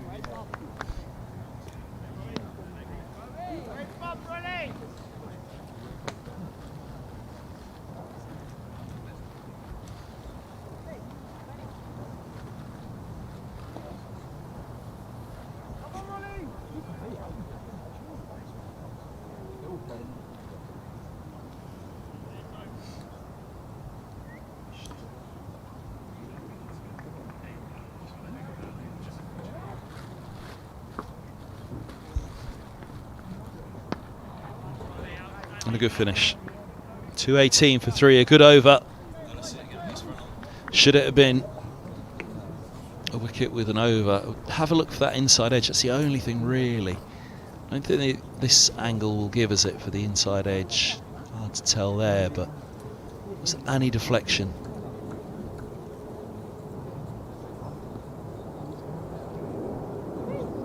Here we go. So watch. Maybe the umpire thought it was higher than it was because of where it hit on that back pad, but it's hard to imagine that wasn't taken 3/4 of the way up off stump, middle stump.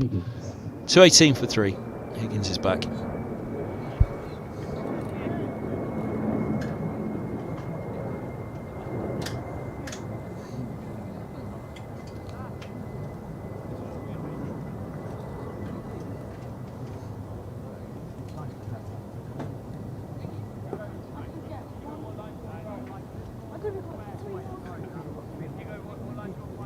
So have you seen much of Mark since coming back from Australia?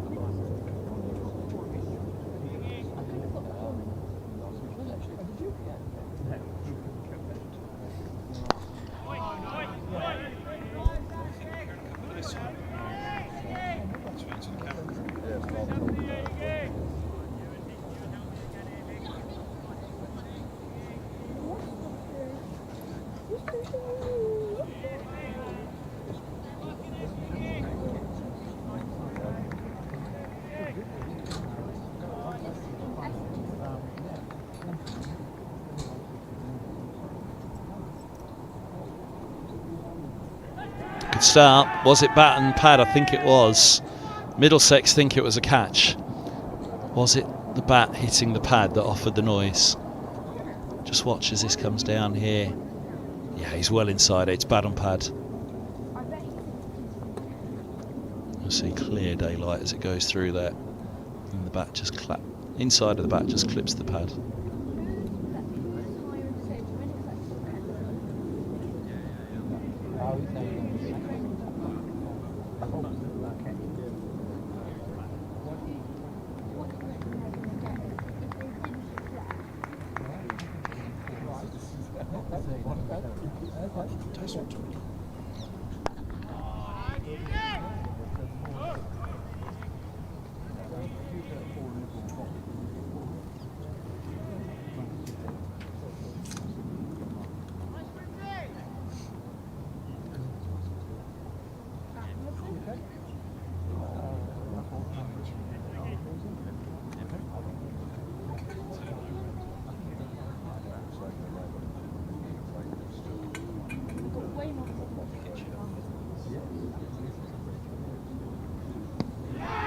now.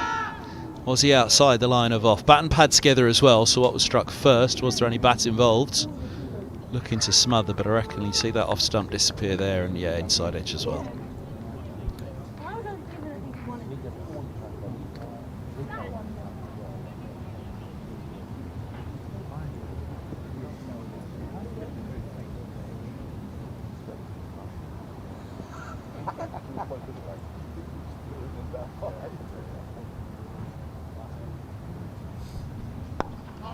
Use of the feet, it just tells you the movement that Higgins is getting.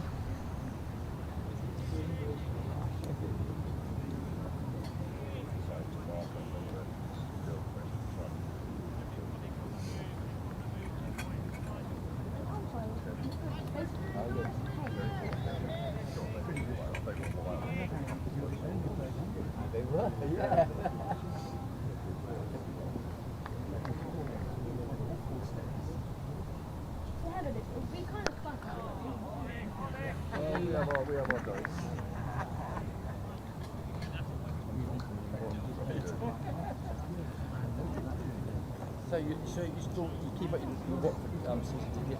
Yep. Yep. As is Mark now.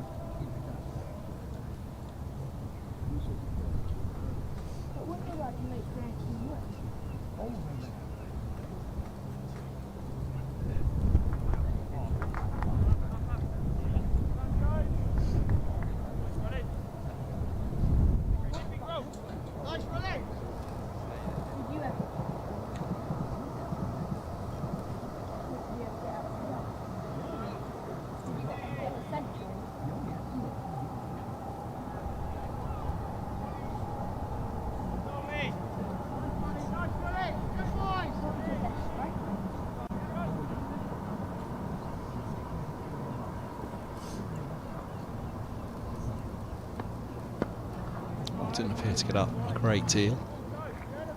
Kept out.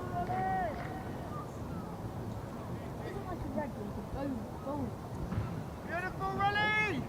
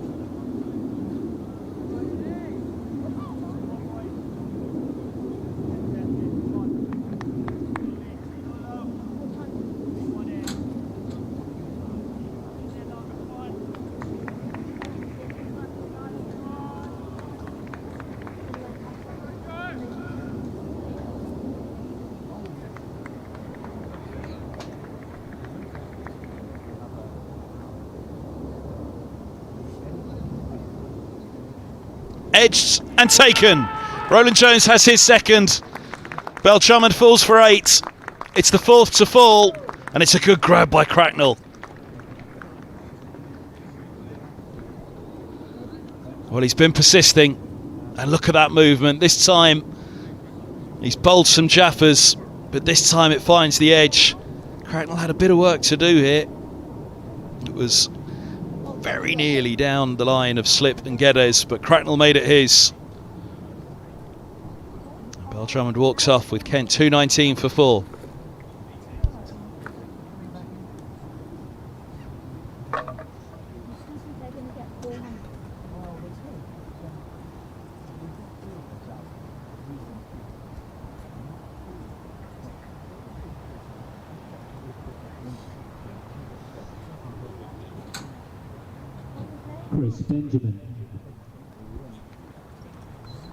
Chris Benjamin, the new batter for Kent, coming in at 6.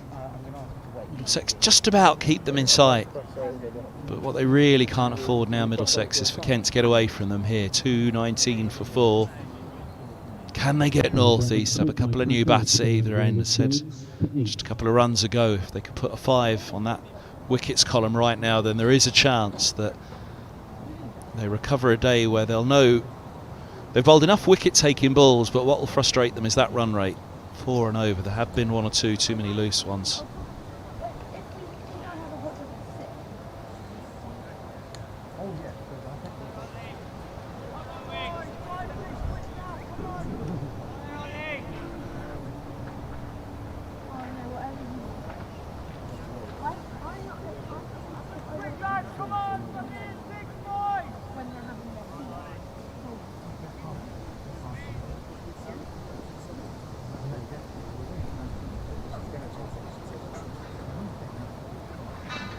Oh, what a ball first up.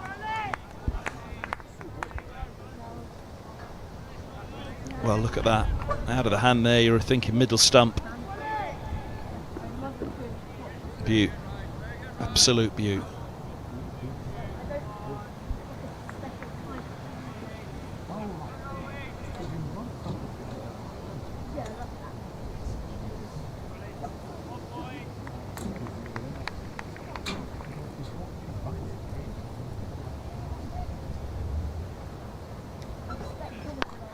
Well, I think Roland Jones will mind that.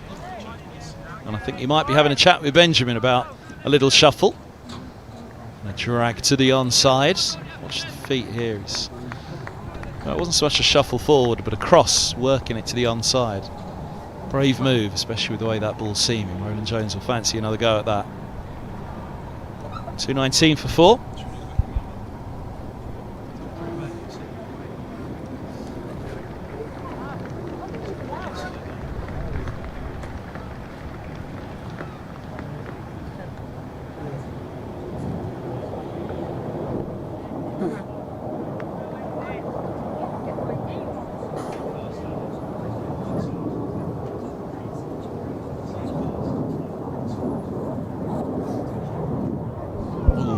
Back in.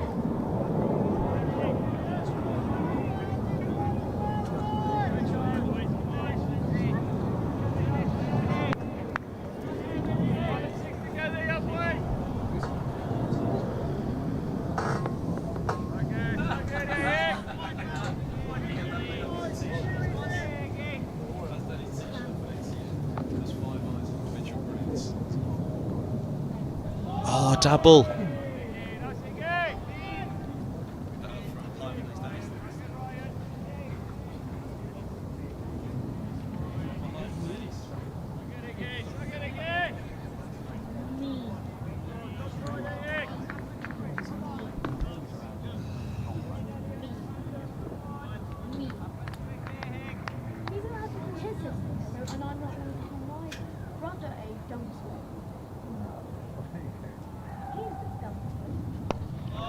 Use the feet tells you the movement.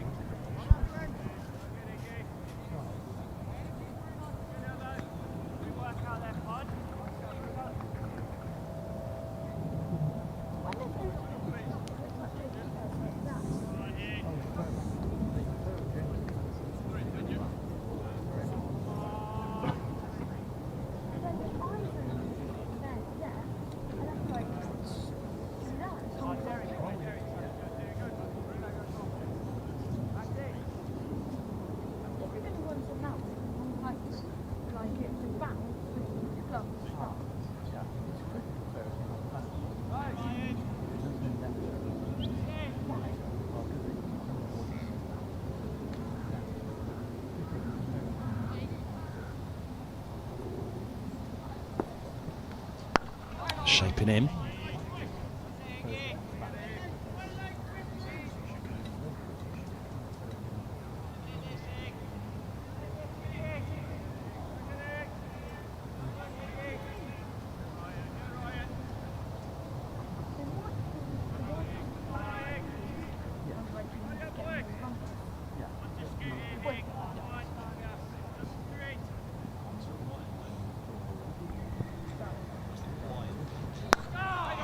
Well, Middlesex are probing now.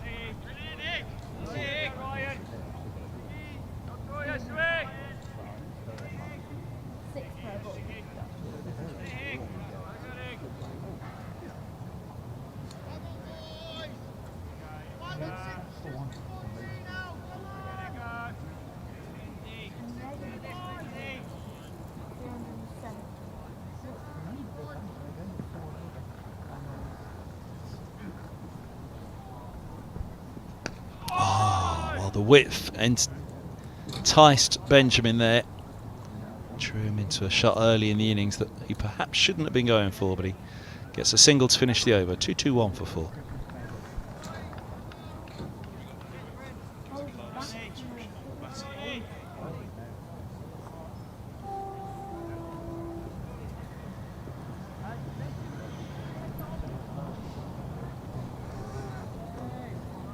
Northeastern Crawley have batted incredibly well today, the pair of them. Helm eventually taking the catch off Higgins to get rid of Crawley, driving at a ball that nipped away from him. Compton had a couple of big shouts against him from Helm. He got the second one. This man bagging 2.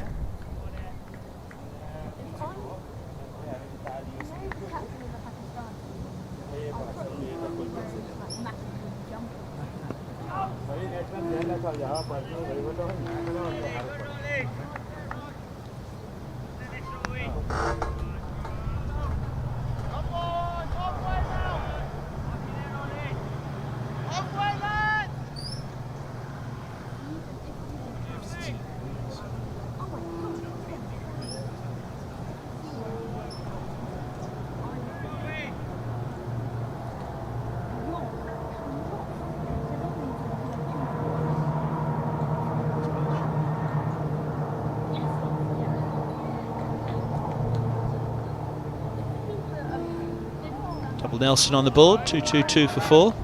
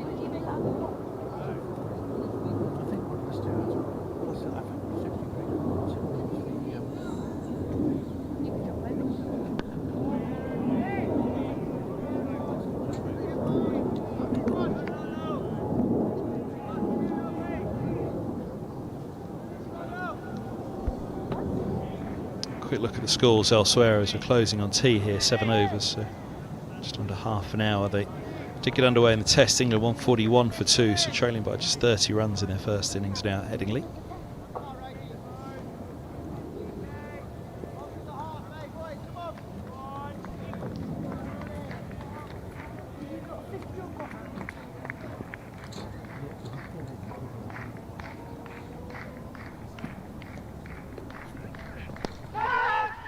Well, that was in the air, mid-wicket diving, but through square, it's 4 runs.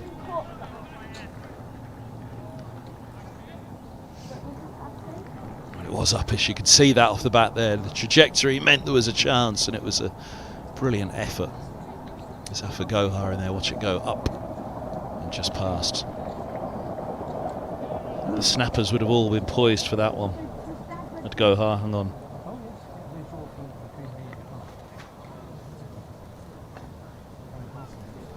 .227 for 4, 57 bowls. Right, Division 1 scores. Lancashire, they're playing. 71 for 4 against Glamorgan at Old Trafford. Yorkshire 94 for 7 at Hampshire. Somerset 229 for 3 at home to Essex.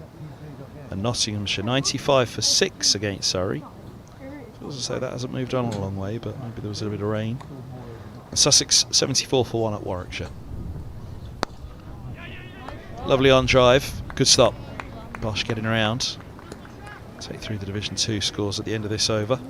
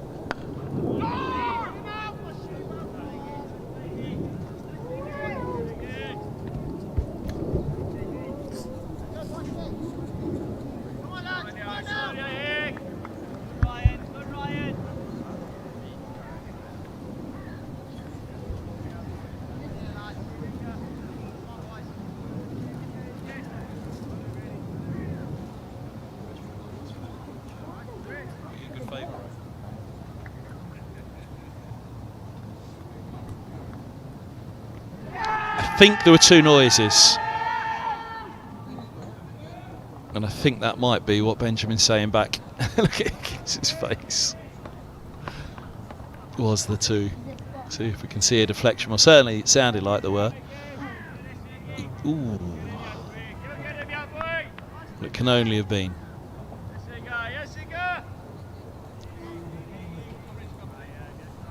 Pretty sure there was a fine edge onto the pad.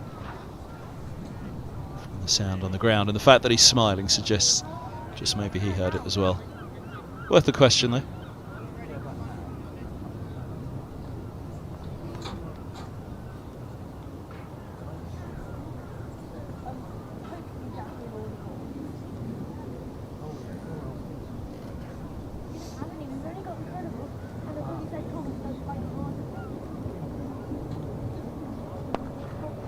No ball, overstepping.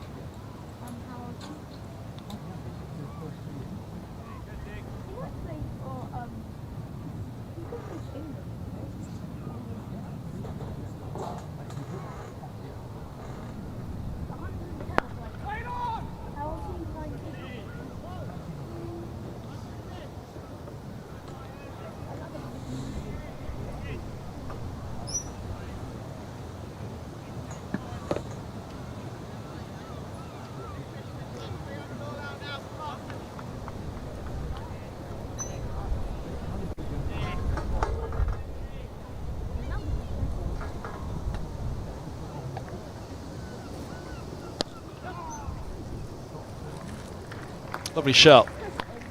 It'll pick up 4.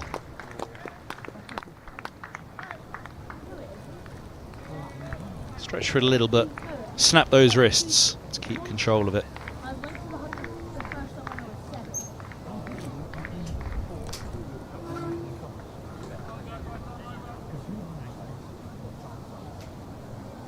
Yeah. I think this is 2:34 for 4.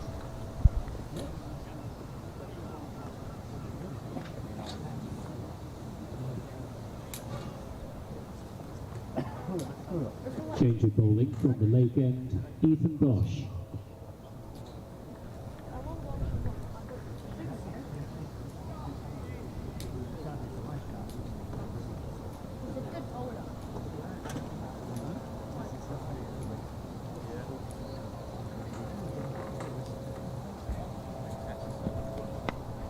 Bosch back.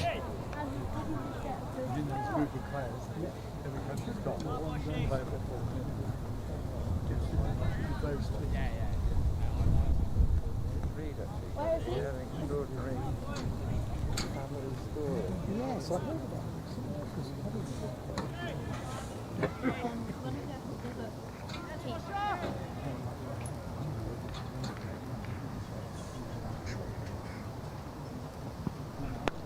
Nice looking ball, just a little too full, and a man well in like North East will capitalise, and he does. There's some shape on this, I think. Away swing, but put right up there.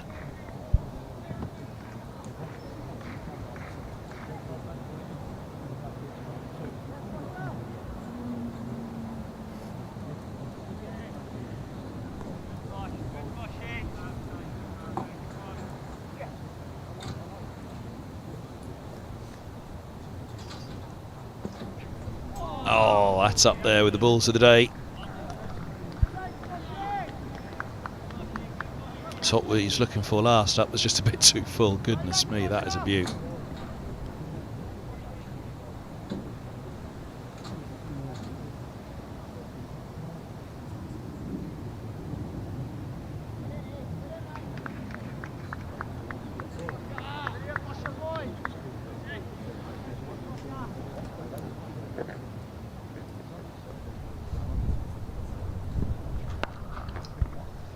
Pulled nicely through, straight mid-wicket. Zafar Gohar trying to save the legs of Roland Jones. Oh, good slide.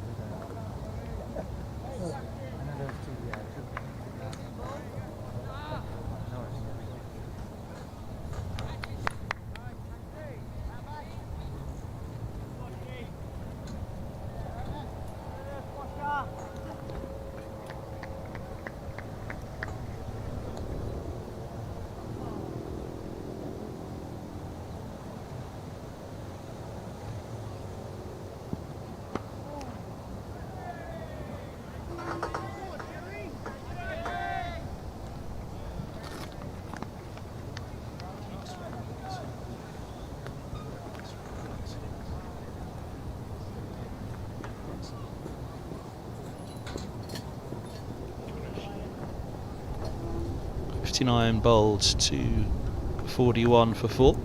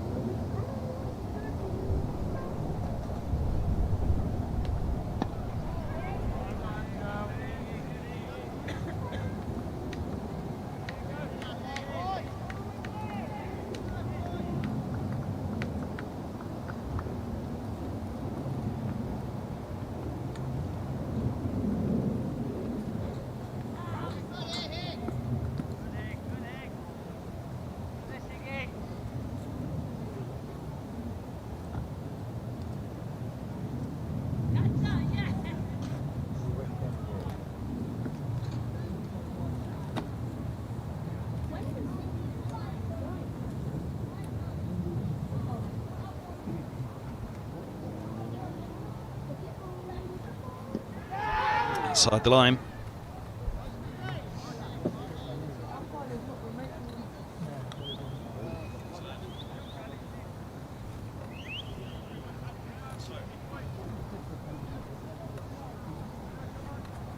that my bag?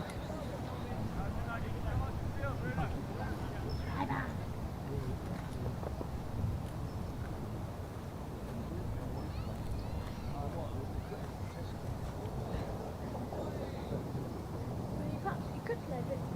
You could like hurt me and I could hit it against the net. Stand over here. Pardon? Stand over here. Wait, I'll take my bag.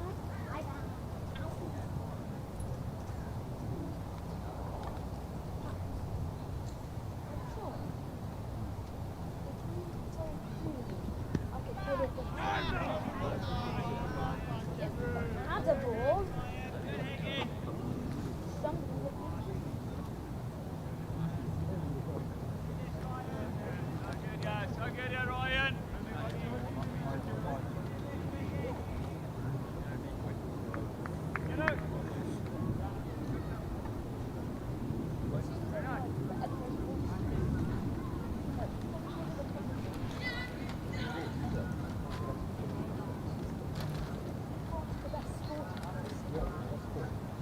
Middlesex play there.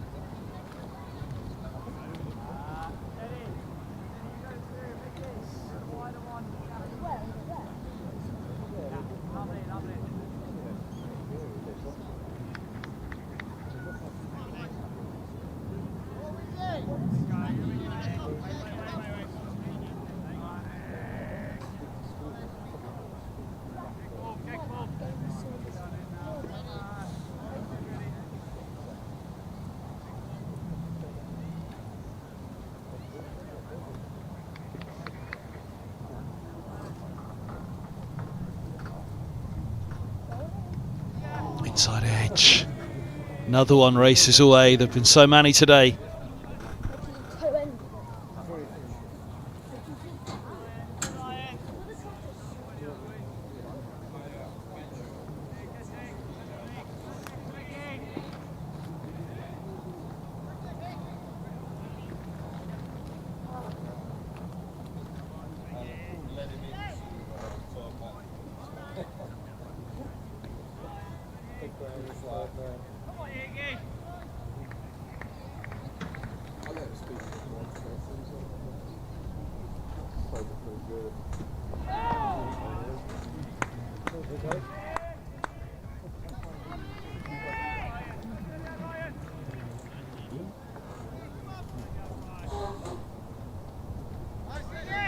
Well, that's as good a ball has been bowled today. There have been some good ones. Roland Jones, Bosch, Helm, Higgins now. It's been spinning as well for Gohar.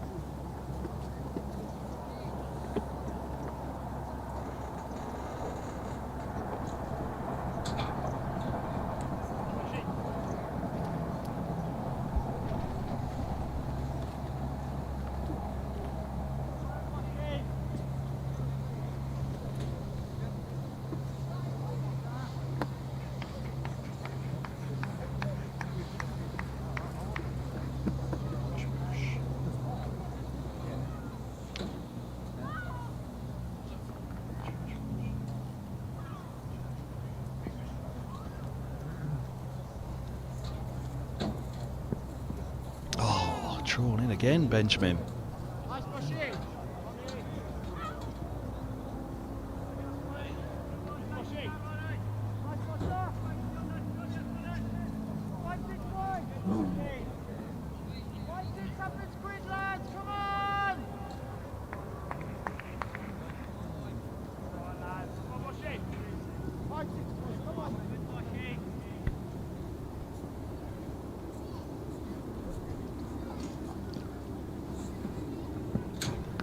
Oh, that one goes the other way.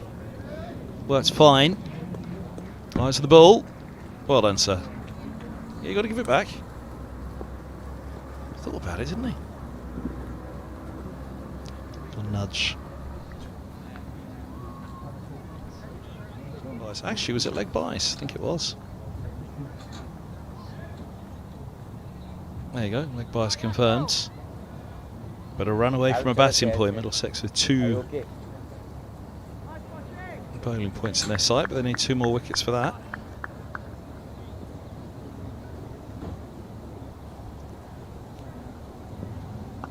Shape on that again, but run away, and it's going to be 4 more.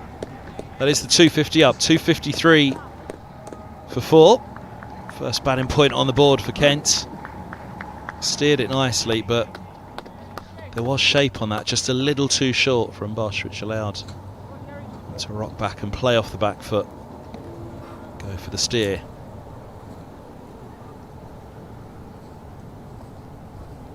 '60th over of the innings. This is where they'll just need to be careful that that run rate doesn't get out of control. Softer ball. Got to be tight to that line and length right now.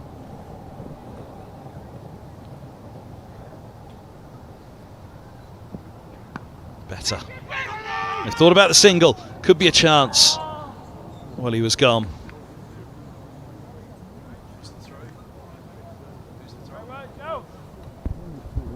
Holman there with the fine work, pick up and throw.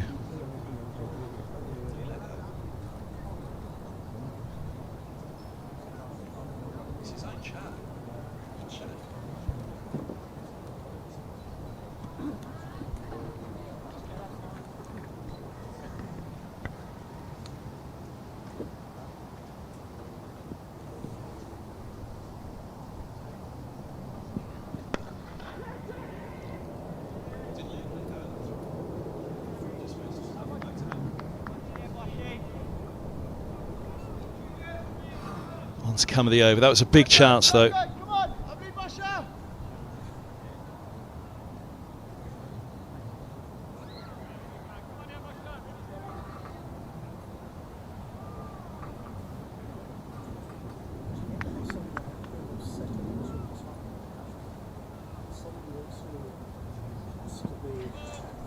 ball called.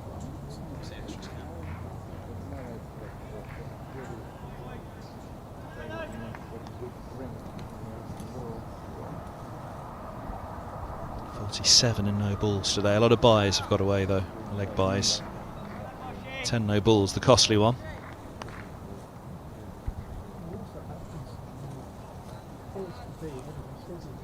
5 no balls, of course, but counts as 10 runs.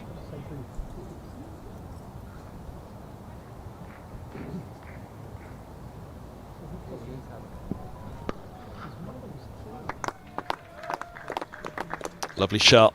Into the 80s northeasts. Good grab in the crowd as well.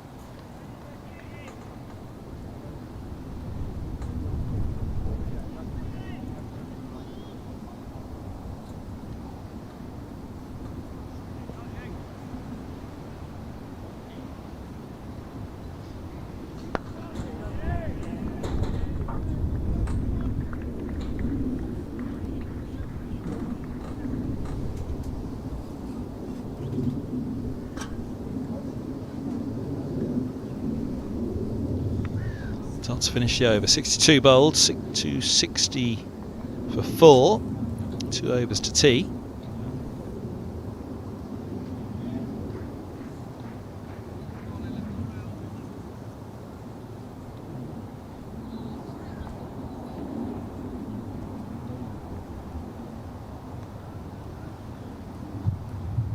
Change of bowling from the Lake End, Zafar Gahar.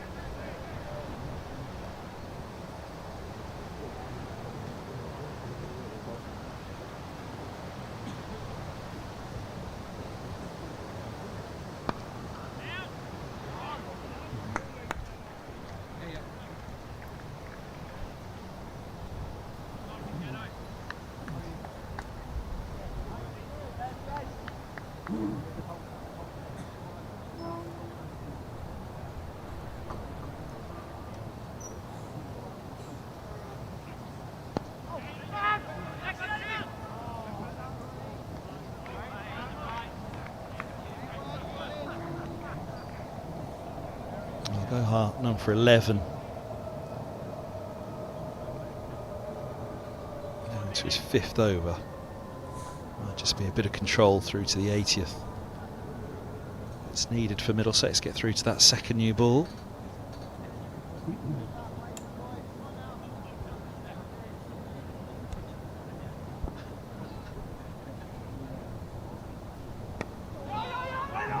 Oh, that squirts through.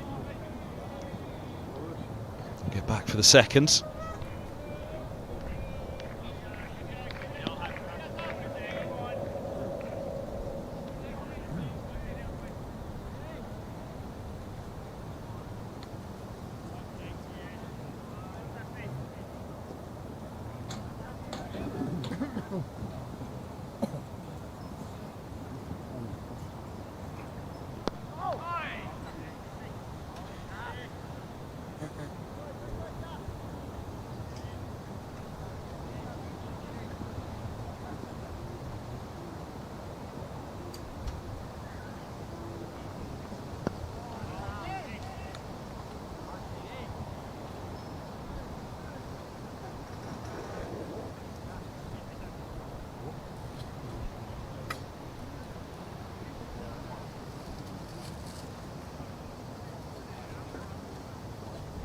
Last over before tea, 263 for 4.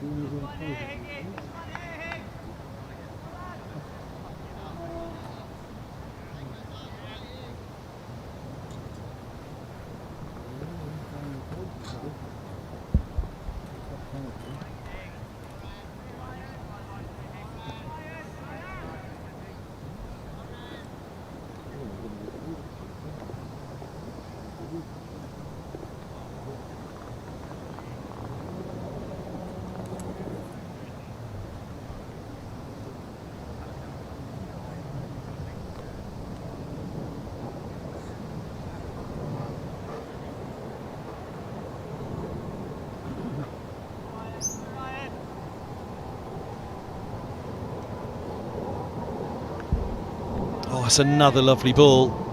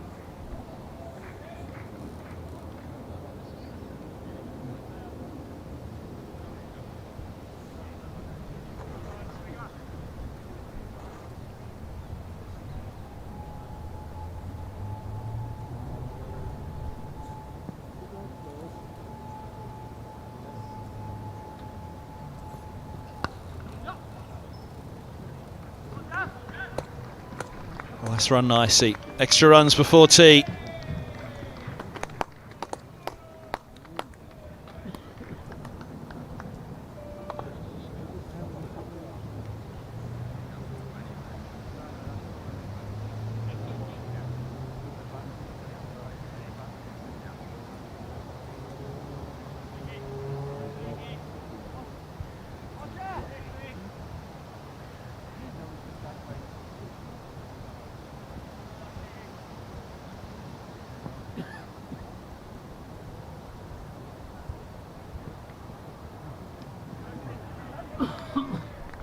Just gets away. Only going to be a bye.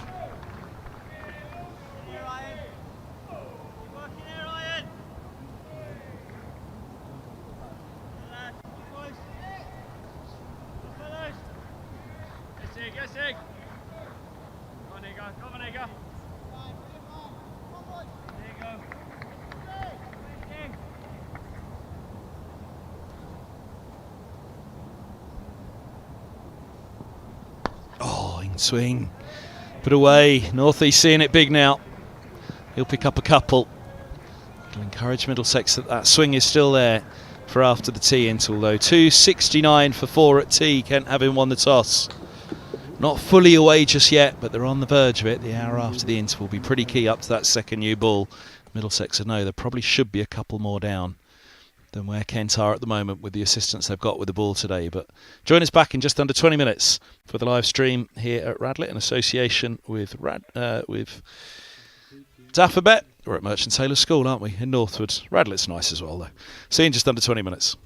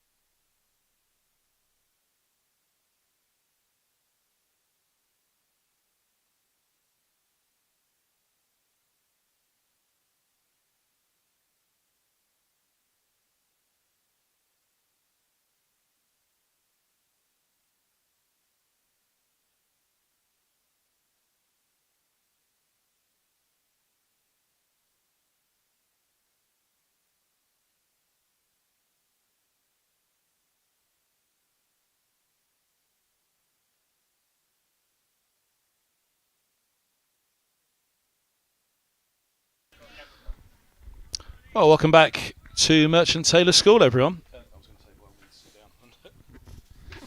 The evening session is about to get underway, delayed by a spot of rain. It's Toby Rowland Jones who's going to get us going.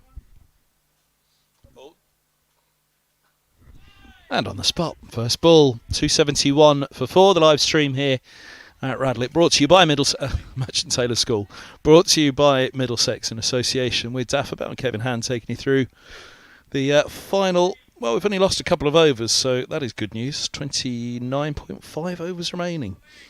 Middlesex will be very keen to put a couple of wickets on the board quickly. They've bowled enough wicket-taking balls today for that wickets column to look better. Their problem is they've bowled a few too many wayward ones, which has led to the run rates that you can see.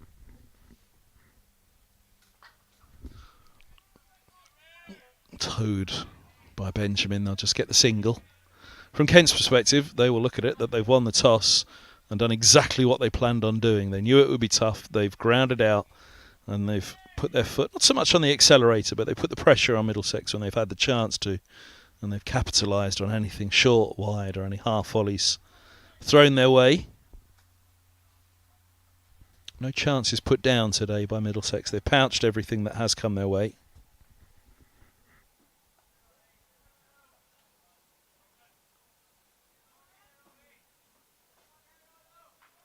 Come on, Toby Rowland.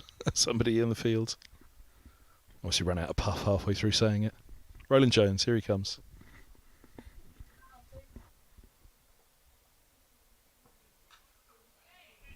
Nicknamed Rojo by his teammates. What's that particular one? Toe Row by the sounds of it. Ben Geddes, I think it was. He's the closest to us in the tent. You can see a couple of slips in place and Tom Helm is warming up. He bowled particularly well this morning. Rowland Jones has come into his own throughout the day.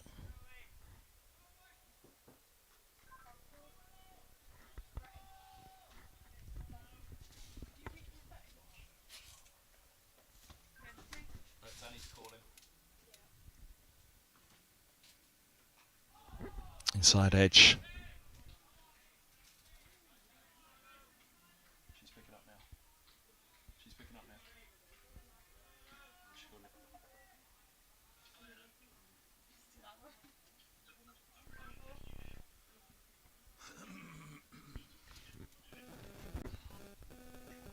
But yeah, an entertaining day of seam and swing and boundaries for the batters as well.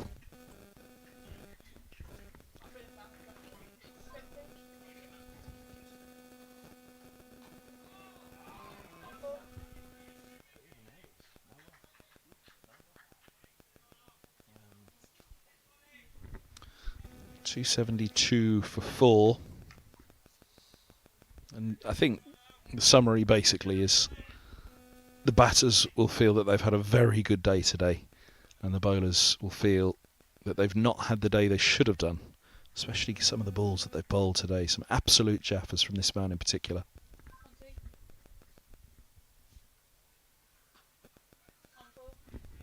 Alan Coleman was with me, the managing director of cricket at Middlesex, in the morning session, and he was honest enough to reflect on that the number of good balls that were there, they should have grouped more of them together and built more pressure that way. But so I think this period now, 15 overs through to the second new ball, will have got away from them slightly at this point. Middlesex will know, but they have to catch them quickly now because there's wickets in this pitch, there's runs in it as well, as we've seen. The one thing today, which I think huge credit to the ground staff, is it is a pitch that slightly favours the bowler if they put it in the right spot regularly enough, but the bounce has been true today, and sometimes that's been the criticism, that there's an extra bit of bounce or a ball that keeps low, which is what Helm will hope this is doing, running down the hill.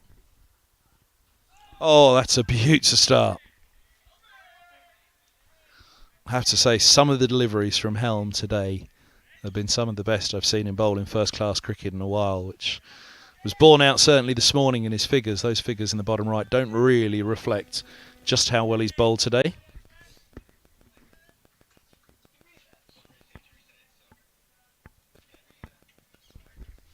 Benjamin's been slightly on the aggressive side since coming in.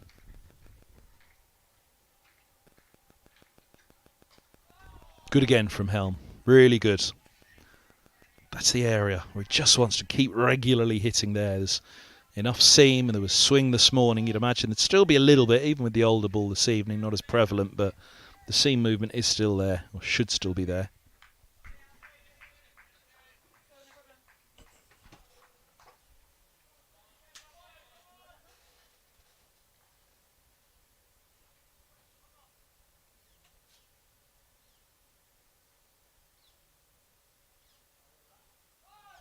Lovely ball. I'm guessing we're off replays at the moment, Anna? Yeah. Okay. Just a hint of swing on that one, I thought. Is that Danny walking across the lift? The wobble. It's probably Danny climbing down the side of it, is it? Can we get that on camera? Jack and the Beanstalk.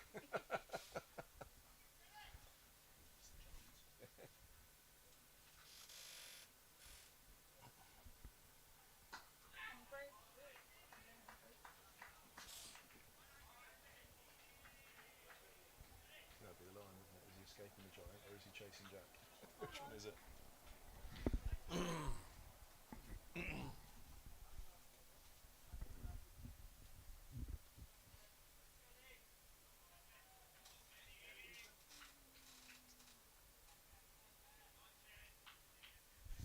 The chatter in the fields.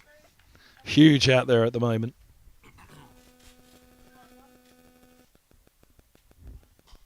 Oh, a little bit of shape on that one again through the air, which I think he was trying to smother somewhat northeast. He perhaps got a little too far across, and the ball ends up trickling into the onside.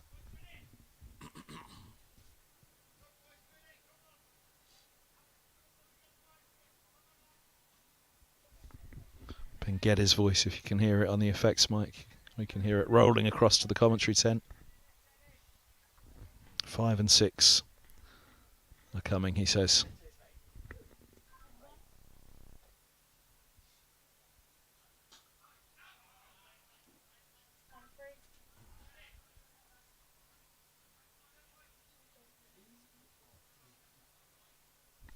.66 bowled, 273 for 4.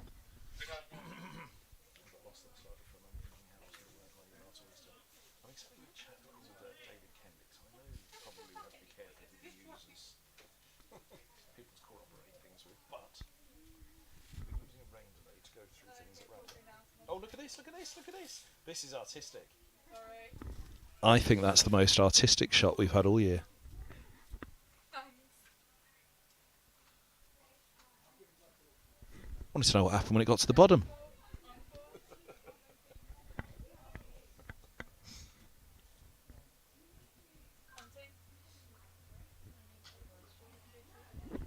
Can we get it going back up as well? I think that'd be quite entertaining when we actually get up and above. Go on, Anna, do it. Do it, it's going up. It's so lost.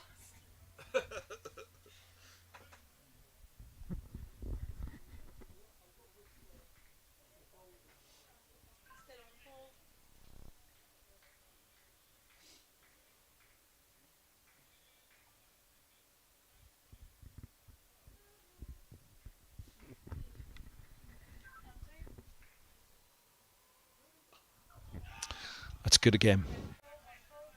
Benjamin was tentatively forward there, then looking for the single, but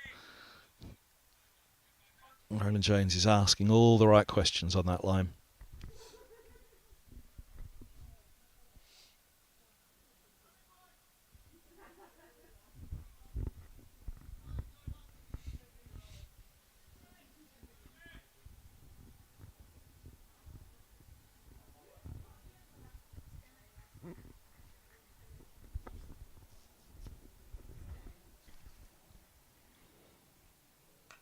Width.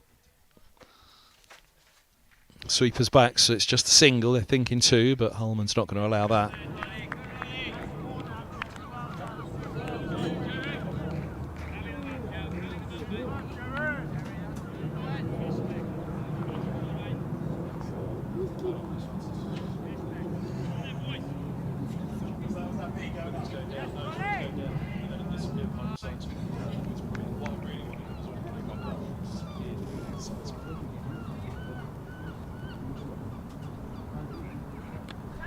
Oh, It's been the story of the day for Middlesex, really. Inside and outside edge been in play all day.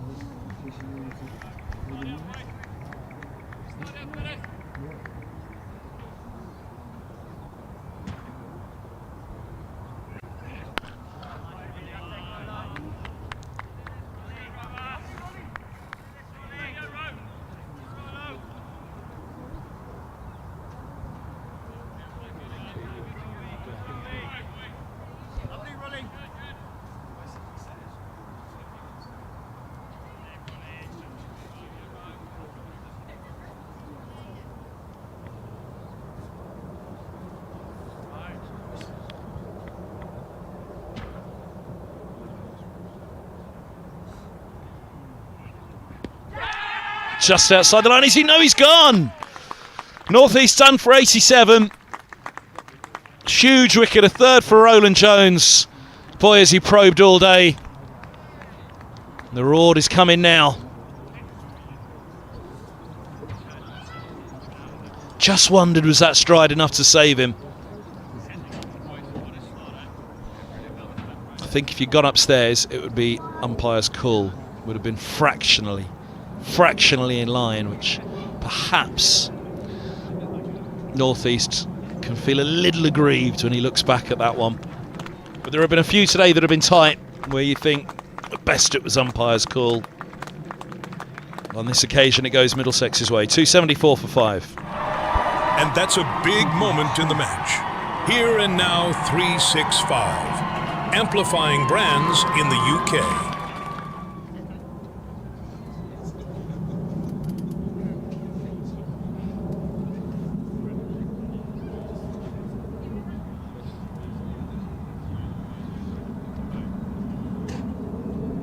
.274 for 5 is exactly what Middlesex would have wanted straight away afterwards. Even better that it is Sam North East that heads back, the man who holds that record score at Lords now, taking Graham Gooch.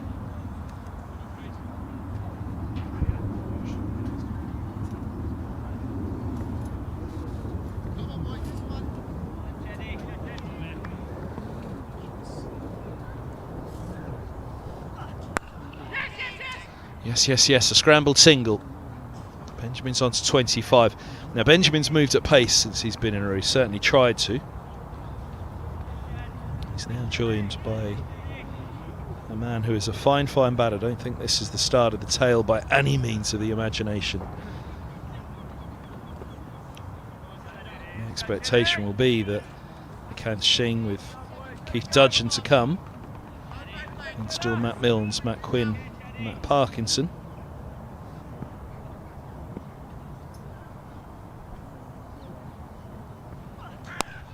The expectation will be that Singh is able to get in and go relatively big here and cash in on the hard work of all of those that have come before today. And it has been hard work, for as much as Middlesex will feel they've been slightly off the pace today, Kent will be very, very happy with what they have achieved.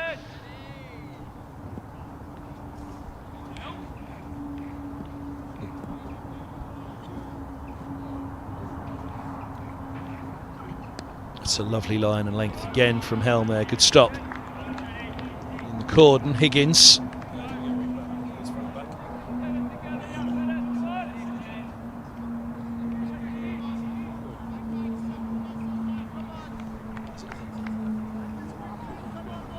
See what movement there was.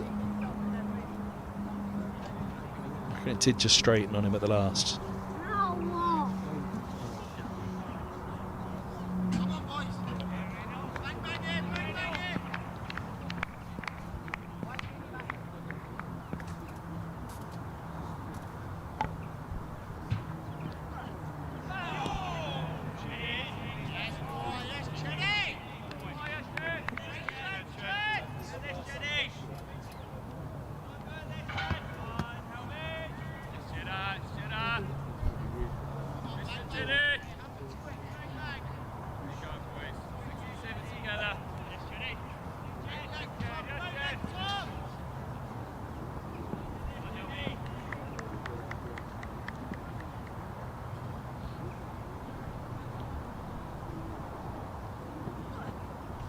there's a bit of shape still. Down the hill, Helm from the Benham end. It's not quite Hove, but it's still a reasonable size up and down slope here from one end to the other. You think of Lords, it's side to side. Accustomed as Kent are, though, to a slope. It's funny, the one at Canterbury is probably the one most akin to Lords, but they do say it's different on the actual square itself. It doesn't feel the same off the surface. That is somehow seems flatter than the rest of the ground, they tell me.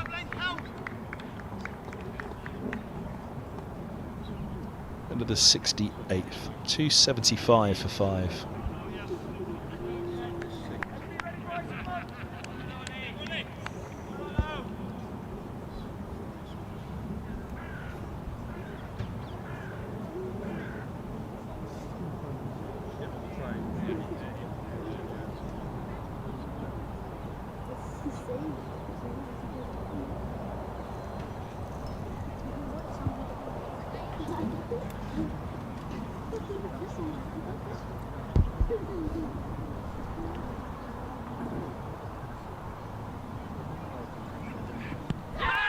Not sure it's doing enough. It needed to straighten.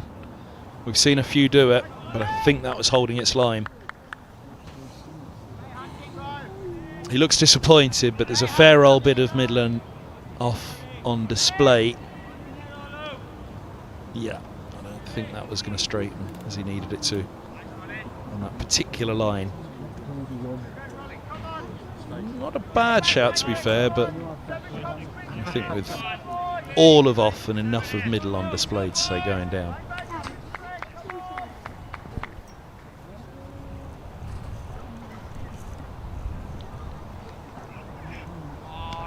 Well, there's the shape that he needed on the last one. Away it nips.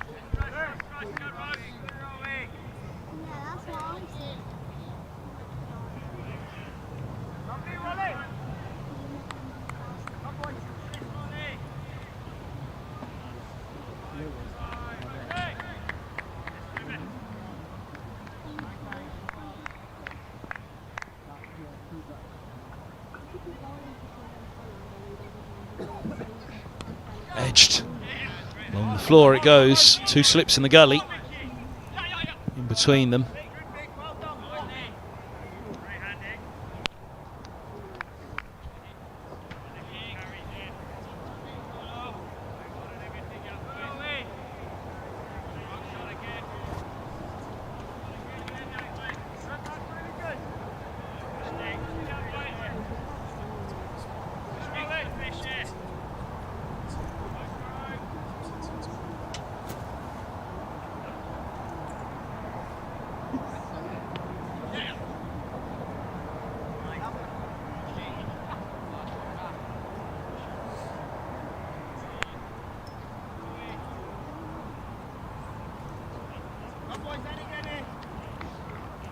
Superb little period, come on!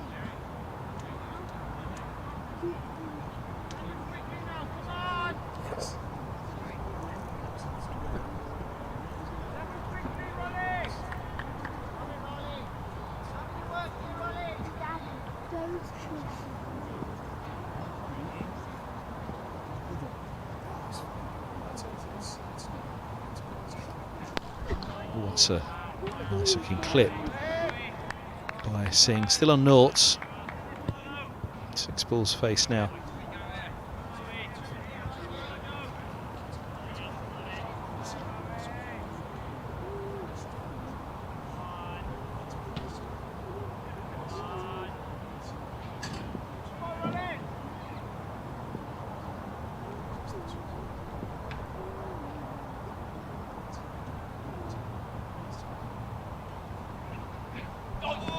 Again, is that movement. If that LBW appeal had that shape on it, then there would have been trouble. 278 for 5 after 69.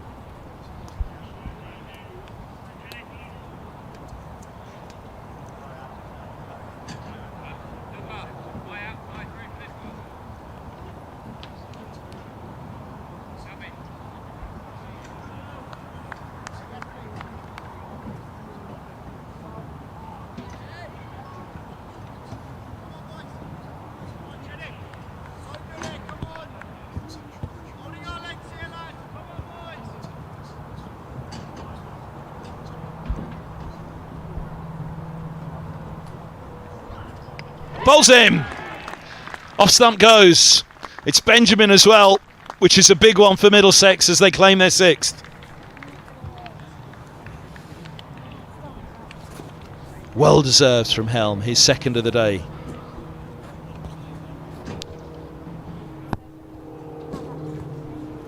Quite an open stance from Benjamin. And this is just angled in. The foot wasn't there. And the bat was searching on its own. The ball didn't have to search too much. It's plumb on the top of off. 278 for 6, Kem. Touching the new batter then.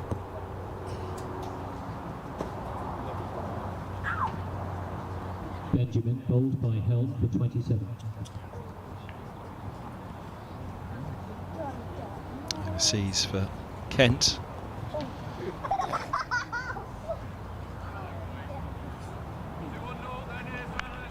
A fine batter. Certainly capable of some big shots.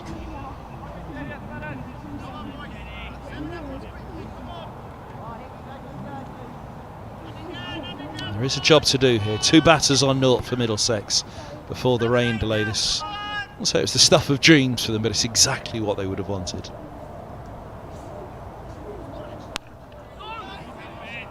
As a cricket fan once wrote, you can't always get what you want.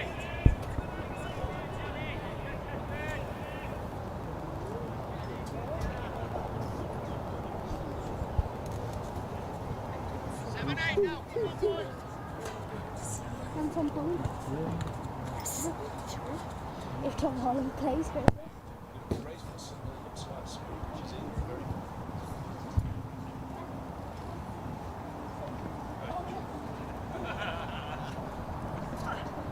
Oh, another beaut from Helm. It just feels like it's come out really well all day for Helm today. His figures really don't tell the story of his day.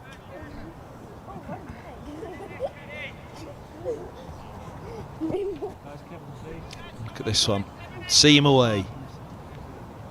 The irony being, of course, the one that picked up the wicket was gun barrel straight.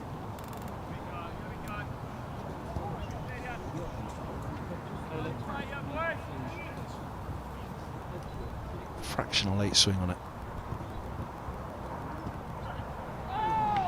A lot of swing on that.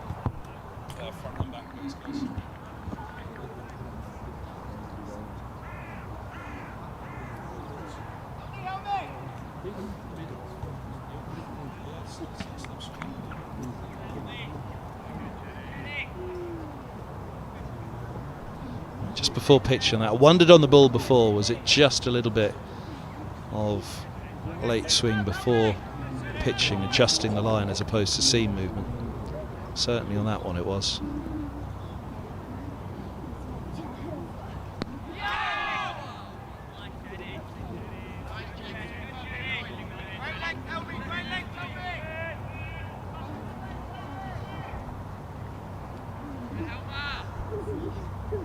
"30 years of age now, the South African dudgeon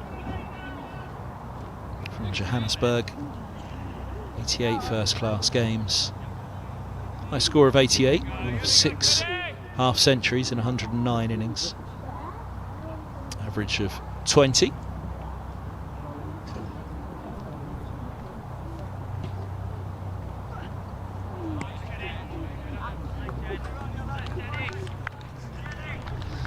"70 bowled, 278 for 6.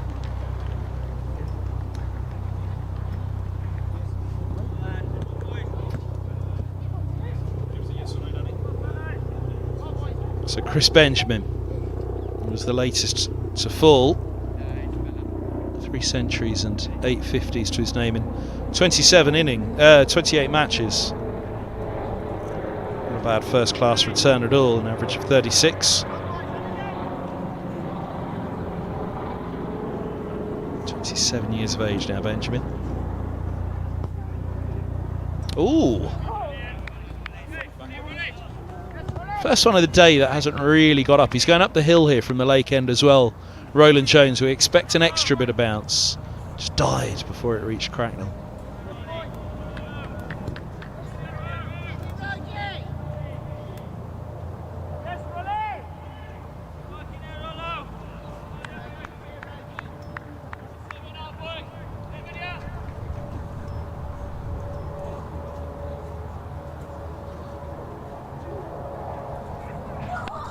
Nicely done by Singh, just checked it into the onside, didn't go too hard at it, that's the key.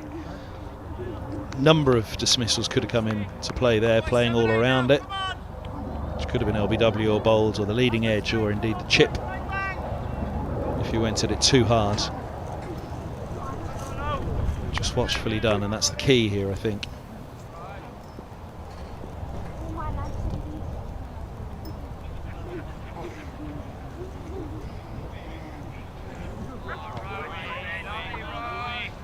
Singh still only 20. Well, it's only turned 20, 16th of July. 13 first-class games. High score of 95. 450s in 22 innings. 22 list A games. A couple of blast games for him as well.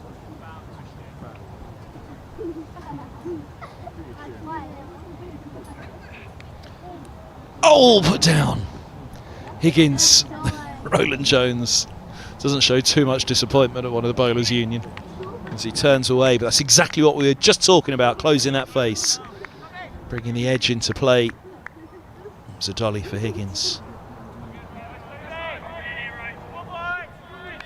Well, that could have been huge. 7 down in the 71st, Singh gone. Middlesex would have fancied wrapping this up today. Still might.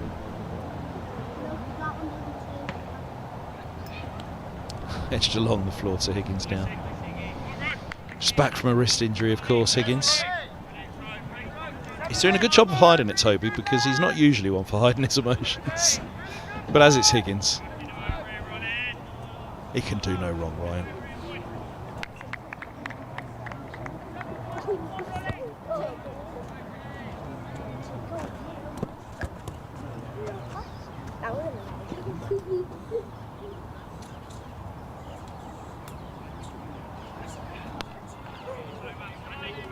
Testing this for Singh. 71st over, and that ball is still doing a bit, and that man Roland Jones is still hitting the spot regularly. Higgins, he's one of the few that can walk up to Roland Jones, or any bowler indeed, I think, at the end of an over after he's dropped one, say, sorry mate. Usually you just steer well clear.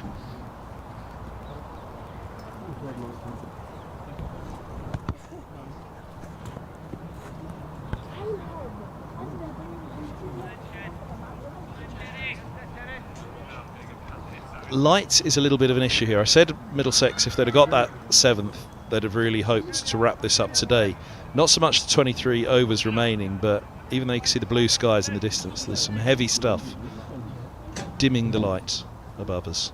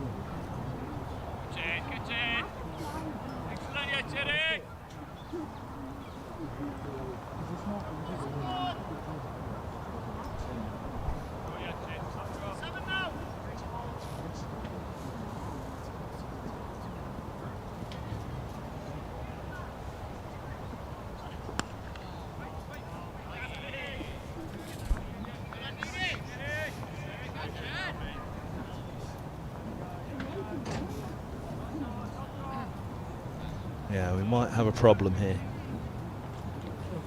Umpires are thinking it over.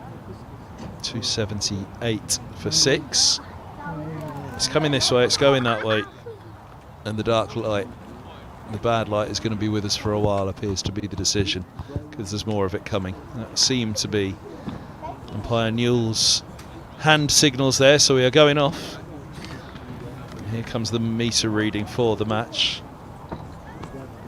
So any time it reached that point, there you go, that's the shot that probably gives you the best idea. And Ethan Bosch in the foreground there is looking up over the back of the camera, which is over the back of where we're sat as well, so we can't see what it is, but umpire Newell clearly saw enough there that he said, look, that's coming this way, so it isn't getting any better anytime soon. This is enough to say, let's go now. And you can see on the scoreboard to the right that it's a pretty fair decision. Usually, I have to admit, I'm one of the worst for whinging about bad light not being bad when we come off, but it does feel like right now we could be on the verge of a heavy downpour, let alone just this bad light. So I can fully appreciate the fact that, one, they took in the direction of the clouds and decided that probably should be enough for now. It could well be enough for the day at 5:30.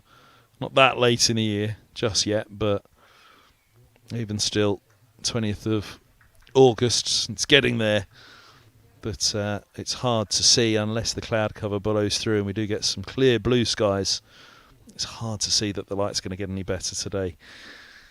Kent's Day, if that is it, but only just. It should have been 7 down. Higgins was kicking himself and apologising to Roland Jones for the chance he just put down off Singh at third slip.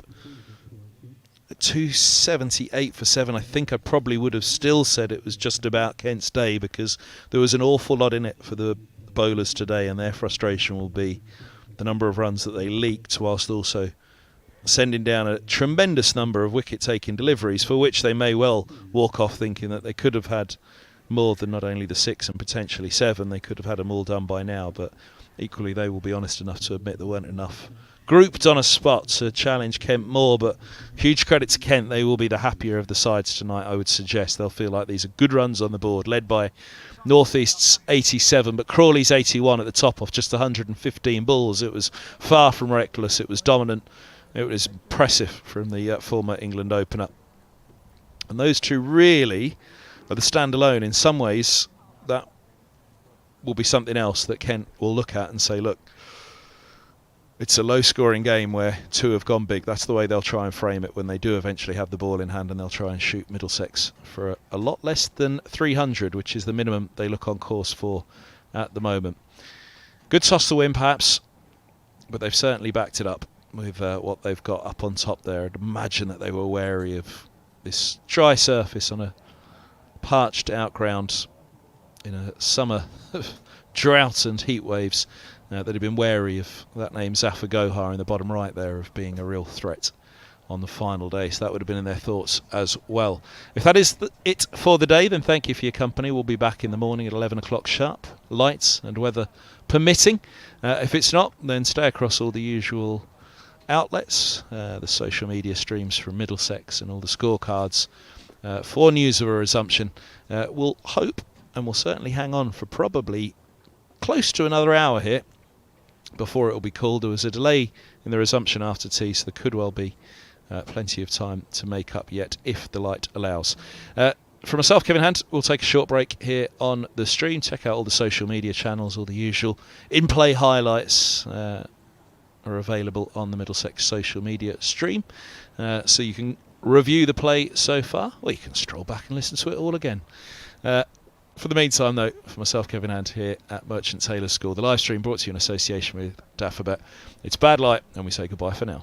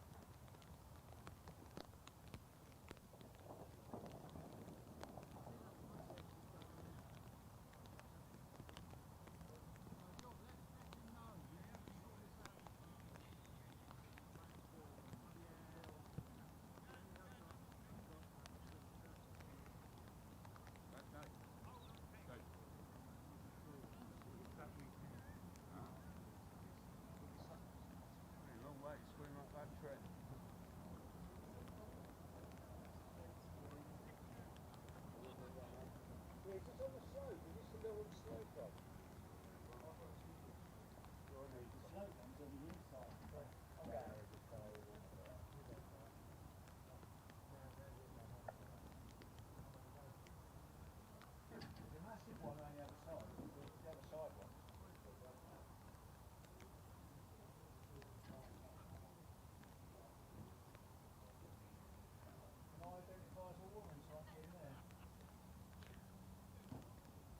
went to the doctors, I said I identify as a supermarket. I said, how long have you been like that? I said, ever since I was little.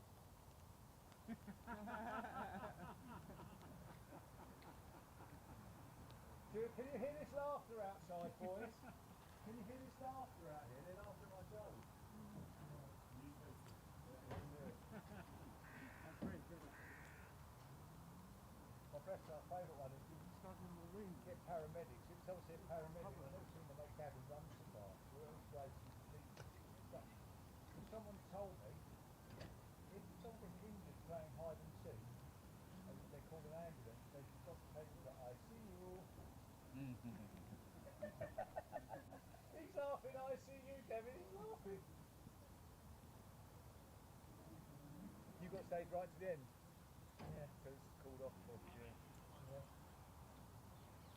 Yeah, you make sure you do, just in case we have to re-watch it if we miss stuff. Yeah.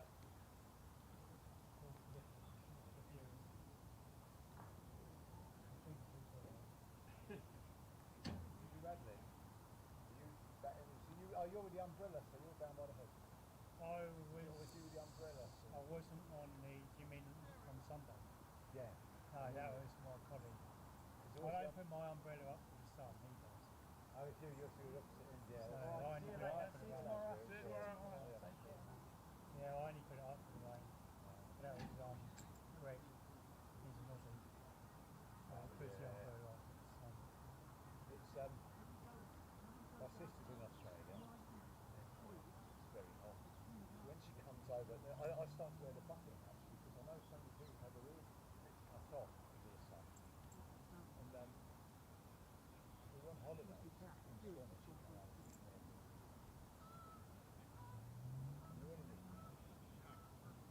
Oh, certainly, yeah.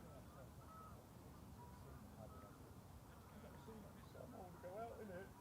And I was looking at this book the other day, and it said pubs with great beer gardens. Is this pub opposite North Carlton? You've got to be careful. Sorry, the buckets.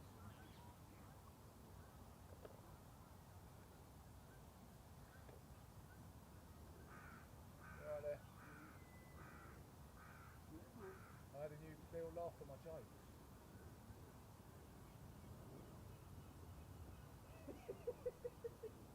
I don't think you believe it. Yeah, but you don't knock around with so much. You've only taken about 100 of the times that they have.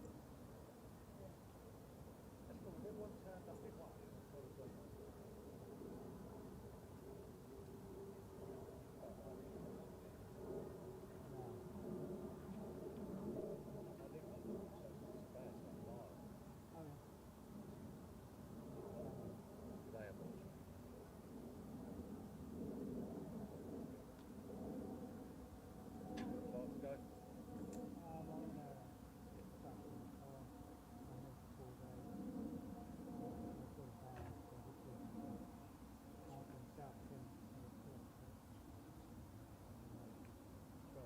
Friend, she was in Manchester. She's worked in Margate, Ramsgate. She's got cancer. She was in London. She was paying. But by the time I found renting, they get this. It's worked out really well now. So she can do stuff like that. Simple. Yeah, well, you've got some tools.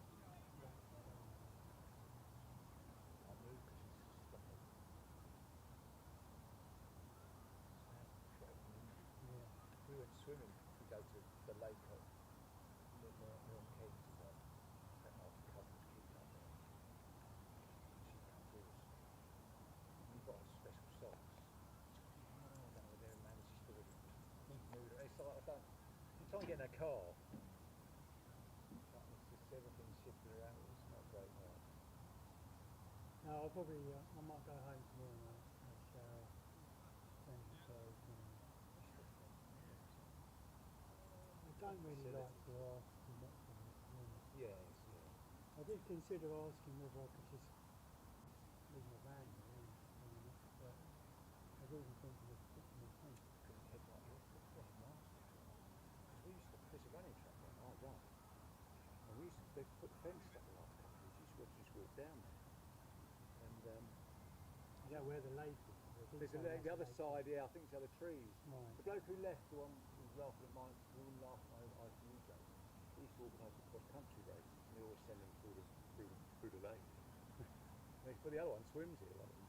But they, yeah, just see all the black things are there. There's a running track there. Not like mine. They've got the javelin, all that on the grass. So I thought one of them doing a training session. And it fenced it all off.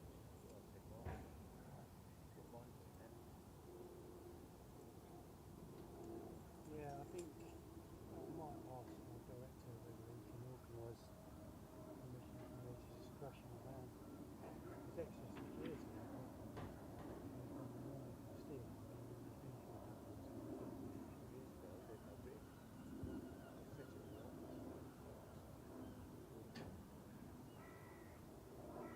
I think there is security.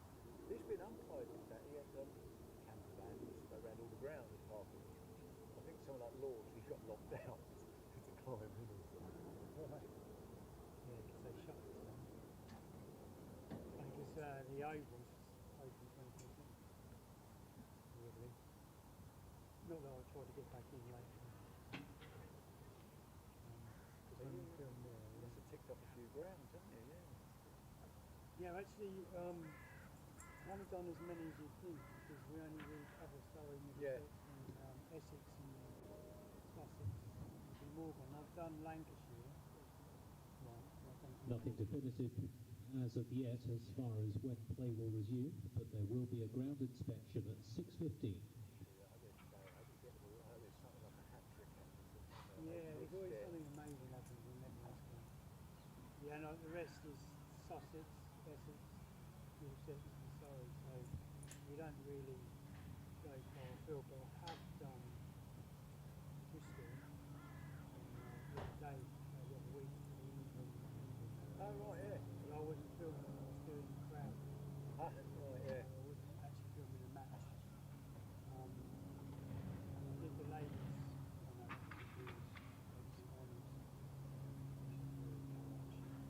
we're going to do it in Durham. Yeah. I think it's Pakistan. And it feels like a match.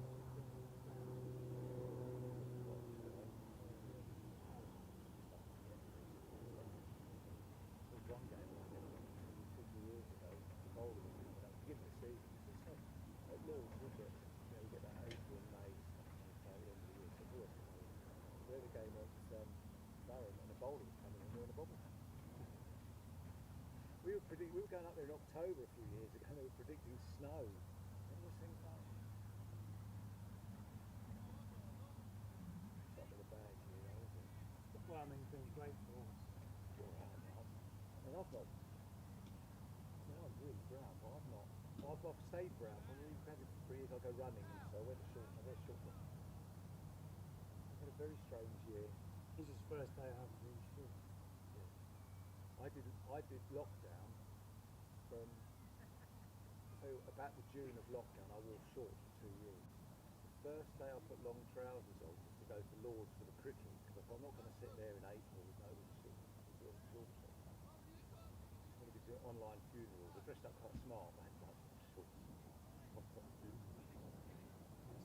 I know they wouldn't have liked it.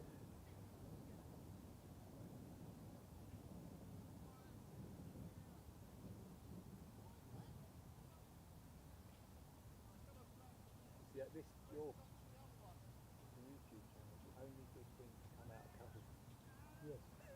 Yeah, The amount of cricket we get now. The amount of people that are very grateful for. But I thought they'd start charging. There was stuff about paywalls or something. think the that on there, they want people to see it. So they don't want the paywall. No. You get it free. It's absolutely brilliant. With some of the cars, camera work, especially one other day, the cameras just like that moving across. It was just awful. And in some of the grounds, especially where the women's cricket, they just have static cameras. So my mum's moaning, and I thought, hang on a minute, 10 years ago we had a static camera in law, it was just one. Now people would watch if they weren't there. Now you're moaning about it. The women's cricket. I mean, I don't know whether you've ever looked at the women's cricket on YouTube. Yeah, no. Are you ever looked at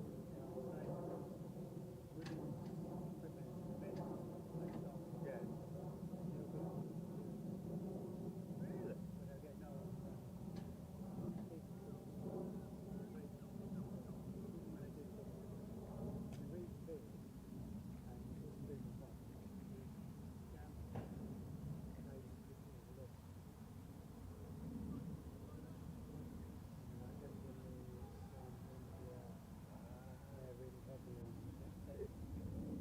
I watch on the telly. I sometimes watch on the computer and get all the stuff on the side.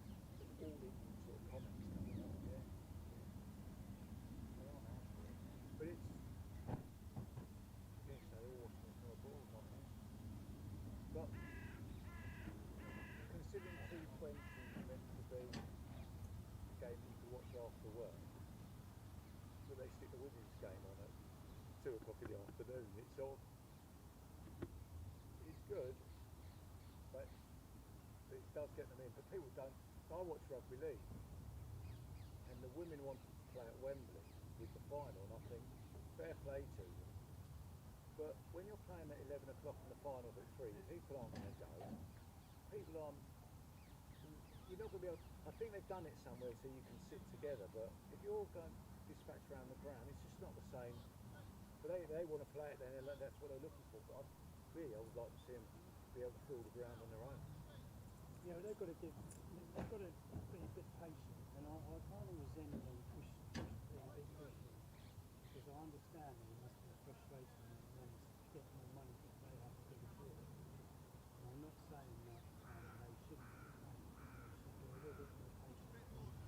People that push it, they need to have the angry with them, not the people who pay. I went to the Oxford-Cambridge game, and funny enough, I was chatting to one of the stewards who teaches the cricket match, and he made me think there was a women's game, and they scored 56 and the ball, okay, because they're bowling slow, the ball doesn't go to the back. It's not great cricket, and I thought, you go to the right university, no one's playing for it. You can get in all the playing indoors and so on. It made me really think. I don't mind Eton and Harrow and Oxford Cambridge because they're just traditional. I don't mind the boat race. It's not saying they're the best. You've watched them at Henley or my beats Oxford Cambridge all the time. It's just tradition, but you've got to be careful. Yeah, you've got to get the crowds in. Otherwise, you start spending money that you're not earning. But I mean, when you look at cricket, we played Notts a couple of years ago, and before the game, I counted there were 69 people. And well, okay, there were people in the pavilion, people in the bars. Around the ground, there was 69 people. At Lord's. The ladies. But no, for men's. Normal men's cricket. Oh, what are you talking about? It was raining, it was a really awful day, and they didn't think play, and it actually turned out to be a brilliant day for cricket. And it always is, and I wind them up, they're all gone, and so I went, no, it was actually brilliant. What's his name? Broad thought he was going to do 2 games. One, I think that was the one that ended up in a draw, and I gave him some stick about the weather. He said, I bowled awful for that to happen. I said, have you seen the weather? He said, no, only a little shower, it rained the rest of the day. We got the draw out, and then I told him, then the next year, we beat them. Again, something similar, I gave him some stick, but not great. Great. This is all that.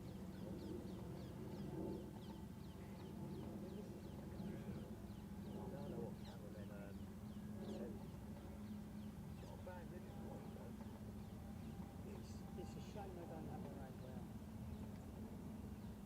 sorry, the pick out of the open. Because they're good. Test, but the test you can work around. But we've had this week. You've had stable there. No, I didn't. Well, so I told you. I would have gone, but I need to do some more. But right, you gone? Well, then, not better.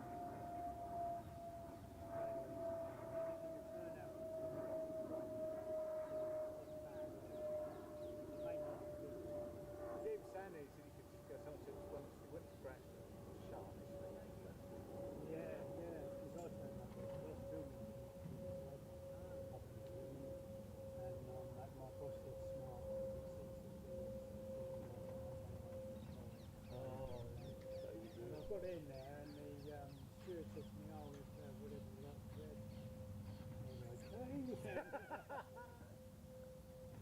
I was pretty smart, I still had my shirt, I just took my tie. But yeah, it's if you could arrange it better, but see, I remember years ago, and I thought, we have to get paid for that now, because the money, because all the advertising, hang on a minute, you're earning all this. But there was years ago, they didn't have anything. The women's game, there was just always, we had Middlesex there. You have things like the village file off the Cambridge, it wasn't, but this more and more's come to it, and the T20s as well. And so they're filling it up, and everyone wants to play at Lords. So you always get the test matches, so you get 2 teams going.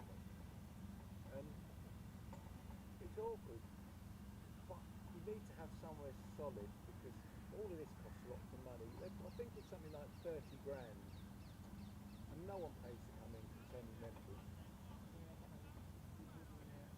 Toilets, and that's not going to be cheap for 4 days. You're here all the time. That's standard. All these. And it's just a place that's never been used before. I've seen it been used this afternoon in the rain. Yeah, but you can't. I don't know the money. You've only got there in the ground.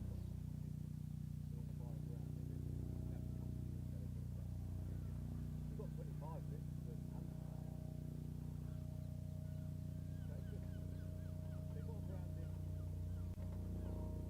ground in where we're on the motorway there, and they've got this ground, so someone gave me, oh no, a university gave me ground, it's too small, so it might want to play women's cricket there. So Stuart said to me, why are we going to see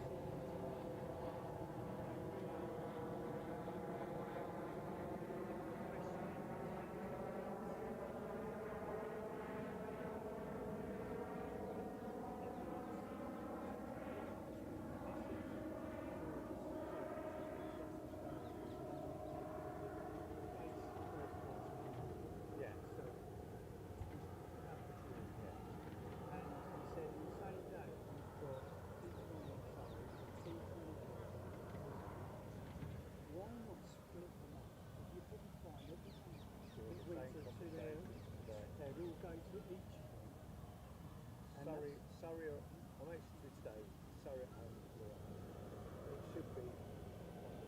We have a lot of fiddling about with our fixtures because of the Lord's situation, but you could have then looked at it and said, oh, hang on, and maybe not every week, but I don't know what Surrey do in the week, we're here, so why can't they away and then they must be able to do it. And it's not like football where you used to be home away, home away. You can do that, because we play all our home games at the beginning, and then at the end, so it can be done. Yeah. What that may do is that if they thought about it as an economically, financially, I said to them, we had a game 2 or 3 years ago, we couldn't do Lords, we only did T20, and Essex said, I don't know how it got that, but we used Essex to play Gloucester in a T20 on a Friday night for 2 days. Not T20, great stuff. And then I said to them, why didn't they play Essex? So we play our home game there and our away game there. You'd have got some Essex fans here. Okay, they might have to pay. But the game they did in the end, my mate said they made it free. So So all the people who paid are getting the money back. Essex said we'll pay for we'll basically run a normal day to pay and we'll take all the takings. And they lost money. Fair play to them for doing it. So they don't want to do it again. But yeah, my mates, it's gone up apparently, we got some money off. I paid my subscription, I just paid it in 2020 and 2021, we didn't get any quicker. Like, I can afford it, I would have paid it and gone. I was unaffordable. So to me, that is the sense that I paid, I could afford it to go, I would have gone, didn't go, so that's life. So they gave us like 50 quid off them, and that's gone. We're paying 300 and our pensions are only paying a tenner and they can get in from first day free, only watching county cricket or something like that. It's fair. So my mates lives in Brandon, he goes to Rothesay. And for 200 odd quid is country better. He can watch us on a test ground. You're not kicked out all those things. And then what they've done the other thing is other companies got this reciprocal arrangement. Someone can watch, as long as they're not playing less Nottingham, you can go to four counties. I know Bristol,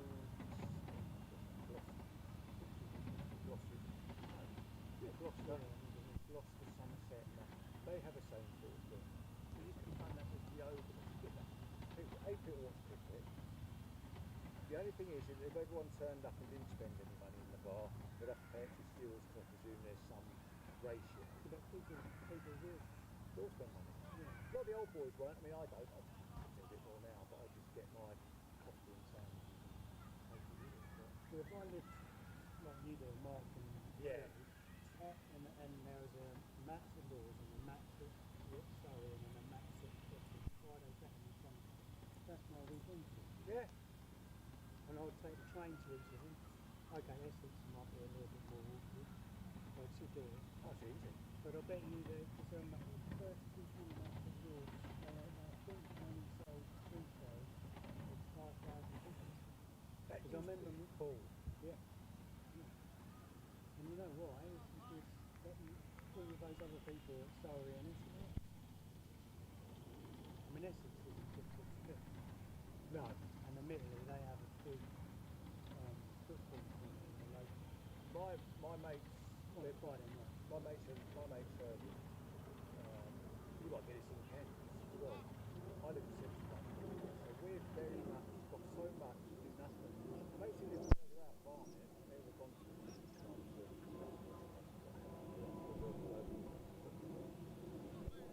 missed out going to the ground big and tennis balls and very cheap. But my mate, I think Essex in particular, I've watched a lot of the YouTube things. So you watch the Friday night thing, full of kids. My mate, they're Middlesex fans, so they live in Essex, Billericay. All the kids there are in the cricket club.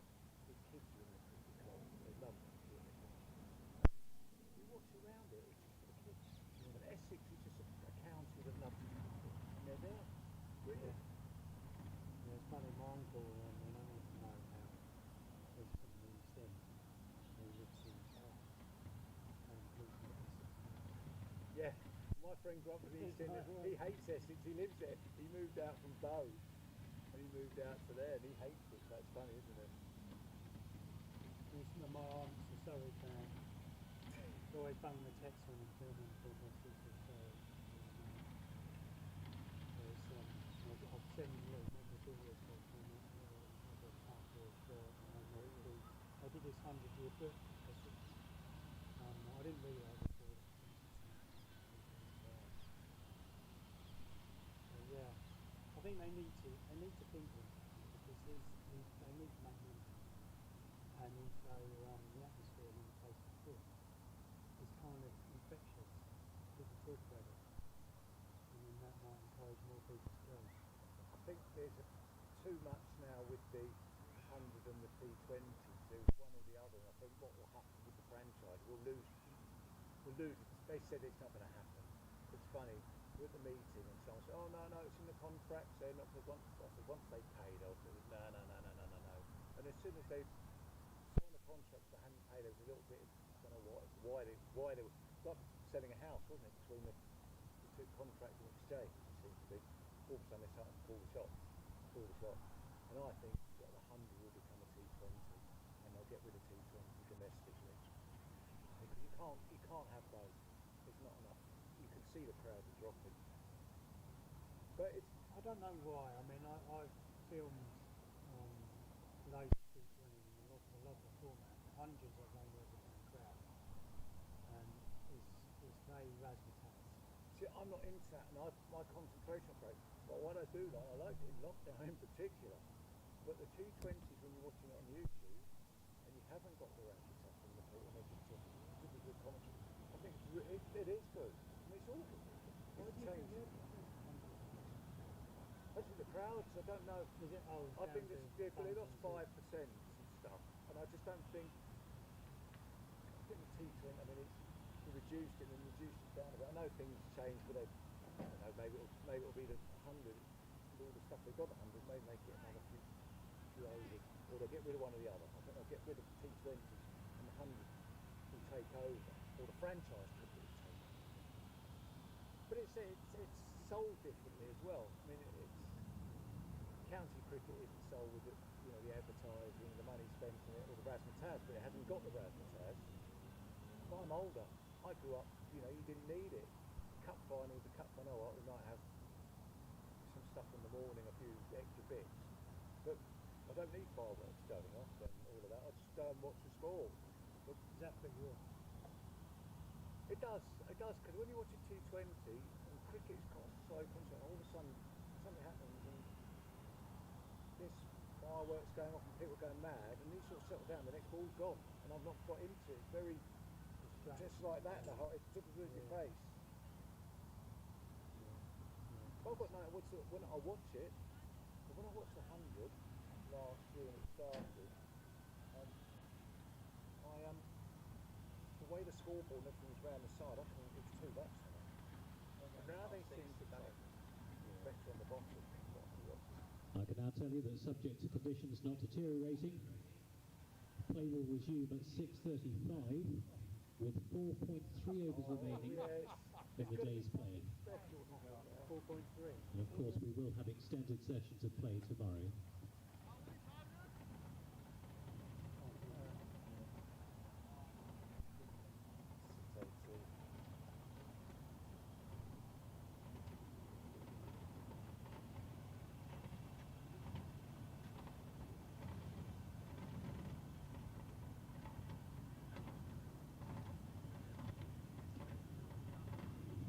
Headingley, England currently 303 for 4 against Pakistan. That's a lead of 132.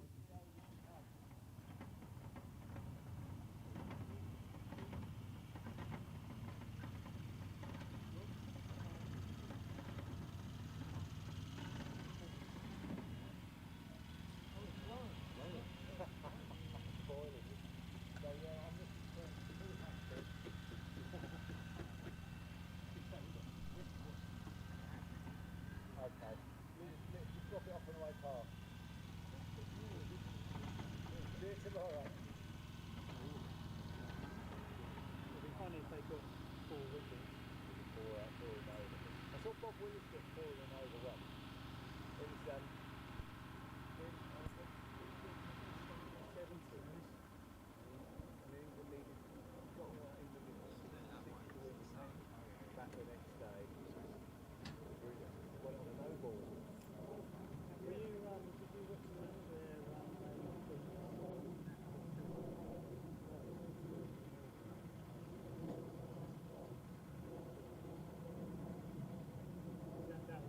over each way, which is a whole day. That was over. I'll say that again, 6:35 p.m. restart, 4.3 overs remaining in the day's play. 30 over, 20.5 and 10.9.1. I was there. I got in. Right, we sit, you know where the waiting come out? Right, we all sit there. And I got there and they put out their big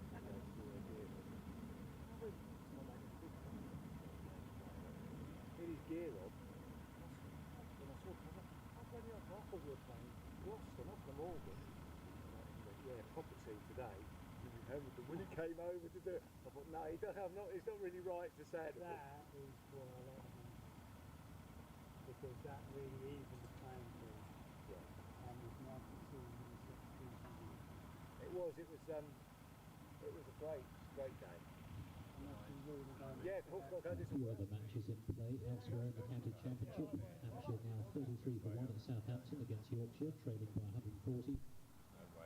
Leicestershire 98 for 5 at Grace Road against Glamorgan. Is there a quick way, or do I have to go up there and round? And Nottinghamshire at the Oval 184 for 9 against Surrey.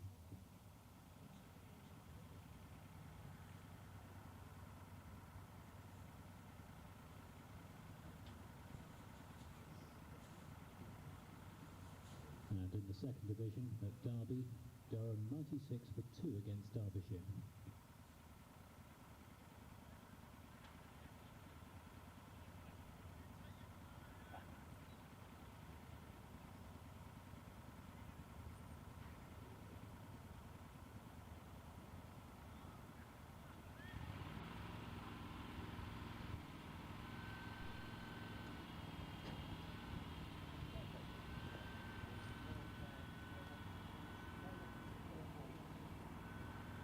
Oh, you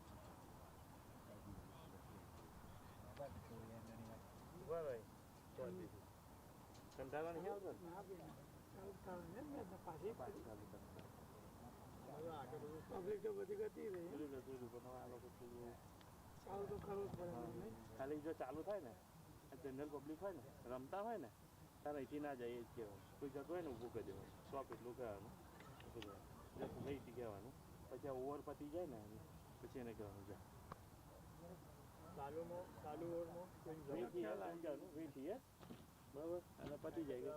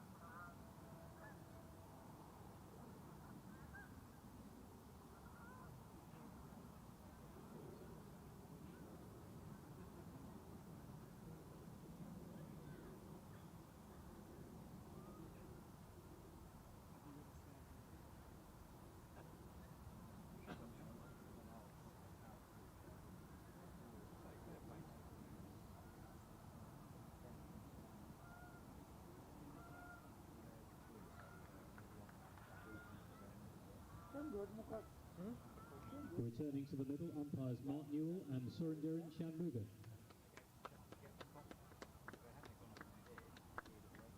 Your match referee is Wayne Noon. Your scorers Lorne Hart and Don Shelley.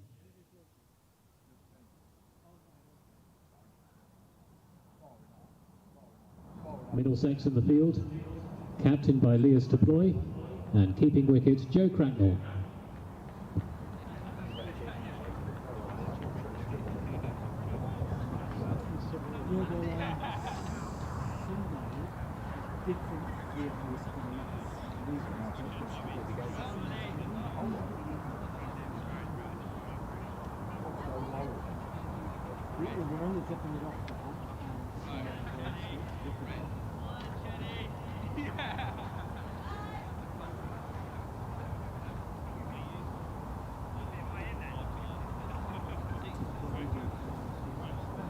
Resuming the innings for Kent, Ekam Singh and Keith Dudgeon.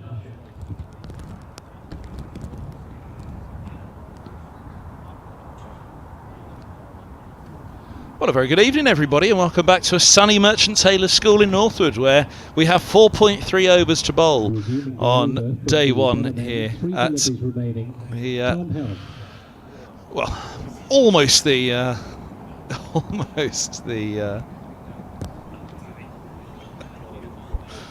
almost the Outground Championship home for Middlesex nowadays, Merchant Taylors School.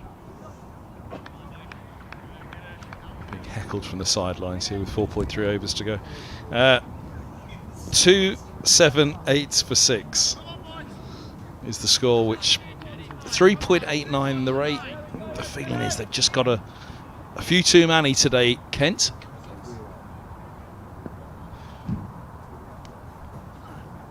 And that's probably why. Look at that ball still go. 72nd over. The seam movement there. Goodness me, that grass has rarely looked lusher today.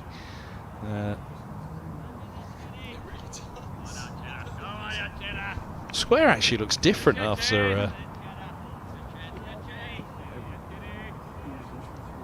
we've had this delay.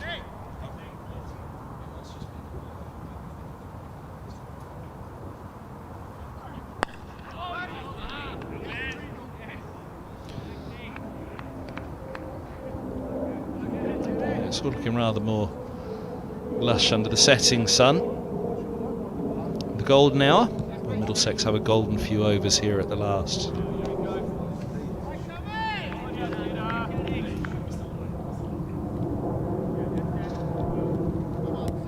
Oh, there you go. That's the difference. The before and after.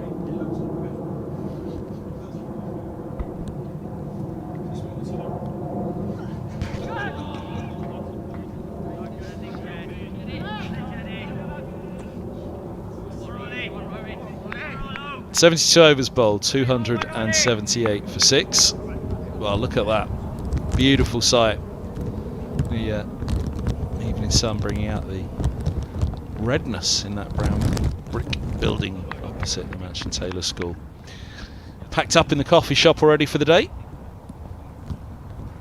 Good number of spectators have packed up. I'm not sure. I think you could probably count on two hands just how many are left. But these could be crucial 4 overs. I went off earlier. I said of the two sides, undoubtedly Kent will be the happier. There have been a lot of wicket-taking balls today for Middlesex. That wickets column only stands at 6. Just want to make sure they're tight on that off stump. These final deliveries of the day. Something of a bonus here, I'd suggest now for Middlesex. Wouldn't say it's in any way a get out of jail free card in these 4 overs to try to make some serious inroads for the wickets that remain. But if they could somehow hurdle out a couple here and bring them back 8 down in the morning rather than 6 down, does feel as though that could make a significant difference to this first innings of the match. Oh, we'll have to wait and see. I think Middlesex will have to bat very, very well to reply to a score which surely will be, or a total that surely will begin with 3.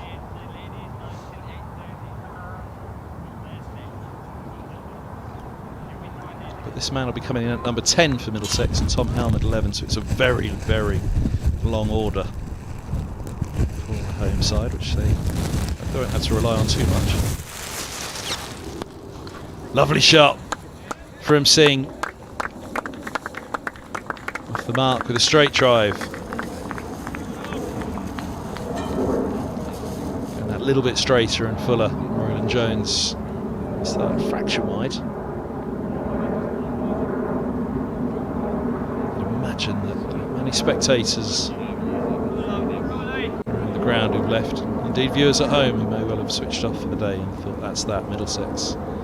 And indeed Kent might have been turning their minds to tomorrow already. The umpires have managed to get us back out. There you go now, wet ball. What Middlesex at least will have is that is soon to be replaced, that ball, and not long after they resume in the morning, but he has to probably clearly having to work hard on that. It's ended up in a real wet patch.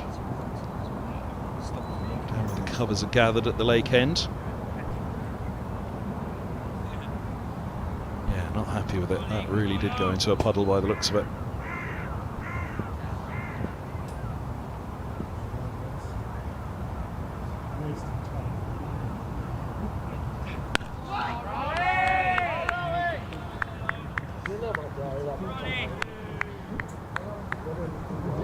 Rothesay counting, looking back at the lake end.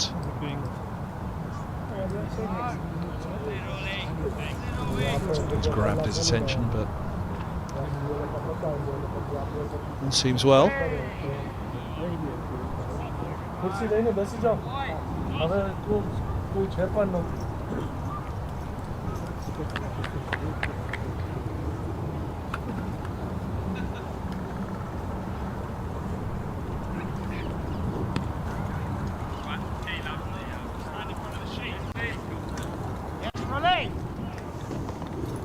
Slipping out a little again. That ball's wet now, so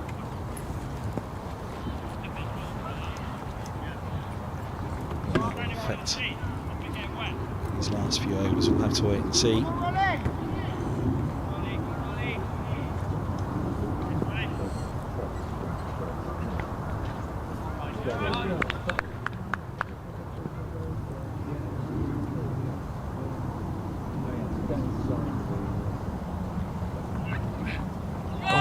Go.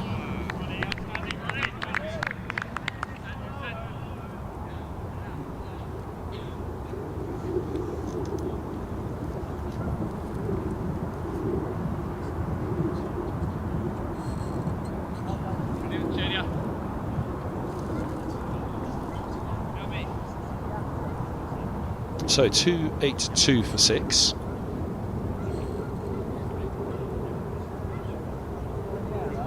Tom Helm 2 for 52, and a pretty good day he and Roland Jones. However, they too will be disappointed with their economy rates. There hasn't been any one particular bowler today.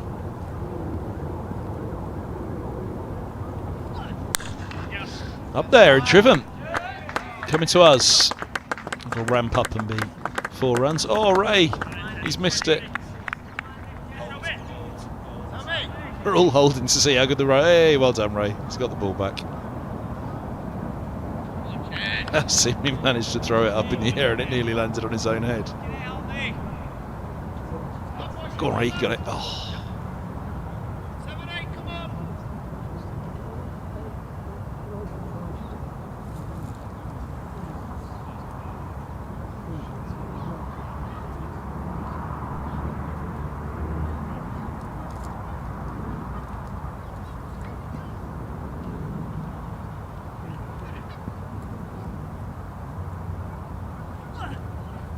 Oh no, that's gone.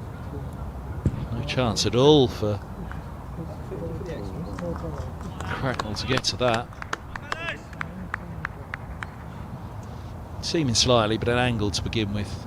Feels like Middlesex just a little rusty this evening now. Feels as though they perhaps had their feet up for the day.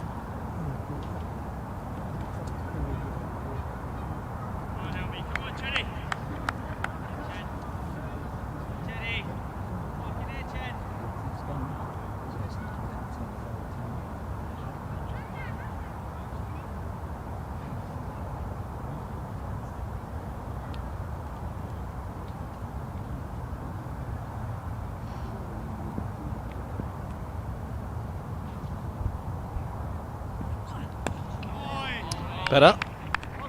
Pick up a single though down to deep third. Luke Holman. Let's turn his arm over. We've had a little bit of Zafar Gohar. It's been seaming. It has been spinning. But Middlesex persevering. The quicks for the most part.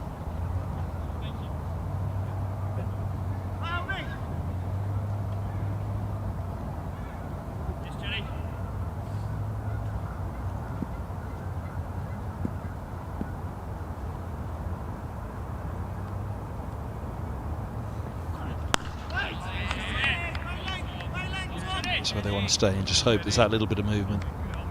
Saw that drop catch at third by Higgins.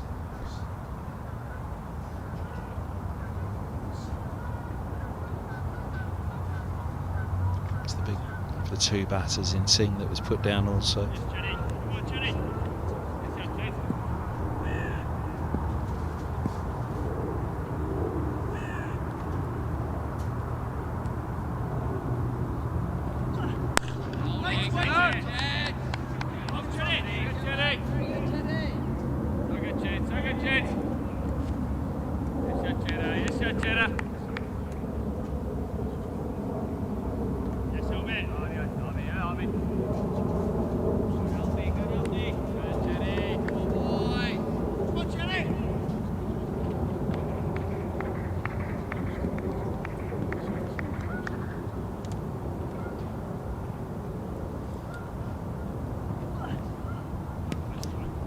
Easy to take there for Cracknell. 73 bowled, 74 bowled indeed, 2 to go today, and at the moment these couple of overs for Kent to face this evening have played out in their favour. Middlesex also desperately want to make at least one breakthrough this evening. There you go, it's written on the face really, isn't it?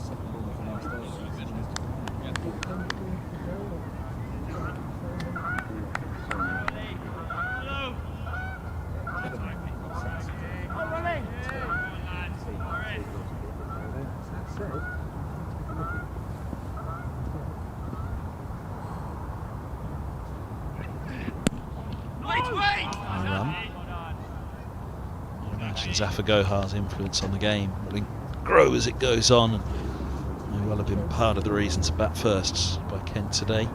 Interested to know what Middlesex would have done if they too would have batted first. Forecast wise today, you would have thought will be the one with the most cloud cover, a couple of showers around that we may well arrive.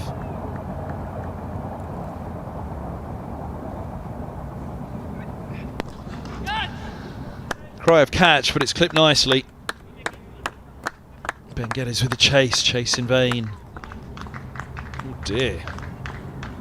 Took the cap off him, nearly took the head off him.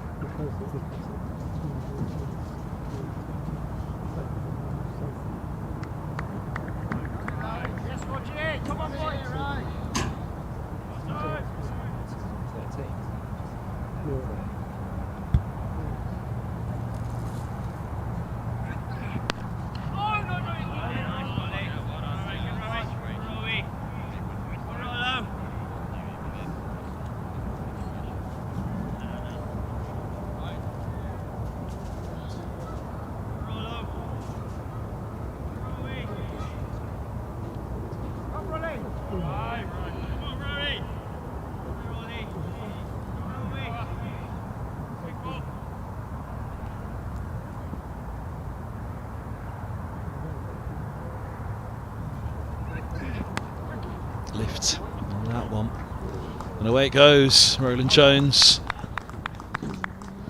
looks away in disgust. Lovely, Rog.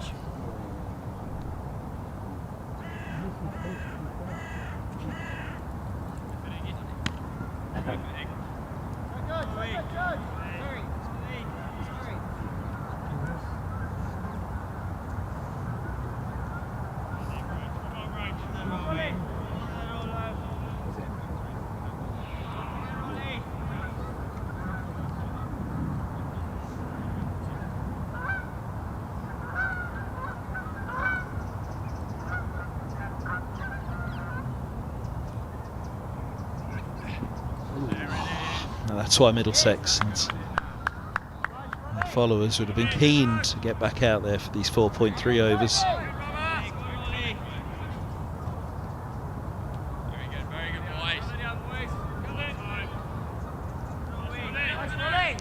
Ball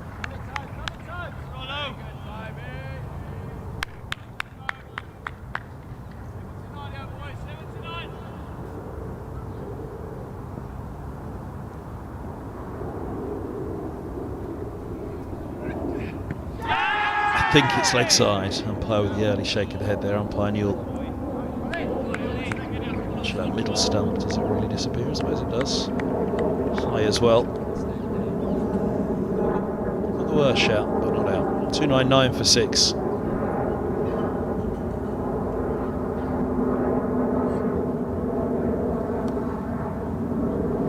So at best, Middlesex will have Kent 7 down this evening if a wicket were to fall in this over. It is a law that changes 1st of October, but for now, squared up a little. Singh, good start to the over for Helm. If they could take Singh overnight, then that would be as good as perhaps taking 2 at the other end. He's a top quality batter. You may well think about an onslaught in the morning were Singh to fall this evening or fall first thing in the morning.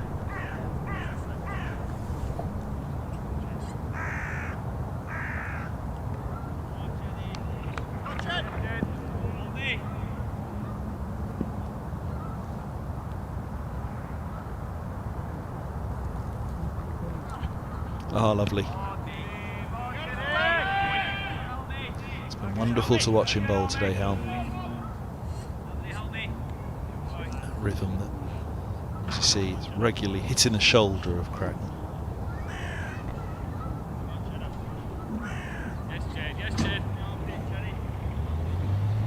The trajectory's down the hill as well, it should be noted.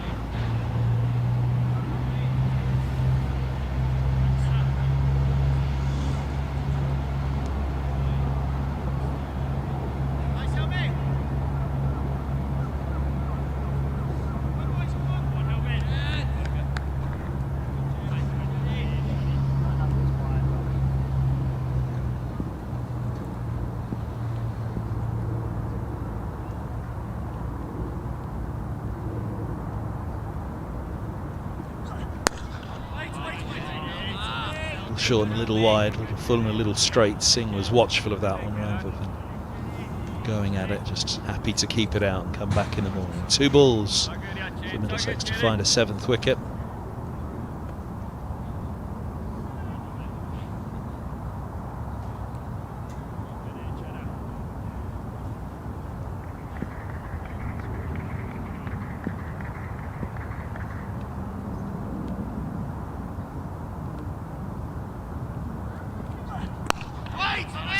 To be. That's where Middlesex have wanted to be all day, top of off. That will be their reflection overnight that they'll try to bring back in the morning, but I think crucially, with 300 on the board now, Kent, that will be their reflection as well. There are enough balls today, if they were grouped together a little better, that could have caused Kent an awful lot more trouble.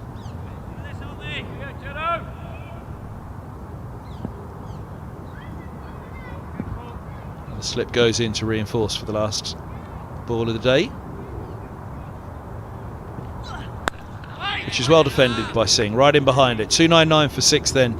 After 76, we'll be back in the morning here at Merchant Taylor School. 3 full days forecast, so no further interruptions. Middlesex will be keen to get through to that second new ball pretty quickly to try to wrap this up, but equally Kent could well be thinking about a score even up towards 400. Should Singh get in, and should somebody stick with him. Join us in the morning to find out. From myself, Kevin Hand, on the live stream here in association with Daffabet. It's a very good evening to you all.